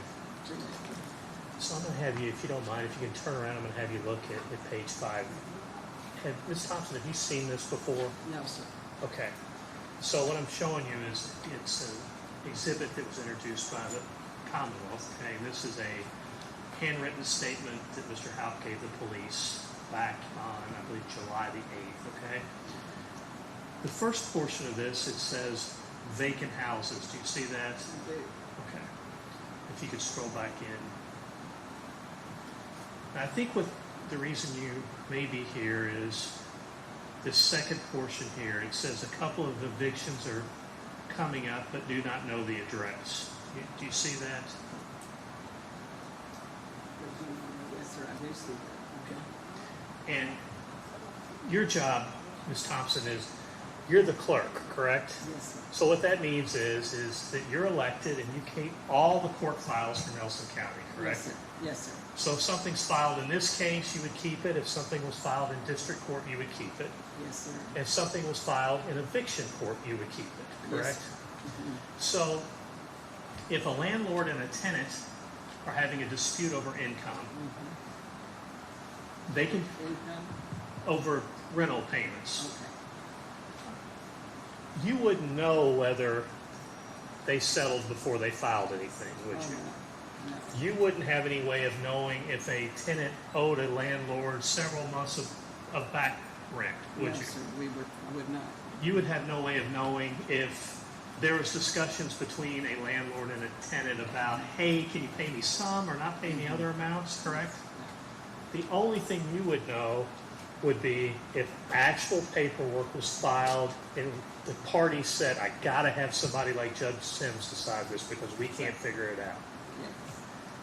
And on this, it doesn't say that there was evictions filed with Ms. Thompson at the Nelson Circuit Court clerk, does it? No, sir, it does not. It just says they're coming up and he didn't know the address. And we would have to have the address. If he came in to file it, we'd say you have to have the address. Thank you. Anything else, witness? Any redirect?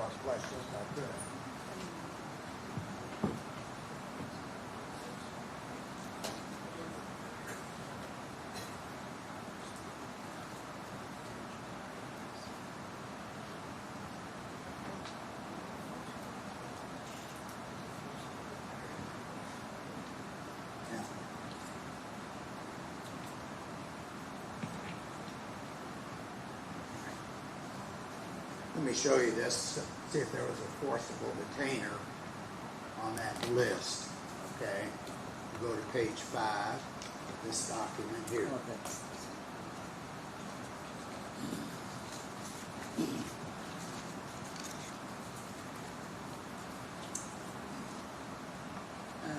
You want me to take time to read it? I see here it says sets out and warrant for possession forcible detainer, but that doesn't mean it's filed in my office. Okay, all right, doesn't necessarily mean that. What's a forcible detainer? It's an eviction. Okay. Now, when first question I asked you here was a date. Date. And that's July the 3rd. Yes, sir. Wasn't that what I asked you? Yes, sir. All right. And what did you tell this jury about whether you had any business with Brooks Houck on July the 3rd of 2015? I told you that our office was closed that day, and there have been rare occasions when something is filed on a day that we're closed. But I checked the records, I checked the receipts from any monies that were received for filing fees for that day, but our office was officially closed that day. You had no contact with him, business wise? No, sir. All right. Let me check with my colleagues for just a moment, all right? It's page 5 here. Thank you.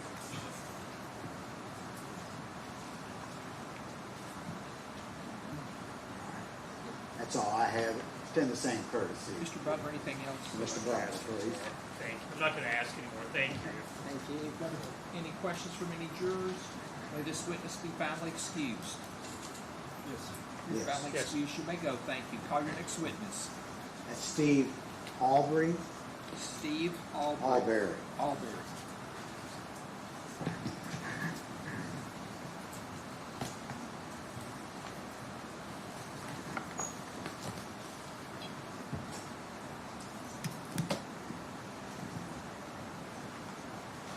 you'll raise your right hand for me, sir. Do you swear or affirm the testimony you're about to give will be the truth, the whole truth, and nothing but the truth? Yes, sir. Thank you. If you'll have a seat right over there, try to sit as close to the microphone as you can, and please answer all questions asked of you.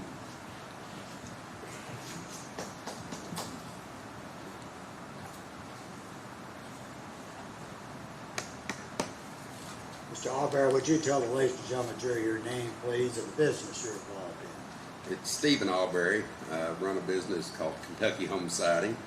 And whereabouts is that in Kentucky? It's in Bardstown, Kentucky. All right, how long have you been in that business, Mr. Albery? 30 years. Your wife also in it as well? Yes, sir. All right. Do you know Brooke Houck from your business dealings? Yes, I do. All right. And what kind of work do you do for Mr. Houck? Vinyl siding and gutters. And you and I have talked before, is that right? Yes, sir. All right. And I asked you some questions about July the 3rd, 2015, didn't I? Yes, sir. All right. I want you to look here on page 2 for the jury, page 2. We'll examine that.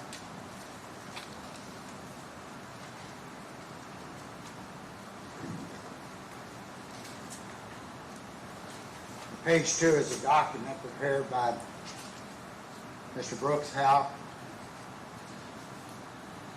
laying out activity, business, work he did on July the 3rd. You see your name there? I don't actually. Let me see, you're on it's page 2. Okay. I forgot. I gave you the wrong. You're on page 1. Page 2. Same for the Yes, I see our name on there. All right. Did you do any work or have business with Mr. Brooke Houck on July the 3rd of 2015? No, sir. Why do you say that? Why wouldn't you be working then? Just wasn't. I don't know the actual reason why, but we weren't working that day. It may have been raining. I'm not sure. All right. Do you all work when it's raining? We've heard it's raining on the 3rd. Not normally. All right. Not unless we have an area we can get under out of the rain. All right. Are you pretty certain you had no contact with that gentleman? I don't know of any contact with him. On the 3rd of July? On the 3rd. 2015. Nothing at all? That's correct. Nothing at all.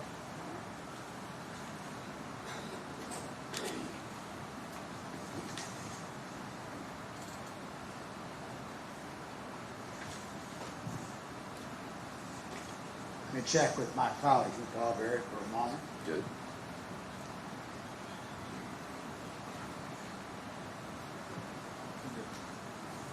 Mr. Albery, that's all I have, but extend the courtesy of these attorneys over Any here. cross? No, sir. Any cross? No. Any questions from any jurors? May this witness be finally excused. Yes, sir. Yes, sir. Mr. Albery, you're finally excused. You may go. Thank you. Call your next witness. That's Peggy Parent. Peggy Parent.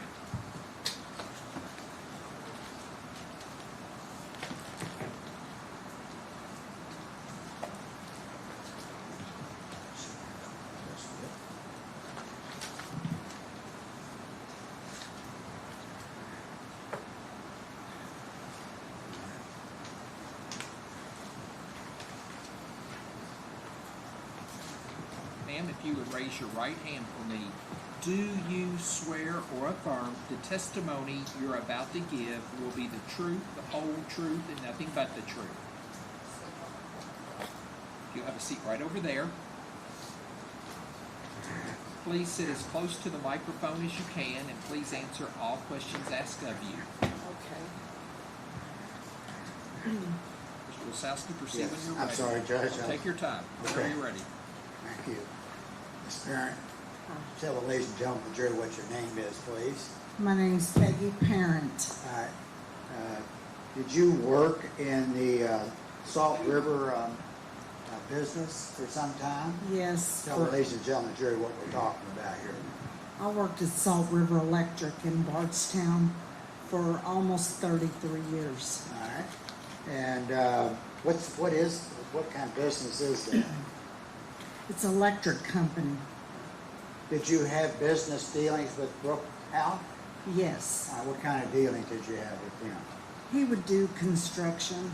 He would come in and get meter bases or get electric turned on or that kind of thing. All right. And were they personal contacts you would have with him as well as through mail and other means? He would just come into the office. You know, he would call, sometime he'd call to get me to do orders over the phone. All right. And did you do those orders for him over the phone? Yes. All right. Now I want you to focus on a particular time. First, I want to see if, take a look at this for me, all right? And read that for the jury, what that says.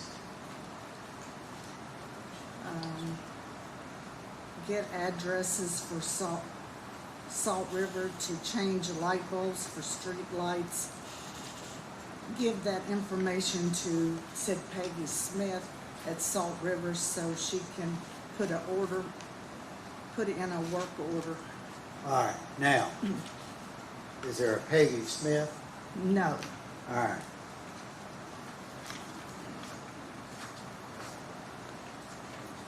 Is that something you provided us? Do you recognize that?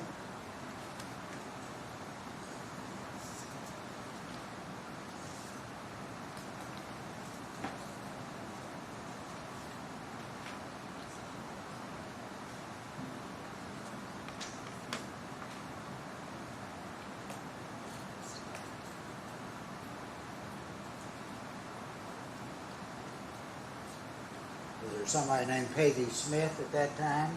No. Who's the only Peggy? I'm the only Peggy. All right. We're still on page 4 for the jury.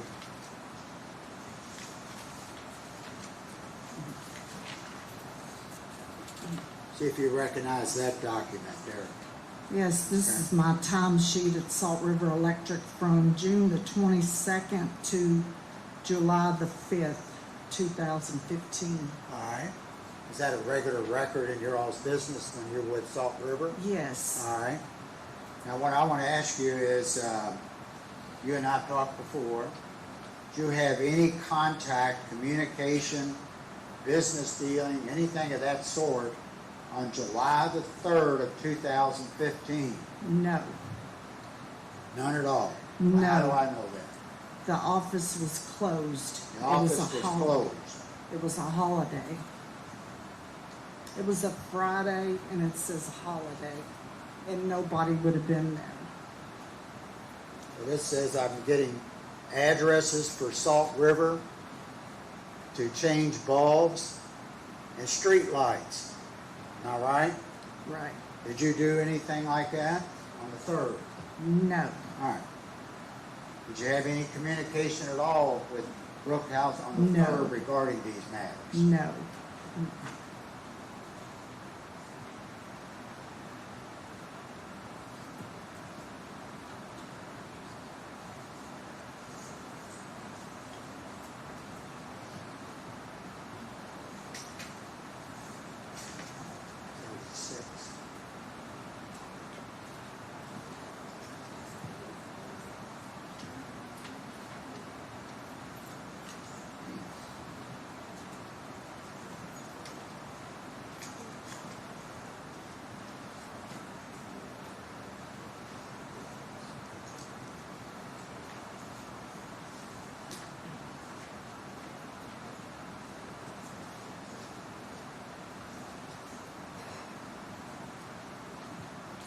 Judge, I moved to admit Exhibit 36, the payroll period record that Ms. Parent testified to. Any objection to 36? Yes. Oh, I'm sorry. Did it again. Sorry.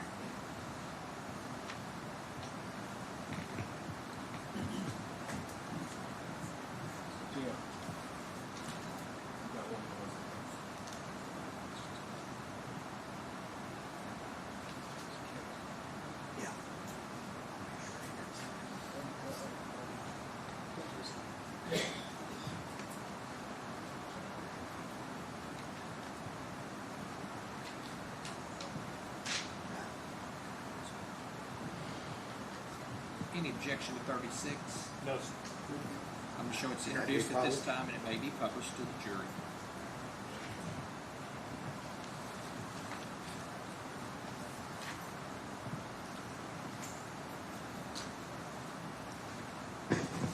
Mr. President, that's all I have.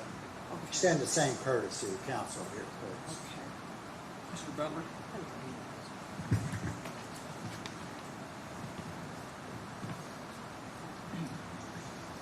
Hey, Mr. Barrett, how are you? Good. Could you put that page up, please?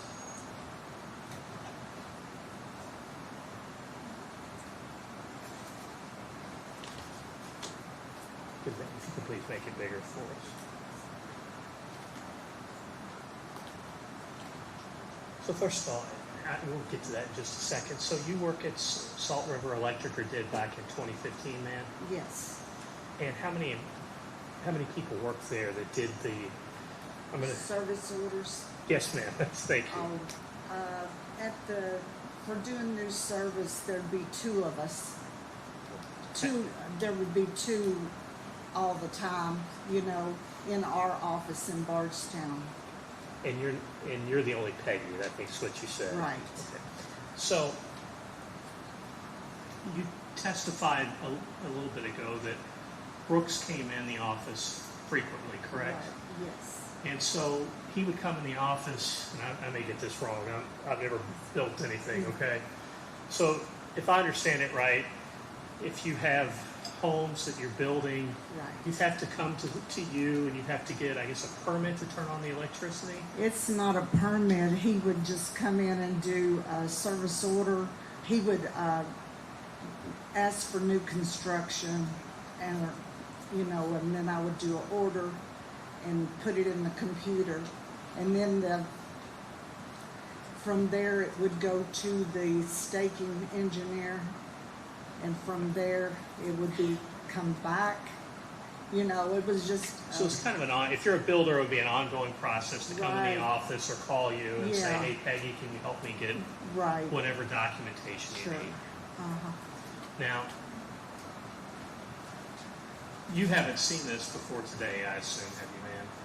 No. Okay. This says, get addresses for Salt River to change bulbs and street lights, and to give that information to Peggy at Salt River so she can put it in a work order. Did I read that correctly, ma'am? Yes. Do you see where on there where it says that he came in to see you on July 3rd? I don't see it on that paper there. Because what he's saying is he's going to get addresses, and he's going to, I think he messed your name up, but he's got to come see you. Yes, he could see anybody. For security lights, he could talk to anybody. But he would have to talk to someone in your office, right? Right. So, and I think you said that could be by phone or by coming in. Uh-huh, yes. Thank you very much. Mr. Barrett, can you redirect Mr. Wasowski? Any questions from any jurors? May this witness be finally excused? You're finally excused. You may go. Thank you, ma'am. Thank you. Call your next witness. James Palmer. What was the name? James Palmer. James Palmer. Yes.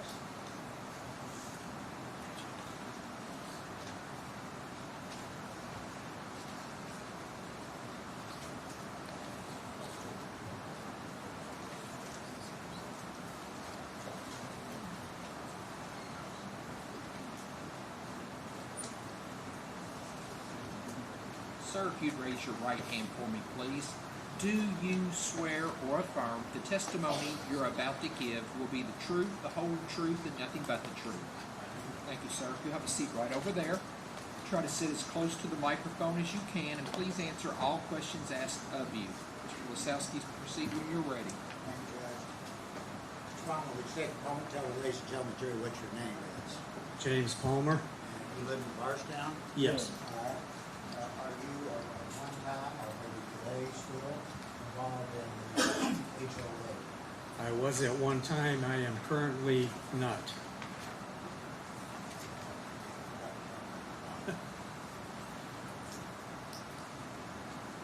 What is HOA? Homeowners Association. And what part of Bardstown were you involved in as the homeowner association? I was the president of the board located in Woodlawn Springs. All right, how long did you hold that position? Off and on, I was on the board approximately 8 years, different positions. Were you in that position, Mr. Palmer, in 2015? Yes. July of 2015? Yes. All right. And are there certain requirements, if I'm a person who owns a home in this particular subdivision or division you're in, are there certain responsibilities that attach to that ownership? Yes, there are. But explain what we're talking about there, please. Well, there's numerous. The bylaws and covenants are quite extensive, but give us some examples of some things that you would expect a homeowner to comply with. Grass has to be mowed and maintained, no trash, no garbage kept outside. It has to be kept clean. No parking of trailers or broken down vehicles. What about overgrown grass, dirt? Yes, that's part of it. You have to keep your grass mowed, maintained to a good looking level. What happens to a homeowner or an owner who fails to comply with some of these provisions? We send, after we inspect it and we look at it, see what the violation is, we usually send a letter saying you need to start, or you need to comply with whatever the violation is, such as mowing your grass. Your grass needs to be mowed, your trash needs to be picked up and disposed of, various things like that. All right. Now, I want to focus on a particular period, July the 3rd of 2015. All right, can you go do that for me? Get focused on around that for me. I'll try. Now, was Brooks Houck, did he have houses that were in that subdivision that HOA oversaw? Yes. All right. And during that period, in and around and in July the 3rd of 2015, was he complying with the requirements that that HOA required of his owners? No, he was not. All right. And did that include the period of the day of July the 3rd of 2015? Yes. All right. Well, let me show you something that you haven't seen.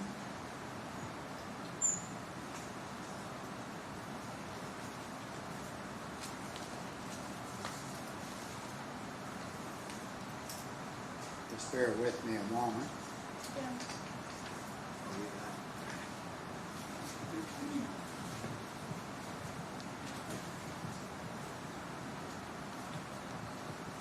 This is on page 3 for the council and the jury.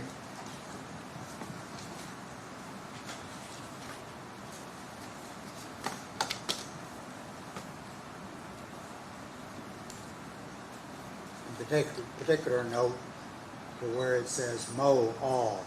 See that? Yes. All right. Read that to yourself for a moment. It says mow all vacant lots and keep trash cleaned up. The second note next to that is keep curb and gutter free of mud, all metal grates, free of debris so it does not impede the water flow, and have off-site erosion. All right. Now, talking about July the 3rd of 2015, was he complying with these directives that he puts on this document himself? No, he was not. All right. Explain that to the jury. What was going on? And what action did you have to take, or your partners have to take on the board? Well, the board, after properties were inspected and looked at, the board then sent a letter, or numerous letters, explaining what the violations were and the actions that needed to be taken. All right, now I'm going to show you a document, see if you recognize this. Yes, I do. All right, explain to the ladies and gentlemen of the jury, what is this letter? What information does it have regarding compliance by Mr. Houck during that period of time, including July the 3rd of 2015? What I'm looking at is the executive board meeting, minutes of the executive board meeting. And what's the date of that meeting? This is July 9th of 2015. Does it include matters concerning the period before and during July the 3rd of 2015? Yes, it does. All right. Is Mr. Houck at that time in compliance? No. And what is he failing to comply with? Keeping the lots that he owned. You may approach.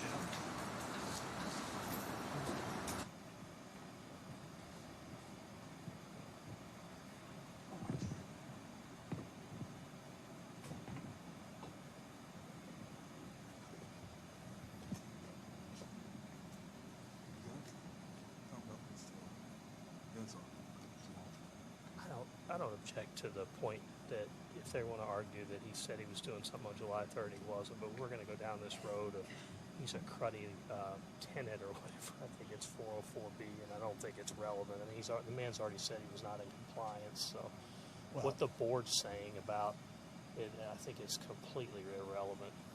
What would be the relevance? Judge, the relevance is this is a document prepared at the request of the deputy sheriff here, asking him to prepare a report to him of everything he did, the actions he engaged in, and so on. This has been gone over already in the testimony on July the 3rd. Okay, so on July the 3rd, he wrote entries into these form documents. Among those entries is entries where he's purporting to say, I've got to mow grass, I've got to do some of this other stuff.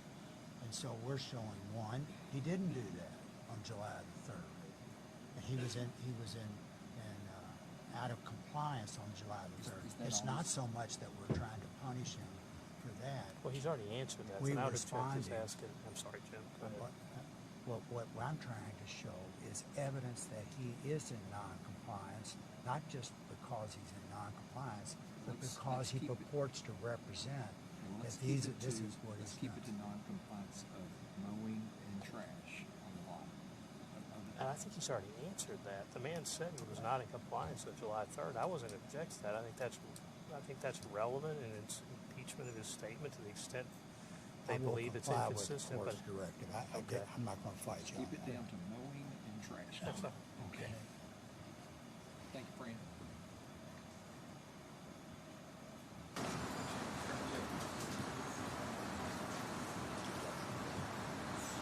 Just on the question of mowing and grass. And again, during the period before and on July the 3rd, was Mr. Houck in compliance on these houses? No. All right.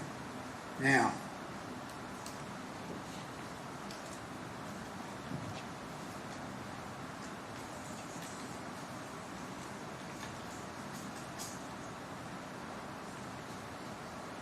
I have that document. Okay.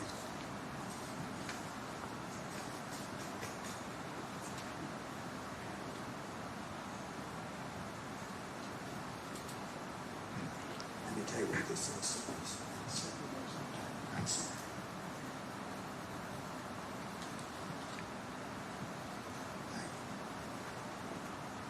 This is it's very simple. What this is a text.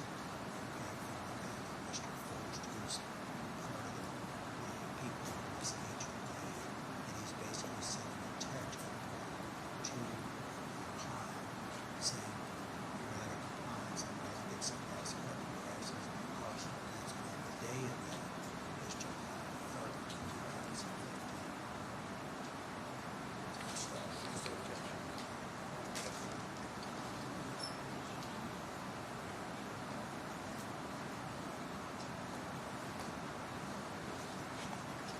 did you know a man named Mr. Faust?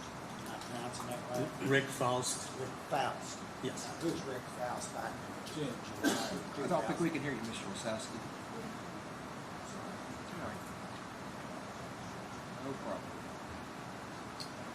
Let me repeat that because the jury may not have heard it. Who is Mr. Rick Faust in your business there in July of 15? Rick Faust was also a member of the HOA board. He was the treasurer at that time. All right. And was he responsible, along with yourself and others, to ensure maintenance of the requirements of the HOA? As a board member, yes. And would that include grass that isn't being cut when it's supposed to and matters of that sort? Yes. All right. Would Mr. Faust, would Mr. Faust often either send letters or text to non-complying homeowners? As the treasurer, no. Those usually came from the secretary, Betty Pendergrass, with my signature. All right. Or the signature of the vice president, whoever at that time. I want to show you this. Just read it to yourself, not out loud. Okay? This is a text.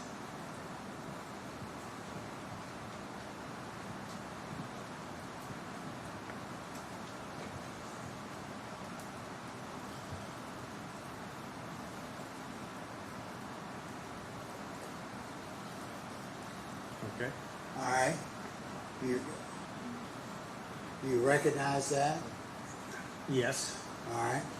And before we do it, let me mark it.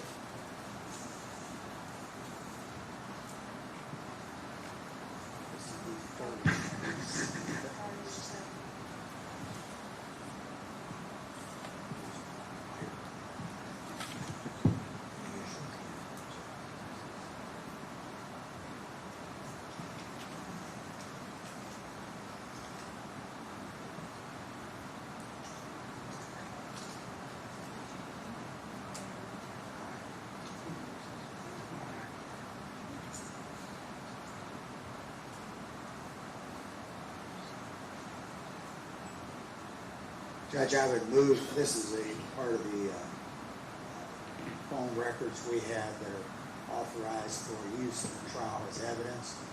Any I've shown it to the two parties. It's introduced at this time then. Exhibit 37.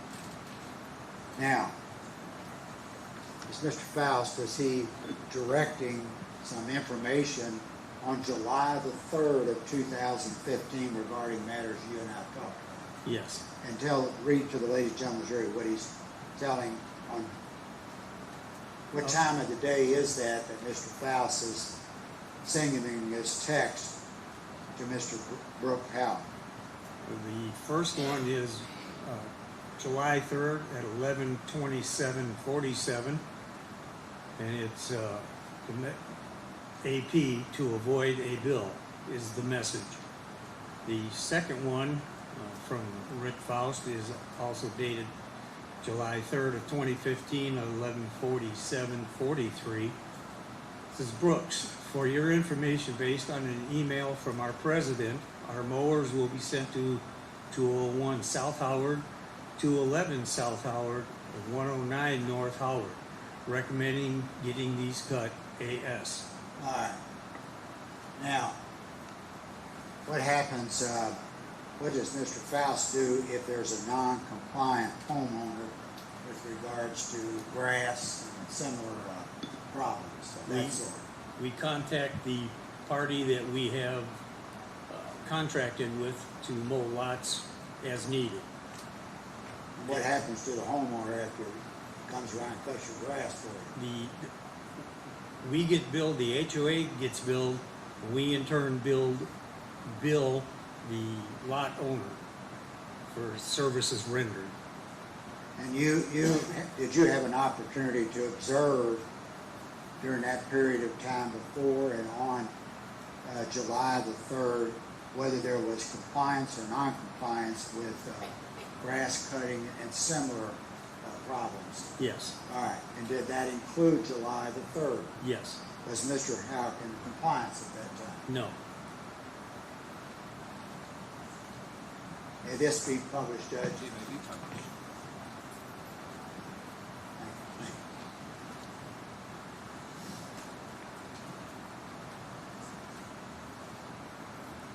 Let me check with my colleagues just for a moment.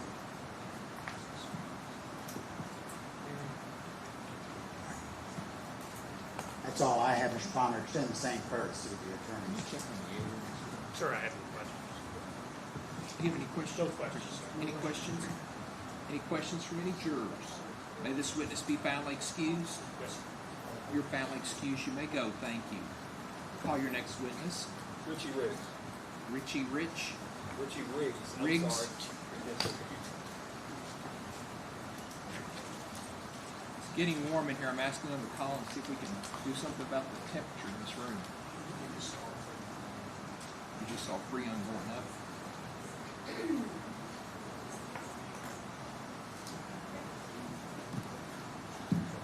Sir, if you'll come forward, please. I'd like you to raise your right hand for me. Do you swear or affirm the testimony you're about to give will be the truth, the whole truth, and nothing but the truth? Thank you, sir. If you have a seat right over there, please sit as close to the microphone as you can, and please answer all questions asked of you. Mr. Riggs, I know you have trouble hearing. I'll come a little closer to you. Is that okay? Yes. All right. Okay. So would you please introduce yourself, ladies and gentlemen of the jury? I'm Richie Riggs, All right. And what area do you live in? Bardstown. Okay. Have you lived there most of your life? Yes. All right. And who do you work for? Goldmark Realtor. Okay. Have you worked there for a while? I have. All right. Are you a realtor? I am. Okay. Do you also do some construction work? I do. All right. And back in 2015, did you do some work with the defendant over there, Brooks House? I did. Okay. And what kind of work did you do with him? We poured concrete, footers, and sold real estate. Okay. So you're his realtor? Yes. Okay. Did you do a lot of real estate work for him? Yes. Okay. Most realtors list customers, like in busiest. Where would he rank in that? He was my top client. He was your top client? Okay. He sell a lot of houses? Did he sell a lot of houses? Yeah, we sold a lot of houses. All right. And back during that time, where did you live? Well, I lived on Demery Drive, and then I went through a divorce, and I moved in actually right beside him. Okay. And that was over on Glenview? That's correct. Okay. Were you at 115 or 111? He was 113. I was right past him, so okay. 115. All right. And was Crystal Rogers living there at that time? She was. Okay. Did you get to know him and Crystal? I did. All right. And how long did you live there before Crystal disappeared? You don't have to be a precise date. 6 months. 6 months? Okay, about half a year or so? Yeah, that's probably right. Okay. And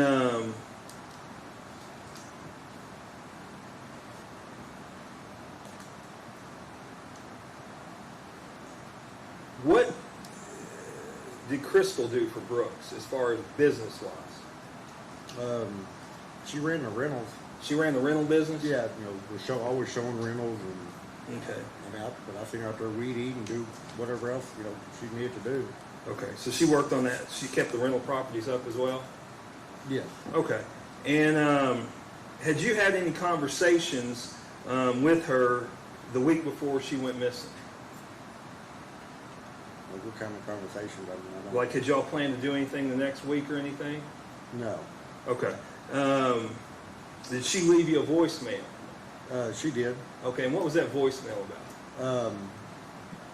Brooks had built a house for some clients, but he also bought their house in return to make it an easy process for the people.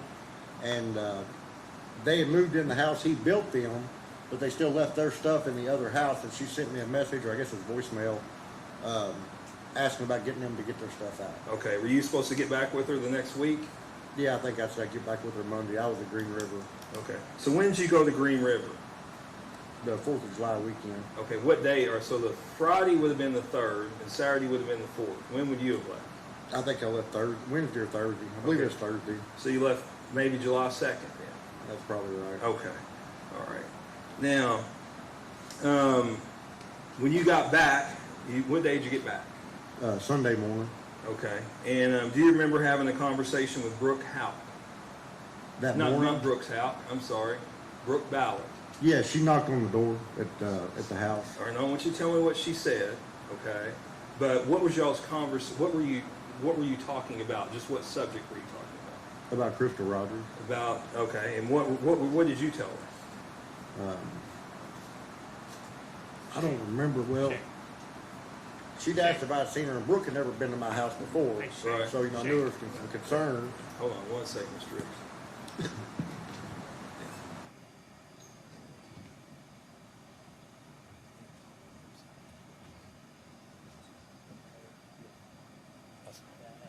Well, I just guess maybe it's easier. I was trying to avoid y'all coming up here on hearsay.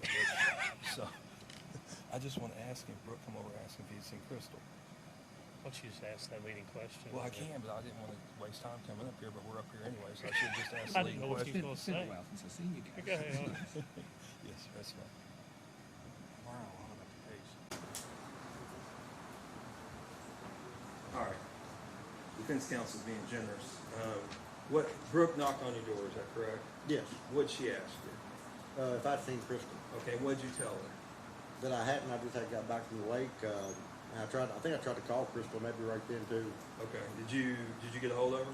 No. Okay. And did you ask her anything about the kids? Well, I think she seemed concerned, and Okay. she seemed concerned, and I didn't really think much about it. And then I said, well, she got her kids with her, and she's like, no, she don't have any of the kids. And I said, well, that's not right. Okay. She's always got one of the kids with her. We're not going to talk anymore about what Brooke said. Okay. We're not going to talk anymore about what Brooke said. Okay. Brooke Ballard. Okay. Okay. All right. That was my fault. All right. So you got home Sunday morning, correct? Yes. Okay. All right. And tell me a little bit, based on what you observed, okay, Crystal's interactions with her kids. It was always really good. She was a good mother. Okay. How often would she have them? All the time. I mean, she had at least one of them all the time. Okay. What about Eli? Always had him. Always had him? Yeah. Okay. And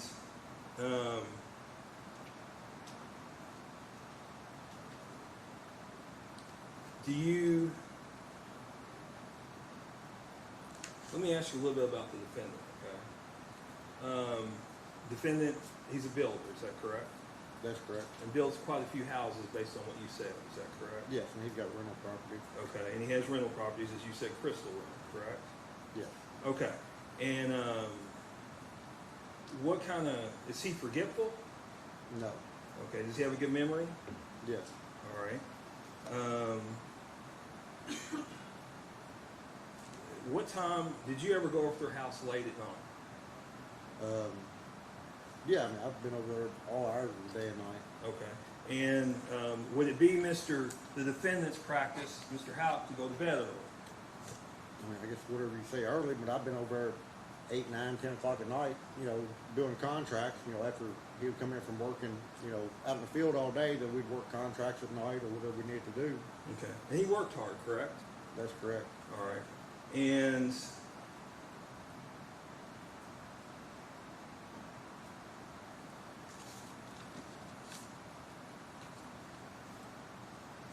so if Brooks said you were over at his house that Saturday night, would that have been, were you over at his house Saturday night? No, I was at the lake. Okay. That Saturday. Okay.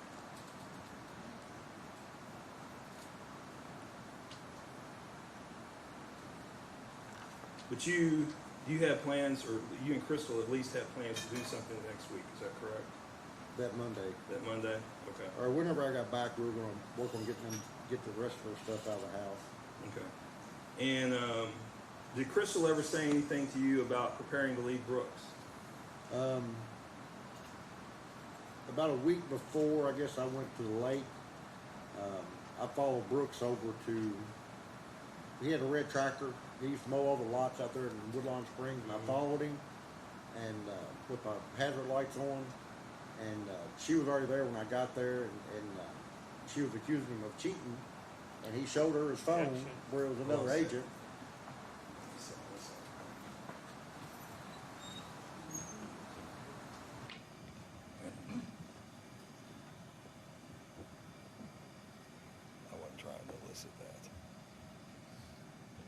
That's exactly what the court ruled. This type of stuff couldn't come in. It's clearly 404B. There was no notice. That means he's blurted it out.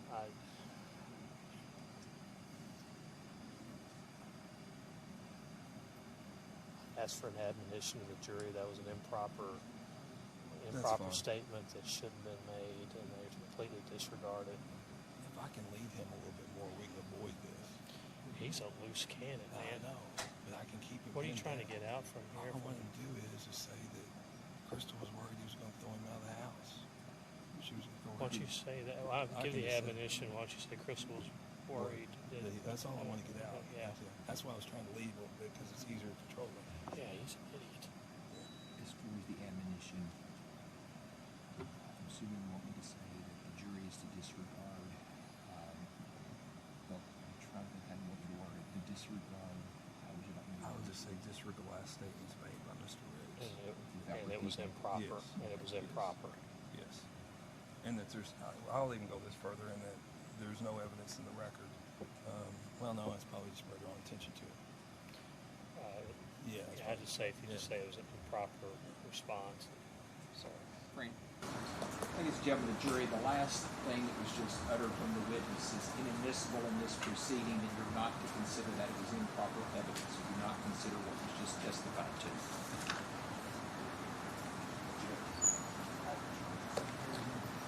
All the jurors could not hear me. What you just said. Okay. The last thing the witness just uttered is not to be considered as evidence in this case. It's improper testimony that's been previously ruled upon. Okay? Mr. Riggs, I'm going to ask you a question, a very specific question. It's just yes or no. Okay. All right. And was Crystal worried that Brooks might move her out? Yes. All right. And did she tell you that she had information and was preparing herself to leave? She said she had herself prepared. Okay. I mean, she didn't say anything about the information. She said Okay. she had herself prepared. But she was worried about Brooks kicking her out of the house. Yes. Okay. Does y'all have any further questions? Any cross? No, Your Honor. Any cross? No. Any questions from any jurors? May this witness be finally excused. He may, Your Honor. Yes, sir. You're finally excused. You may go. Thank you. Call your next witness. Brad Spalding, Judge. Brad Spalding. Brad Spalding. Brad Spalding.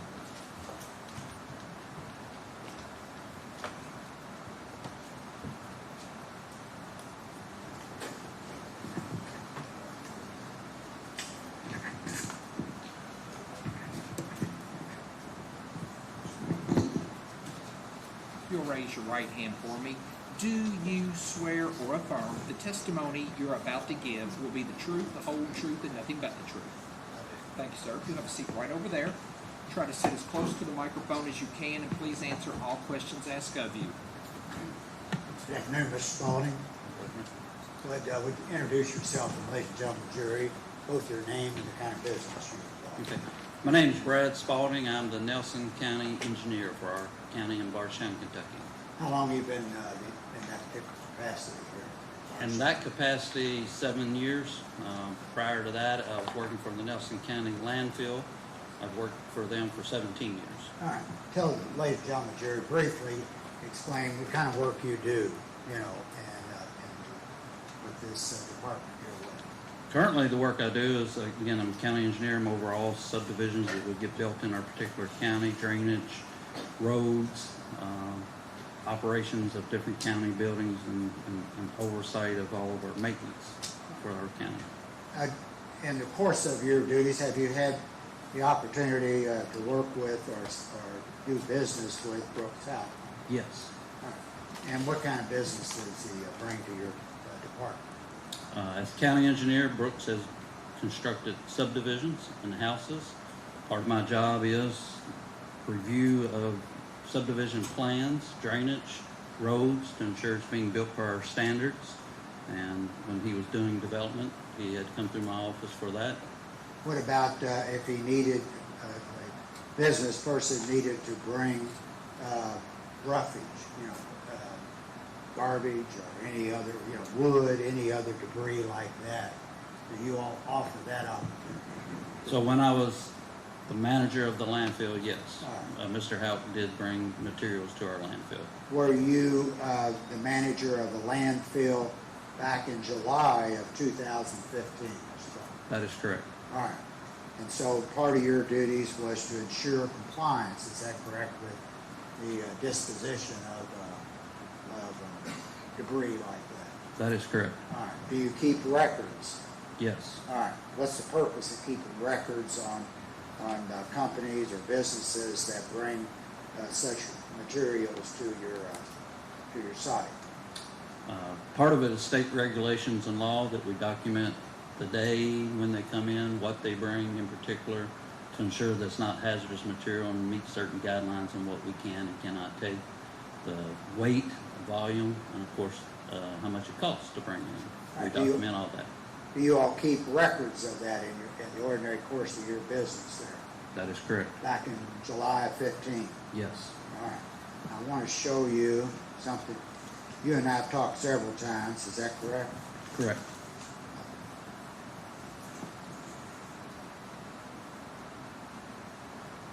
This is for counsel and for the jury, page 4. This is a document prepared by the defendant. It's been introduced, and it purports to address business undertakings activity in July the 3rd of 2015. Do you see your material there? When you say my material, I'm confused on your question. Do you see the writings there? Yes. All right, read that off to the jury if you would. All high density to farm to barn. Landfill charge more money on high density items. Burn at farm. All right. Did you have anything any dealings, as far as you knew, with Mr. Houck on July the 3rd of 2015? No, I do not recall any dealings with Mr. Houck on that particular date.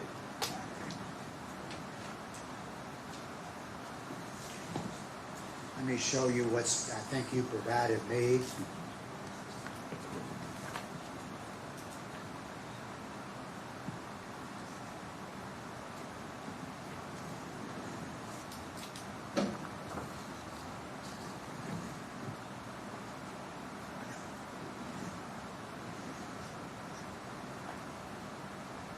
You recognize those documents? Yes, these are documents that we prepare at the end of each day that documents which loads came in for that particular day. What else is noted on that report? Talking about the highlighted section? Yes. Uh-huh.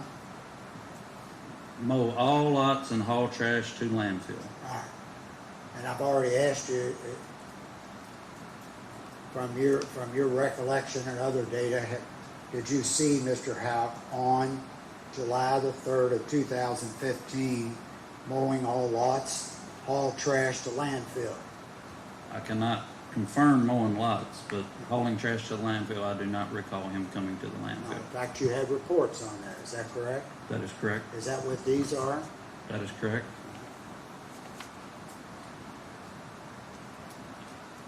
Let me show these to counsel. What are these documents that, if you can explain to the jury so when they review them, they'll know what it is about? Again, it's basically a spreadsheet that'll show a ticket number. Each person that comes into the landfill, we create a ticket. It'll have an ID. That's how we code each particular load, whether it's being charged to an account or if it's a cash account. Tells which county it came from. If it's industrial waste or what they call CDD waste, which would be brick, block, different types of items. Does it show the date that That's right. these transactions occurred? Yes, it shows the date and the time. And what is that? The date, rather. July 3rd, 2015. All right, when we met with you and we went over that, is it the normal practice at the landfill for you all to record important data in your records? That is, who the business is, weight, all those matters. That is correct. It's required by regulations. All right. And you brought to our attention, did not, there were a couple of them that you did not have that necessary data. There's 2 loads that the names were not recorded on the ticket. That is correct. But the other data was.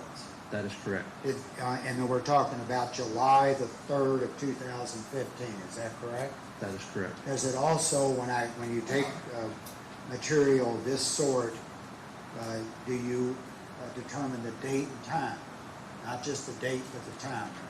That is correct, and it's also noted on this report. All right, and then the 2 entries, okay, that do not include the name of the business or the individual, does it provide the date and time that those transactions occurred? Yes. All right, would you tell the jury what those dates and times are? July 3rd, 2015, the time was 11:43 a.m. All right.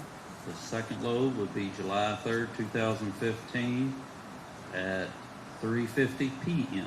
All right. Does it say anything about the weight of those or any other descriptions of the 2 entries that we do not have names on? For the 11:43 a.m., it says it was brush. We charged $7 for it. Weighed 460 pounds. The 3:50 p.m., it just says MSW. MSW is municipal solid waste. That would be general waste. And that would just your typical trash. And that weighed 580 pounds. All right. Let me show these to council.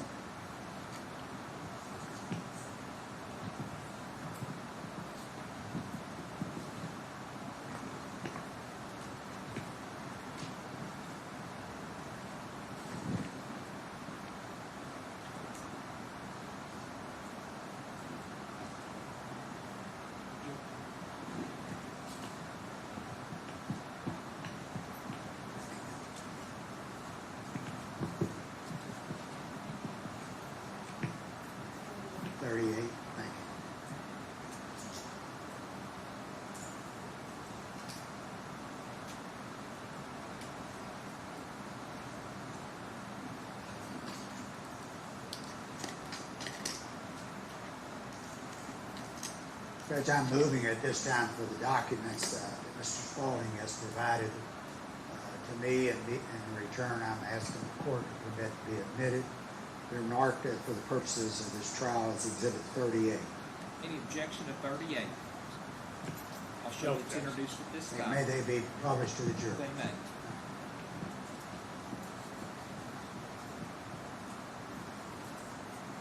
And again, we're focused on July the 3rd. You had no transactions that you can recall at all, Mr. Houck, on that date. Is that what you told the jury? That is correct. Let me check with my colleagues for a moment. That's all I have. Extend the same courtesy to these guys. Any cross? So you had dealings with Brooks Scott frequently, correct? During my career, yes, I have. Through my professional career, yes. Thank you. Any questions? Any questions from any jurors? May this witness be family excused? Yes. Your family excused. You may go. Take about a 15-minute break.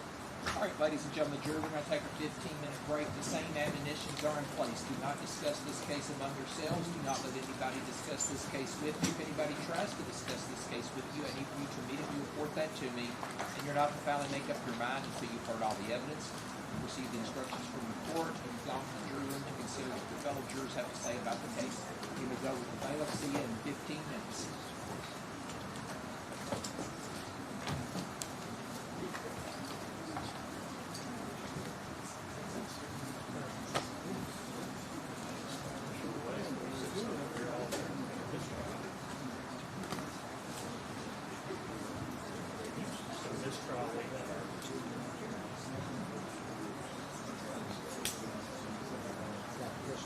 Court's now in recess for 15 minutes.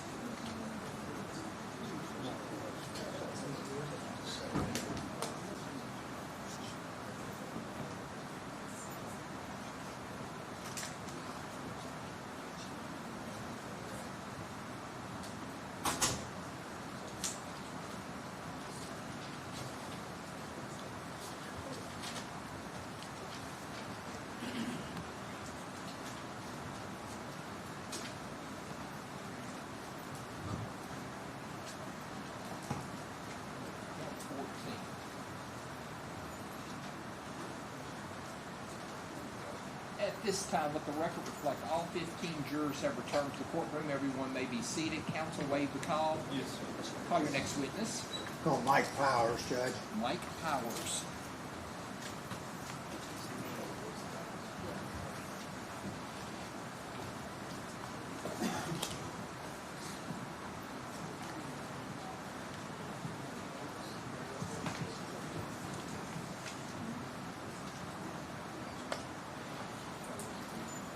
If you'll raise your right hand for me, do you swear or affirm the testimony you're about to give will be the truth, the whole truth, and nothing but the truth?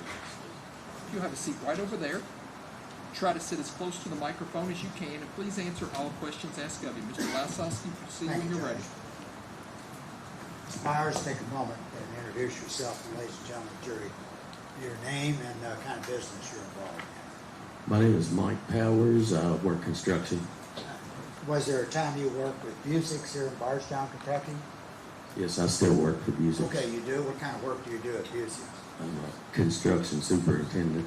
All right. What kind of work do they do as a superintendent? They're building houses?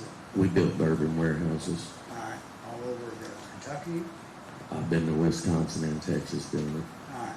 Now I want to take you back to enter around July the 3rd of 2015. Can you go back that time for me? You and I talked some, in preparation for your testimony. Is that right? Were you working at Busick's at that time, in July of 2015? Yes. Doing the same thing? I wasn't a superintendent at that time. I was a laborer. Okay, all right. And we're talking about Busick's there in Bardstown, is that correct? Yes, sir. All right. Did you know the defendant, Brooks Houck? Yes, I was working for a guy subcontracting through him. Okay, was that Danny Nally? Yes. All right. And were you all doing what, framing and housing at that time? Yeah, we was framing houses. But And you were also working at Busick? yes, I worked there till 2 o'clock, and then we go frame houses. What'd you do up to 2 o'clock at Busick? Well, we went in at 6 and worked till 2, work construction. Just doing construction? Yeah. And then you would jump over and do some with Danny Nally? Yes, we worked till dark, typically every night. Yeah, working 15, 20 hours a day, I guess, back then. Is that Yes, right? back I then. want to show you something. All right, this is a document prepared by Brooks Houck, indicating the kind of work, business he did on July the 3rd of 2015. I'm on page 2. I want you to look at. All right. Your name, Mike? Yes. You worked at Busick back in July of 2015. Yes, I did that work at correct? Busick's, yes. All right. Now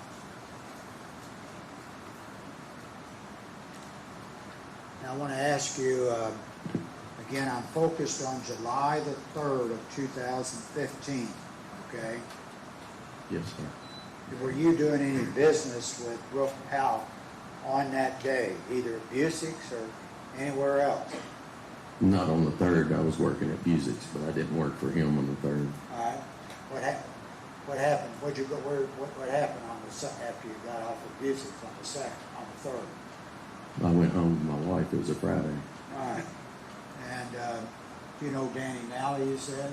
Yes. Was he working with you then? Yes, he had went on his little vacation that Thursday night. And you had some duties you took care of for him, didn't you? Yes, I was feeding, watering his dog while he was on vacation for 3 days. All right. So you were off for a couple days there. Yeah, I got off that Friday, Saturday, and Sunday. All right, for the holiday. Yeah, we had worked like 2.5 months straight without a day off. All right. Well, you earned it then, didn't you? Yeah. More ways than one. And you're certain you didn't have any business or personal or any dealings with Mr. Houck on July the 3rd of 2015? No, I didn't. Here, at his farm, or anywhere? Nowhere. I didn't really communicate with him until after that. After that weekend, I didn't talk to him at all. I worked for Danny. All right. Let me check with my colleagues for a moment. All right. That's all I have. Extended courtesy. Any cross? Same courtesy. No, Ms. sir. Counsel. Any cross? Any questions from any jurors? May this witness be finally excused. Your family excuse you may go. Thank you, sir. Call your next witness. Call Danny Singleton, please.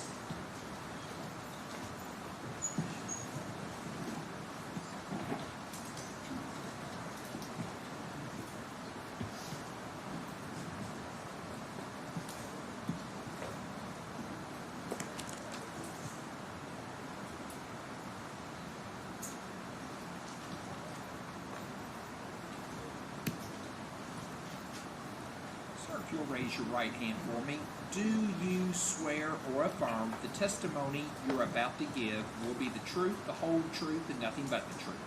Okay. Thank you, sir. If you have a seat right over there, please sit as close to the microphone as you can, and please answer all questions asked of you. Thank you, Judge. The judge will remind you, and I will as well, be sure to speak into the microphone. Would you tell the ladies and gentlemen of the jury what your name is, please? My name is Danny Singleton. Mr. Singleton, are you currently employed? I work for Bethany Haven in Bardstown.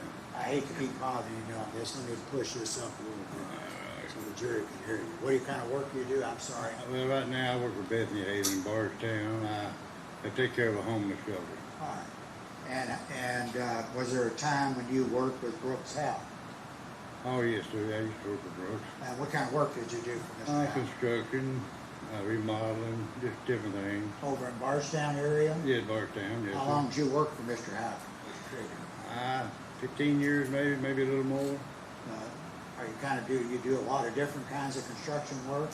Yeah, we did a little bit of remodeling, concrete, a little bit about anything to do with building. All right. Now I want to take you back in some time. All right.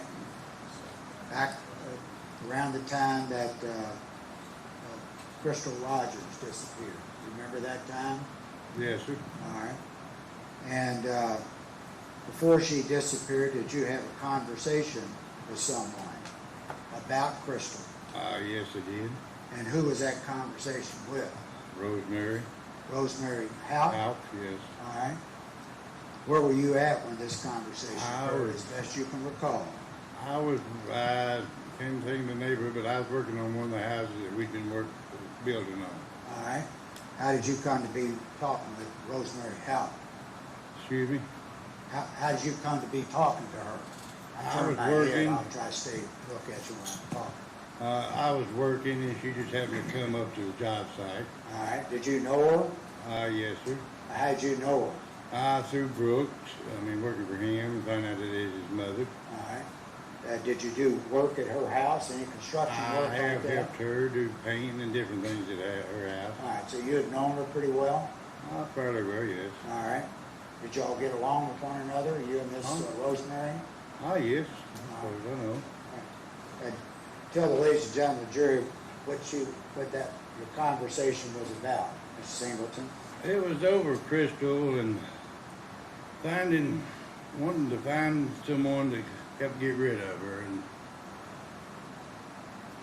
did she ask you to do that? Now, she didn't ask me to do it, but she asked me if I know any way of getting it done.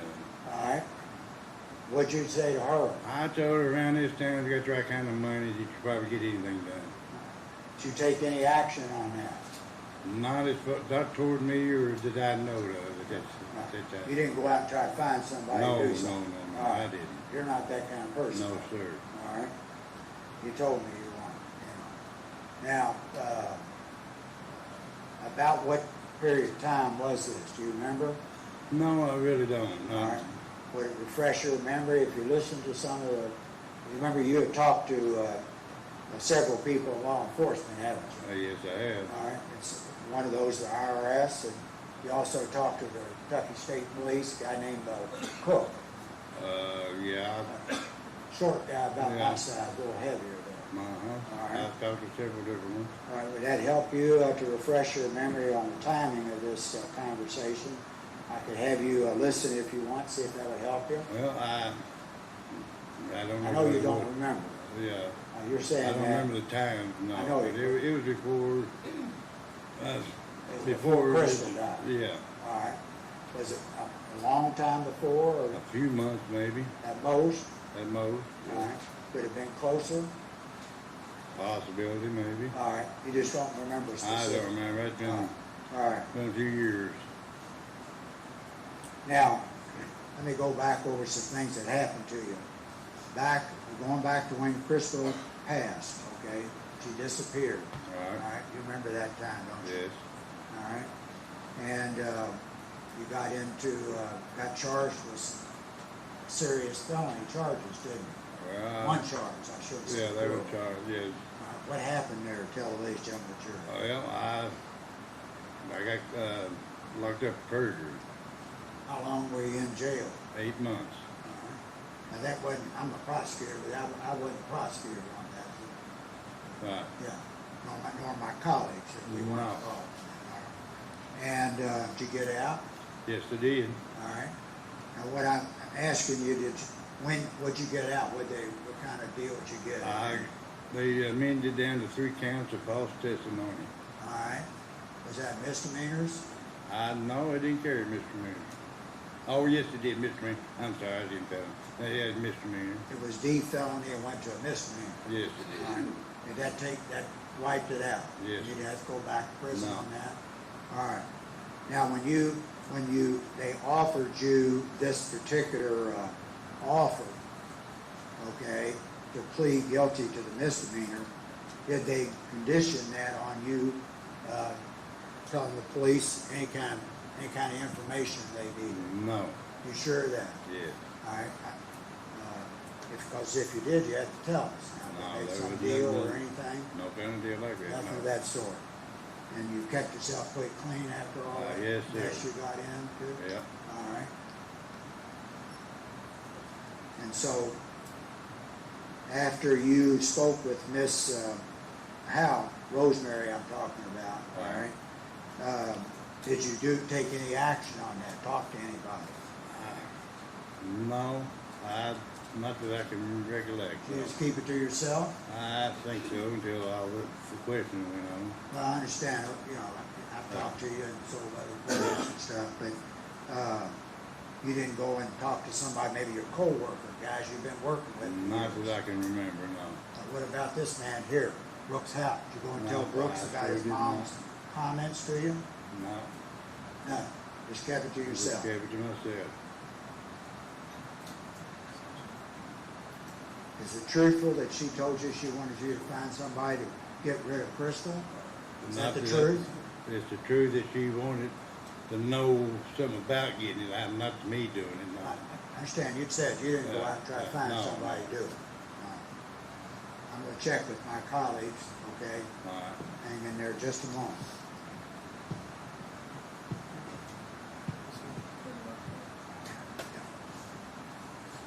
Mr. Singleton, you extend the same courtesy to these other attorneys, okay, if they aren't questions. Any cross?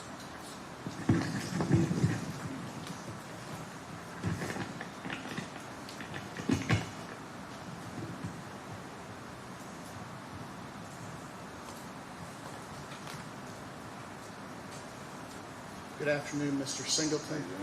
Can you hear me okay? Yeah. If at some point you can't, please let me know, okay? So you worked for Brooks a number of years, have you testified, correct? Right. You drank very, very heavily back during that time, didn't you? Yes, I did. Every day, chronically, right? Pretty much, yes. You also did drugs, cocaine, other drugs on a regular basis, correct? Right. You did not have a driver's license back then, correct?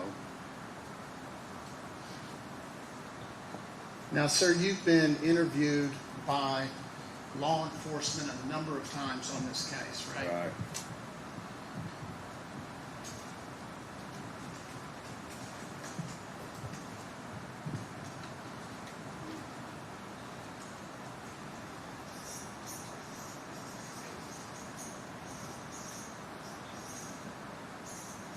In June of 2016, you were interviewed by this gentleman over here, John Snow, correct? Yes, sir. He was interviewing all of Brooks' workers. He asked if you moved the car, moved Crystal Rogers' car, didn't he? Possibility, yeah. It's been a while. Okay, I know it's been a while, and I've got transcripts or recordings of all of these if you need me to play them or show them to you. Okay? He asked you if you knew anything at all about Crystal Rogers' disappearance, and you told him no. Is that correct? That's right. Then as a worker for Brooks, you got subpoenaed and testified at the grand jury in Nelson County in Yes. 2015, correct? All right. This is 2015.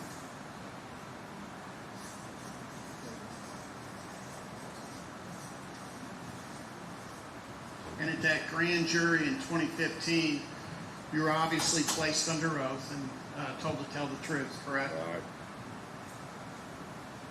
And it wasn't any of these prosecutors. It was the local prosecutor in Nelson County was holding a grand jury and bringing people in, right? Right. And that prosecutor asked you a bunch of questions about the Crystal Rogers disappearance, correct? Right. And he asked you, do you have any information about Crystal Rogers that you have not told Detective Snow about, and you told him no, correct? He asked you, do you have any information whatsoever or any knowledge whatsoever of any person who may have harmed Crystal Rogers in July of 2015, and you told him no, correct? He asked you at any time this year, has Brooks Houck, Rosemary Houck, or Nick Houck ever requested your assistance in harming or killing Crystal Rogers? And your answer was no, correct?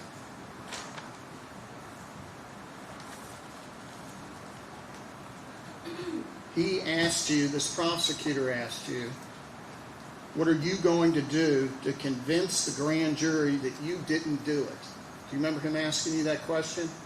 Not really, no. And your answer, what can I do? I'm answering all the questions I can. Does that sound familiar? Yes. Then the prosecutor asked you, was it raining when you drove that car down the Bluegrass Parkway? You remember him essentially accusing you of the grand jury of moving her car? He accused me quite a few times. Right. And your answer was, I didn't drive no car down the Bluegrass Parkway. Do you remember that? It's fair to say that in 2015, you're getting accused of stuff that you didn't do, right?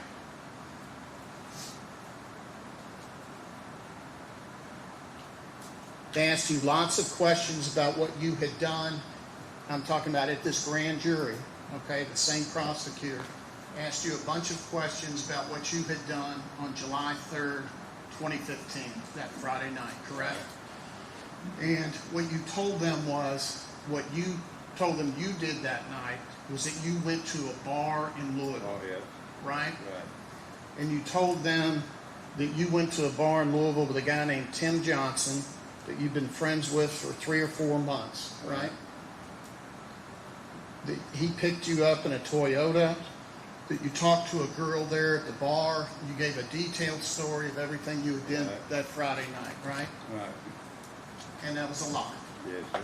Every bit of that story about what you had done July 3rd, 2015 was a lie. Right.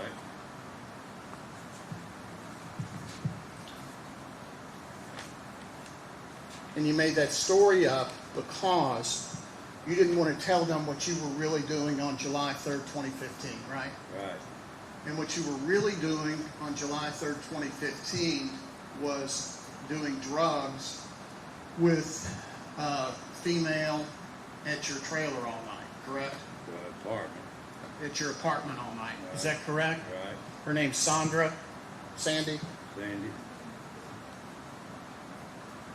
And you were afraid that if you told them that you'd been doing crack cocaine all night in this house, that you would get arrested and go to jail, right? Yes, sir. You didn't want to go to jail, so you made up a story, right? Right.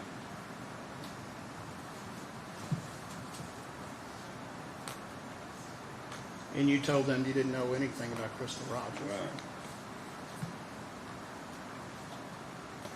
In July of 2015, the same year, you were interviewed by Matt Schaefer, an FBI agent. You remember that? Yeah. He asked you several questions about this, correct? Right. He asked you about Rosemary Houck. Do you see her having any involvement in this? And you said no, correct? That's not right.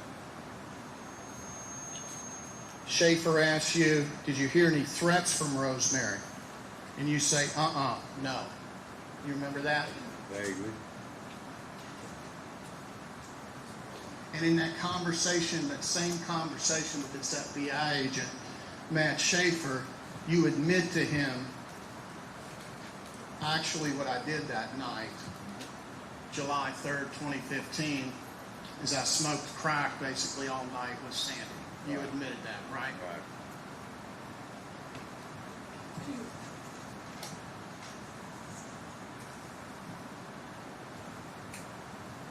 Then on December 16th,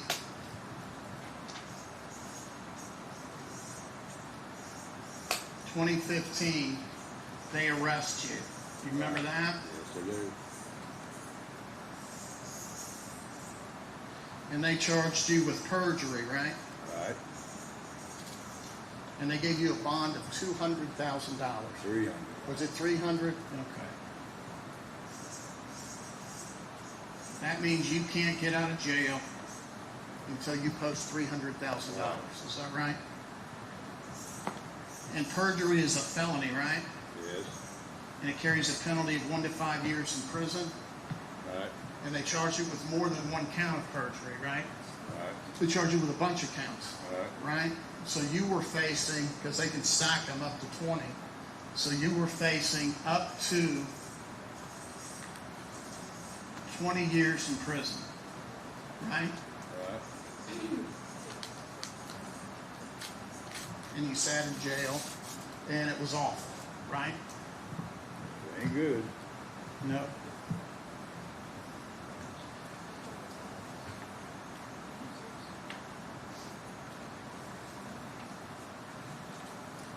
And as you're sitting in jail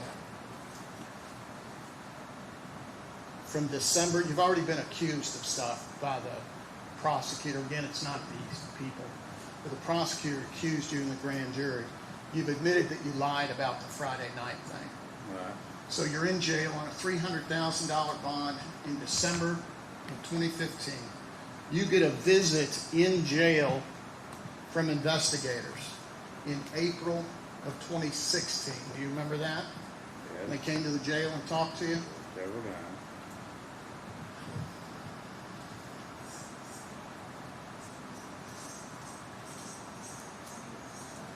April 16th of 2016, the investigators come in and talk to you. I'm sorry, it's April 5th, 2016.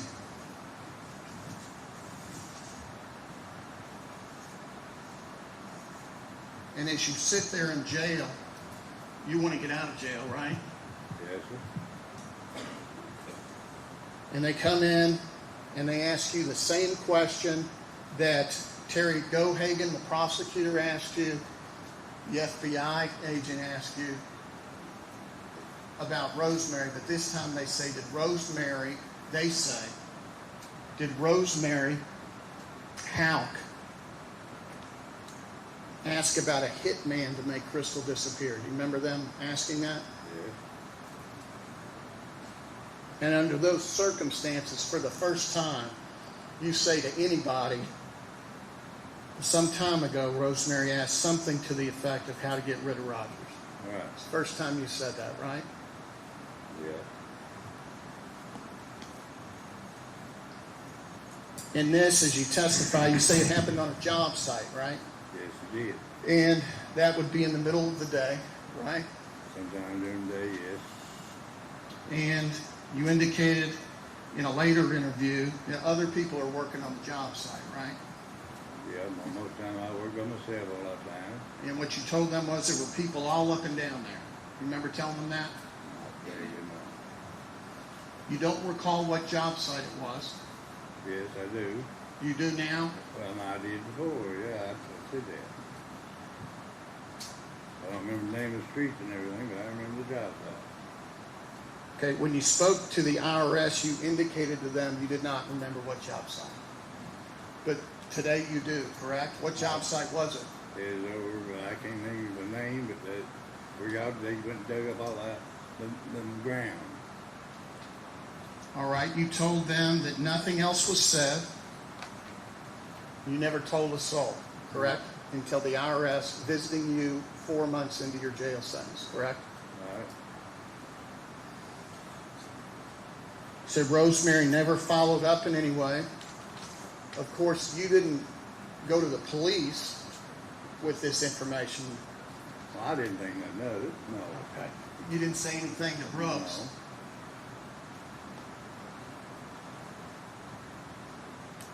No. And as you sit there with a $300,000 bond facing these felonies, what happens next is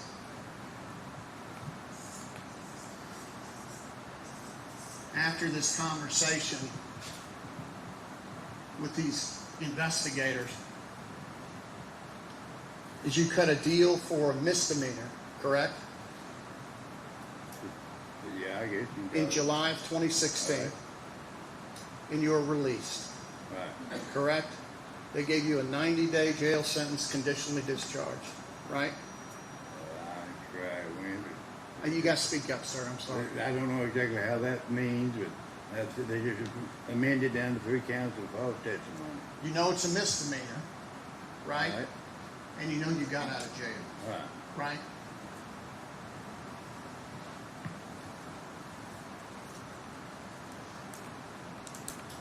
So you don't hear anything about this again for a long time until July 19th of 2023.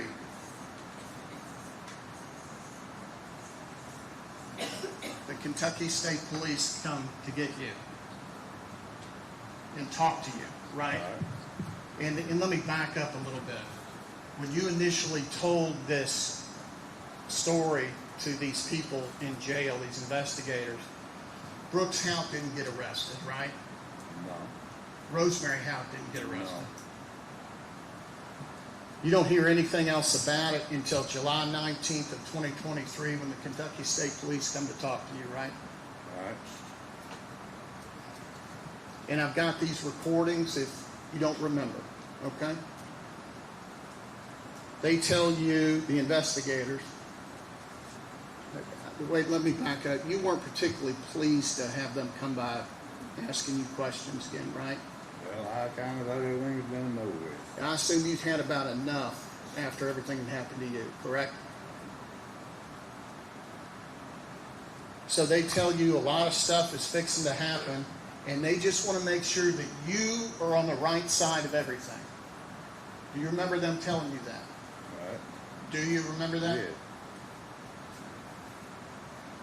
They want you to be on the right side of it because the wrong side is not a good place to be on this case. Is that right? I would suppose so, yes. And the best way to stay on the right side of that case is to tell them what they want to hear, correct? Tell the truth, and that's what I'm telling you. You told them, I've been jammed up so much, I don't know what to do. Right. They said, we're not here to beat you up. And you said, well, you're doing a good job of it. Yes, you remember that? Yes, I do. And you told them what you told them. Essentially spit out the same thing you testified here to today, the same thing that you spit out to the IRS people. And you did not get on the wrong side of this, right? You didn't get charged in this case, right? And you told them some kind of a story on tape about Crystal Rogers' brother had threatened to kill her. Do you remember telling them that on tape? Yes, I do. And that's true also, is what you're saying, right? That's probably brotherly love and sister argument. I can't understand you. That's probably brotherly love and brother and sister argument. Well, that wasn't what you told them. Okay. And if you need me to play it, I will. I'd rather not. No, that's been good. But what you indicated to them was that they've been fighting like cats and dogs, and that he said someone should take her down to the damn woods and blow her brains out. Right. You remember telling them that on Sure tape? do. That's all the questions I have, Your Honor. Thank you. Any thoughts? Any redirect, Mr. Sowski? Yes, Mr. Cutler.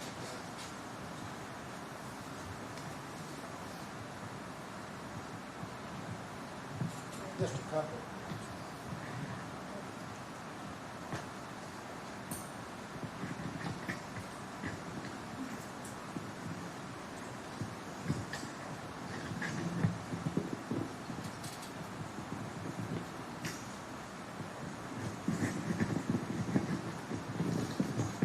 Singleton, I'm sorry, this equipment here is not working for me.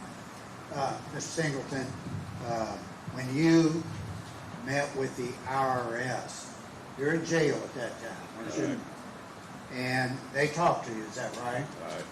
You had a lawyer with you, didn't you? Right. All right, and that lawyer counsel, I don't want to ask him, I'm not going to ask you what you all talked about, but he was there to counsel you. Right. And at that time, did you tell the IRS, after the lawyer there, what you've told this jury? Right. Is that the truth? Yes. Is that in your heart, the truth? Right. Yes. As I told you when we met earlier, we just want the truth. And Right. I told you whatever it is, whether you got a deal to get out of jail or whatever. Remember I asked you Yes, all you that? did. You've been telling the truth this? Yes, I have. And Rosemary Houck, did she ask you to find somebody to get rid of Crystal? Is that the truth? Yes. And has it always been the truth Yes, over it these has. years? Yes, it has. Did you make that up because you had some drug problems or alcohol No. problems? I did not do drugs and alcohol on the job. I always did it afterwards or whatever. No, I was not under influence. What you told this jury, is that the truth in your It heart? is the truth. That's all I have. Thank you. Anything else? No, Your Honor. Anything else? Any questions from any jurors? May this witness be found excused. If you're found excused, you may go. Thank you. Call your next witness.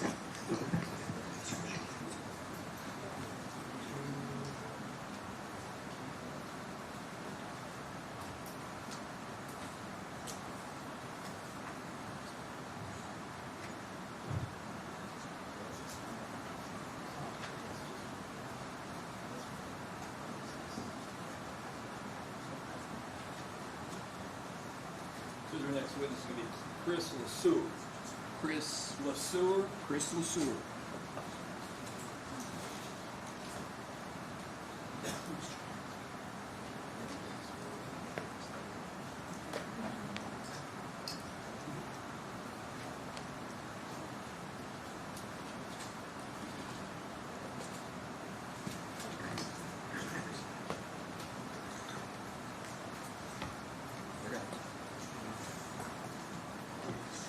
LeSueur. I'm sorry, LeSueur. It's French.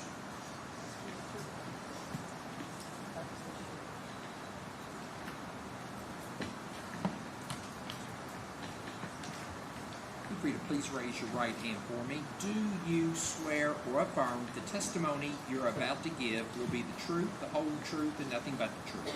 Thank you. Please have a seat right over there. Please sit as close to the microphone as you can, and please answer all questions asked of you. Mr. LeSueur, I'm Shane Young. I'm the Commonwealth Attorney appointed by the Attorney General. Would you please introduce yourself, ladies and gentlemen of the jury? Chris Lazier. Okay, Lazier. I'm sorry, I've been calling you LeSueur. We've never met, is that right? That's correct. Okay. And back in 2015, did you either work at a business or own a business that worked in tinning? Yes. And that's window tinning, is that correct? Okay. And I'm going to show you some phone records here.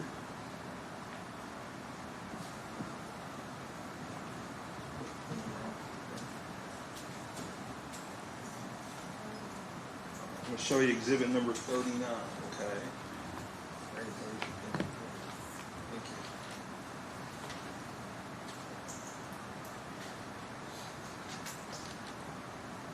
Now I'm going to show you these phone records. Do you recognize your phone number? Okay, go ahead and read it off to me. 502-348-0706. 0706. And can you tell me the dates on the 0706. There was a phone call on June 26th of 2015. Is that correct? Yes. Okay, yeah, speak up for me. I'm sorry, yes. Okay. And there was also a phone call on June, there were several phone calls on June 26th of 2015. Is that correct? Yes. Okay. And do you know who was calling you then? Okay.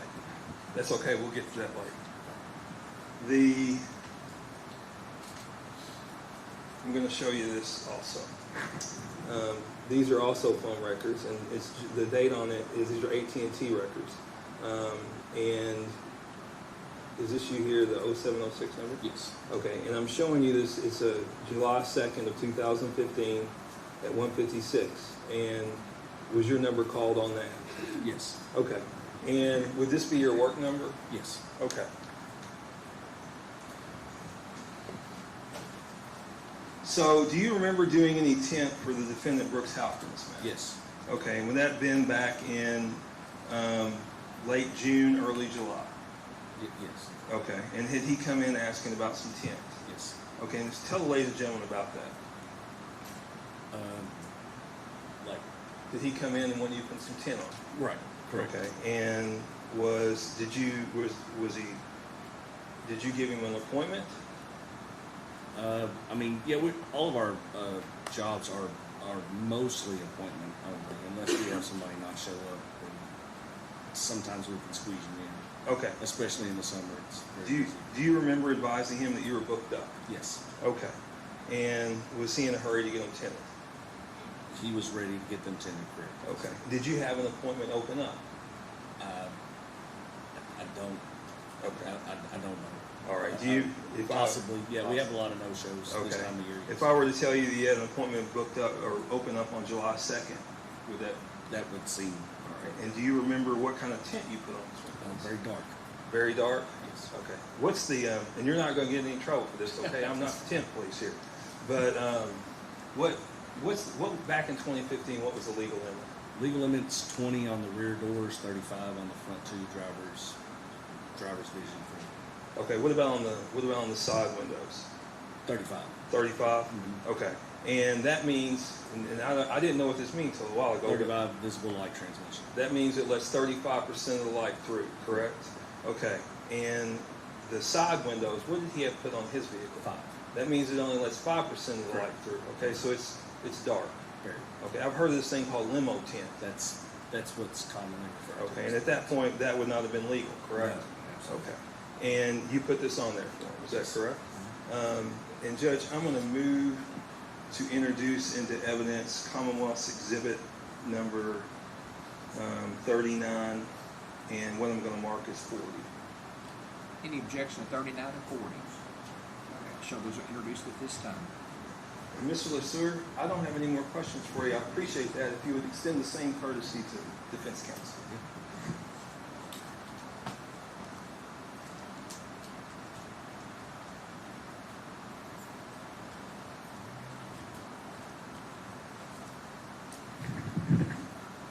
Good afternoon, Mr. LeSueur. I just have really one or two questions for you.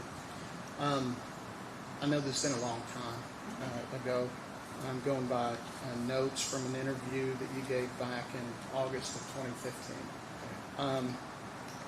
In those notes, you indicated that you had an appointment open up, that you called Brooks, asked him to come in, which is common procedure for you, correct? Yes. All right. Sir, that's all the questions we have. Thank you very much. Anything of this release? Any redirect? Just one, Judge. Just one question.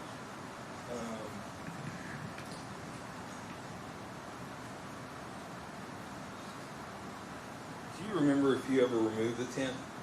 Oh, I don't think we did. Okay. I remember him coming in and asking about removal. We couldn't at the time. Okay, thank you. Do you remember when that was? Like how long after this? After we tented it? Yes, sir. A few months. No, I don't. Okay, a couple of months? Yeah. Okay, thank you. cross? Did he tell you that's because he got a ticket? Yes. That's, well, I don't know if he got a ticket. He got pulled over. Okay. All right. Thank you very much. Anything else? No. Any questions of any jurors? And Mr. Lazier be foully excused. Yes, sir. You're foully excused. You may go. Thank you. I'll call your next witness. Daniel Thomas. Daniel Thomas. Daniel Thomas.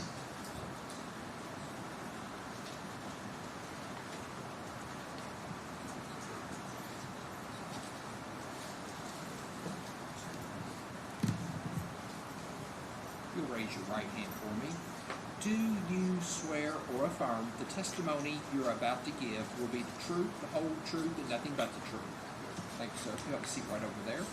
Please sit as close to the microphone as you can, and please answer all questions asked of you. Mr. Thomas, if you'd please introduce yourself to the ladies and gentlemen of the jury, please. Yeah, my name is Daniel Thomas. Okay, Mr. Thomas, do you, what kind of line of work you have? I own a business in Bardstown that does window tinting and car accessories. Okay, does it have a name? It's Extreme Customizing. Okay, and has that been open since at least 2015? Yes. Mm-hmm. Okay, and do you all do window tint? Yes, we do. I think we heard Mr.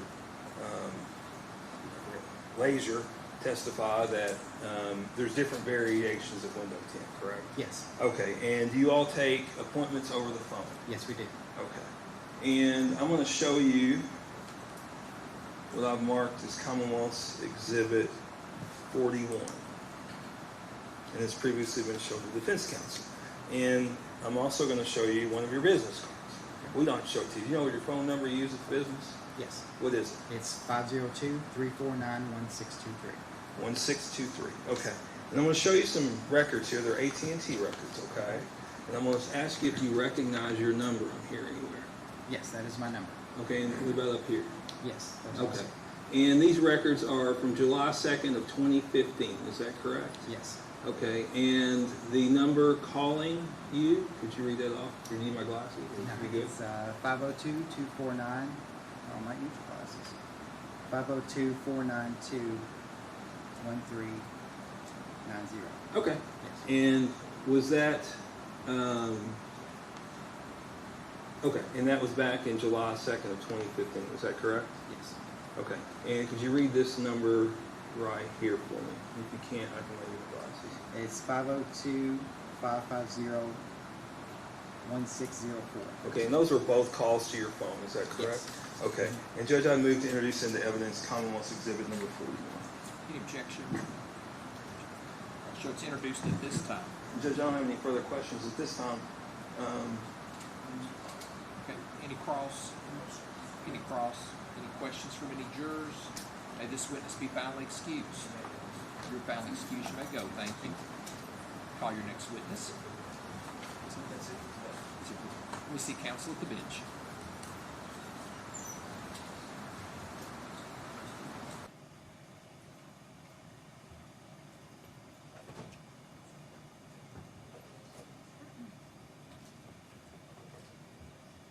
Mr. Young said he's ready to call it a day. Is that all right with everybody? Fine with me.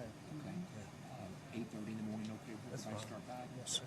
Any motions or matters we need to take up today? Or No, are we just good to go? No, sir. We're good to go We're good to crash go. somewhere, huh? Hope they get the air working tomorrow. That would be nice. It's rough today. It was. Thank you. Thanks, Judge. Thanks.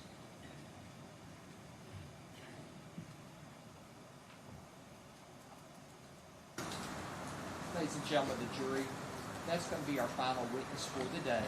So I want to go ahead and remind you of all the admonitions that are still in place. Do not discuss this case among yourselves.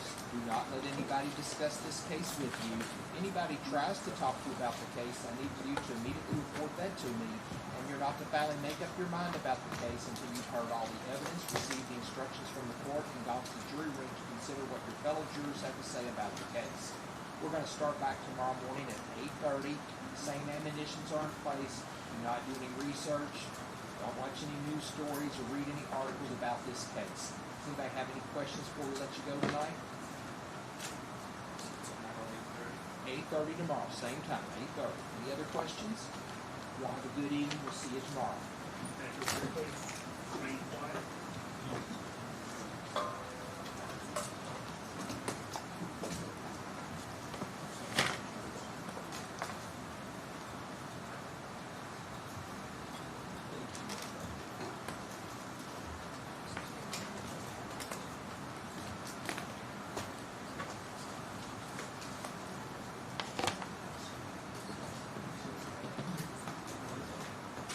Court will resume at 8:30 in the morning.